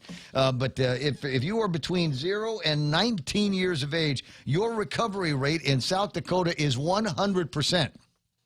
I.e., if you get it, don't worry, you're not going to die. Nobody is dying in South Dakota between the ages of 1 and 19. If you are between 20 and 29, 99.96% of the people that have gotten it there lived. Now, around here, they'll just tell you, from 20 to 29, there's 879 people. Vectors. Between 30 and 39, 99.81% chance of living. Around here, we got 733 people that have tested positive in that 30 to 39 age group. 733 vectors. We see you, vectors. We got you. 40 and 49, 585, 50 to 59, 558. And then the numbers fall off. Between 60 and 69, we have 312 people that have tested positive. You know why? Because there aren't that many people that are 60 and 69, in comparison to the rest of the population. Much smaller percentage. 70 to 79, 80 to 89. As you imagine, by 90, we're talking about a significantly smaller percentage. Therefore, we're going to get significantly smaller number of victims. But even there, when we start looking at the numbers from the states, I'm sorry, I'm talking about them, but they're not on the screen so that you can see them. And they might still not be on the screen if somebody starts typing in some comments. But they've got numbers. I guess the most vulnerable are people 70 plus. 87.93% of the people are surviving it, which means, I don't know, between 12 point something percent of the people that are in that age group are getting it. But by then, they're not peak health in many cases. But even still, 87% of the people in that age group that get COVID-19 aren't automatically going to die from it. Between 60 and 69, it's 97%. 50 to 59, it's 99.24. So we're talking about a disease, and you run up the averages here. What is it? We're still at 90, 99. What's somebody do the numerical on this? It's going to be in the 90s, in the mid or high 90s of people of all ages that get COVID-19 are going to live. They're going to be okay. So what's the big deal, Chico? We don't look at those numbers. The numbers that we get here are 130 test positive for COVID-19. Can I ask how many of those 130 are active right now? How many of them are right there in the active stages, and they're going to make somebody sick? Do we get those numbers? We don't. And I think that's one of the things that we've got to ask them to change around here. And instead of looking at the number of people that are getting COVID-19, let's talk about the number of people that are either not in isolation, they've got it, but they're not in isolation, they're stable, and how many people have already been released from it. And then we'll get into alarming numbers, I suppose, if you were supposed to fix up the hospital and get it ready for all of these patients, but you didn't. Yeah, I suppose that would be alarming to you. 67 deaths. What does it say? How many are in the hospital right now? You got 59, which is lower than it was last week. So that at least that number in the hospitalization is getting lower. 13 13 in ICU and 5 on the ventilators. Only 1 on the ventilator over at GRMC. I guess the idea is if we concentrate only on bad numbers, then we can expect that there's no end to the lockdown. Somebody's got to take a look and see what the morbidity rate is in all of the demographics and see what's going on. I think that's going to be vital. I did, because I wanted to see, I'll put this back up on the screen, because when I saw this, I laughed for a second until I realized, oh my God, don't laugh, Ray. We're talking about a documentation, a meme, if you will, that was put together by people in the government. People in the government put this together. First of all, it's got the ultimate insult to people that are doing it right, and I'm not going to even pretend to be one of them. You're the vector, not the victim. Oh, my God. What a slap. That's a F-U to all of the businesses, even the ones that were doing it right, and you shut them down anyway. That's a slap in their face. And then they go, the youth comprise 68% of all positive cases. Like if you're between the ages of 10 and 49. Is that 49 on that? Yeah. 10 and 49. That made me feel young and wild. You're the ones that are out there spreading it around. How dare you? We're trying to save the lives of our Manumco and the vulnerable, and you're out there just playing and getting COVID-19 and not dying from it. How dare you? But it was people in the government that said it was folks between the ages of 10 and 19, definitely youth. 20 and 30. You know, when I was 25, I got a break in my car insurance because I lived to be 25. Yeah. I could buy alcohol anywhere on the planet. I got a break on the car insurance, and when you're about 25, people start looking at you and going, "You need to get married. You need to have a family. Why are you still you're 25? I'll bet you still live at home. Why you get out." So my point is, at about 25 years old, you're not considered a youth anymore. You're not mature, but you're not considered a youth, not a youth anymore. You're pretty much by then kind of an adult. And if you talk to a 19-year-old, somebody 25, 26 years old is an old adult. Well, I don't want to hang out with those old guys over there. You know, it's not until those girls get just a little bit older. Dad bod. Yeah. I'm just going to marinate on that for a second. Because this is the time of the show where I would be marinating on things like that. But somebody in the government put this together, and somebody else in the government posted it up on the governor's Facebook page. And oh, by the way, if you're in Adelup, maybe somebody needs to take a look at that Facebook page, because I wouldn't do it. But I don't know. Maybe you might want to trim out some of the comments if you think that, because otherwise people are screen capping that, going, "I can't believe they left this up. Oh my God, I can't believe that. So you might want to go in there and take a look at it and see if there's something in there that you might not want to have floating around if you decide that you want to do a re-election in a couple of years. Not recommended, but just saying if that's the case. So somebody in the government dreamt this up. Somebody else in the government said it would be a good idea to put it on their Facebook page, and nobody looked at the mathematics of it and how damning it is. Somebody between the ages of 30 and 50 are considered youth by these people. And same people, go on all day about that. Now, I did want to, because now they're saying that the youth, 68% of all positive cases. And I wanted to make that as a comparison against the actual population of the island. Now, there's an estimate online. It's an age demographic pyramid. And if you give me half a second, I'll see if I can copy and paste. I've got an image of it that I want you to see. See, I understand what I'm talking about when I say age distribution pyramid. Hold on, I got to make a new page. It'll only take me 20 minutes to get this done in real time. When I'm not talking on the air, I can do this almost right away. So this is either going to come up with an interesting graphic for you to look at, or Pornhub. I'm not really sure what I. There it is. All right, let me scooch down a little bit. Okay, I'm going to close the comments for a second. You see what that is?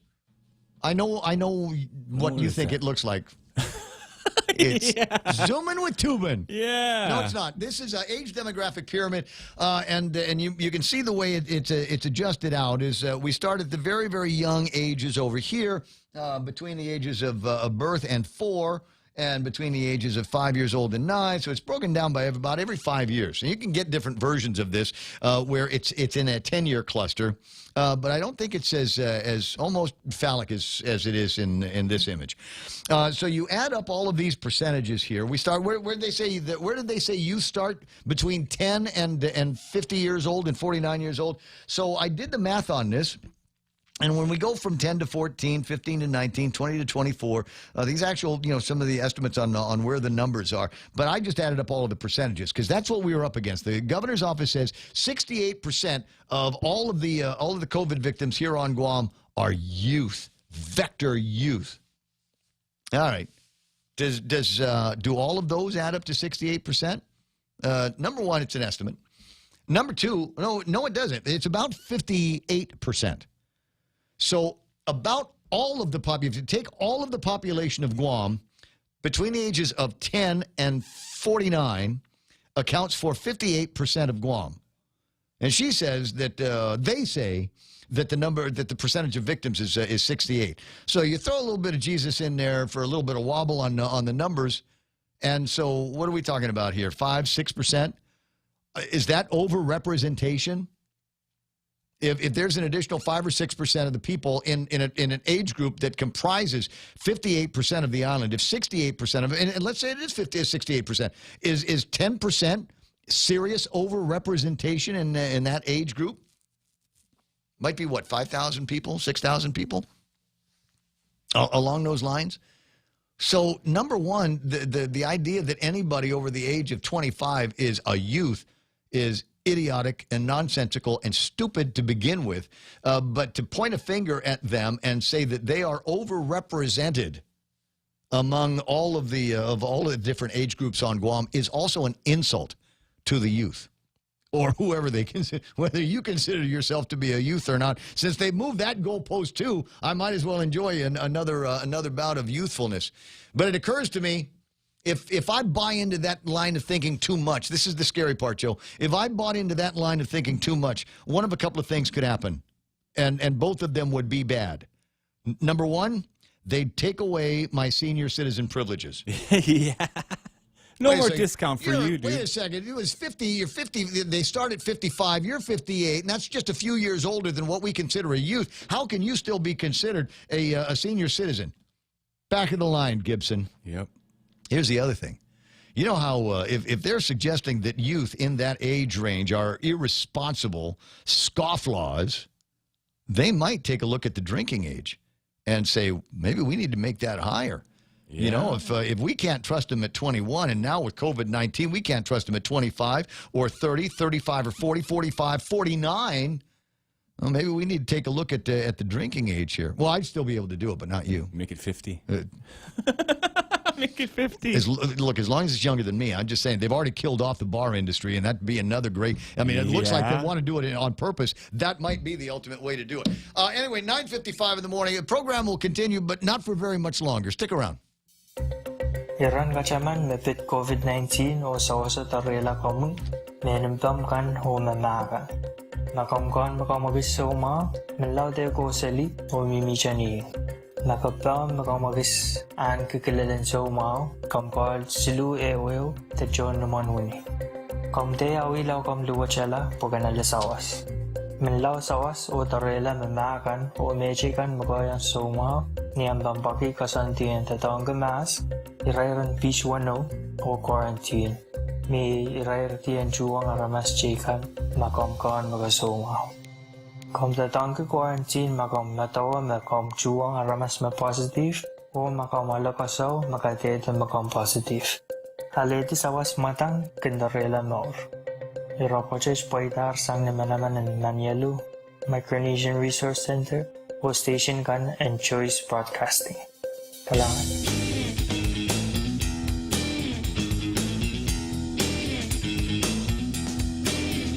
Oh, man, I hate it when this happens. I got comments coming in on my personal WhatsApp that I can't put on the air. Another one of those, you didn't hear this from me. Man, what are you afraid of? What are you afraid? You worried that they're going to find a way to kick you off the island or something like that? Or you're going to go off island for something and they come back and you're going to stick you in quarantine for 2 weeks? Like they're doing to John Ananich. You know why? Because he's a Democrat. But when his ads came out, it looked like he was a Republican. Not your usual politician, he said. Oh, and all the usual politicians said, oh, yeah? Yeah, it'll be funny when you're in quarantine for 2 weeks. My buddy Bob Kelly's on the line. Good morning, Propellerhead. Good morning. Just two quick comments. Number one, the demographics you stated that had was 55% and also had more of the COVID by, 5% or whatever. It would be expected because those are the people who are out working. Your people, if they're 60 and over, a lot are not working as much. So logically, you're going to have a slightly higher rate. Vectors, one and all.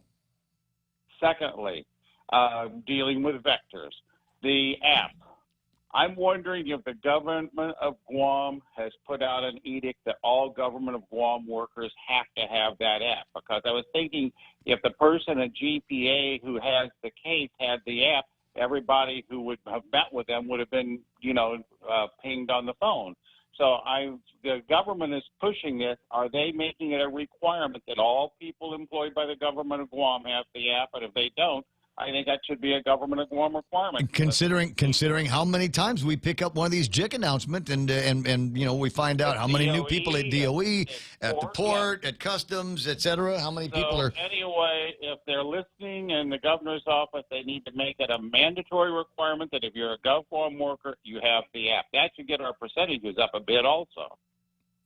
My guess is that probably has gone out through the little whisper lines that they have in the government of Guam. You know what I mean?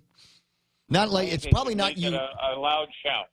Well, I mean, if they can they do that? Can they mandate somebody have an app? I think it seems to me they'd only be able to do that if they were using phones provided by the government. The government can't tell me what to do on my personal account. They can tell you as far as on COVID, if they can give you all these other restrictions, they can do that. I mean, that's no worse than many of the others in place. Well, I'd like to see that happen. I'd like to see that. I'd like to see GFT go along with it. There's not this is such a tested privacy thing between Google and Apple and the federal government. Well, it doesn't matter. It doesn't matter. It's okay. So everybody should have Tinder on their phone, and whether it's a government employee account or not, I just don't see making it mandatory, and I don't see how they would be able to enforce such a thing. Hey, call in with that tomorrow. I'm going to see if Art Perez has got something like that going at the utilities. Have a great morning. Look, you will. It's 10 o'clock in the morning. The radio station's KUSG. What an interesting day today has been. It's amazing. You just let me run at the mouth for hours and hours at a time. We'll do it again tomorrow starting about 6 o'clock, and it'll be the Thursday show, which leads the way to the Friday show. Gayest shirt in the closet, no frowny face. You know how it is. 10 o'clock in the morning. Stand by now. It's time for Fox News Live on KUSG Agana. deadline extended. I'm Lisa Lacera, Fox News. The White House and House Speaker Nancy Pelosi continue to talk to try to come up with a new coronavirus stimulus plan before Election Day. House Speaker Nancy Pelosi and Treasury Secretary Steve Mnuchin spoke for 45 minutes, the Speaker's office says, providing what a Pelosi spokesman says is more clarity and common ground as they move closer to an agreement. The two have been working to reach consensus on another round of coronavirus stimulus that could top $2 trillion. Pelosi had indicated today was the day to reach a deal, but now believes an agreement by the end of the week is possible to still craft legislation before Election Day. On Capitol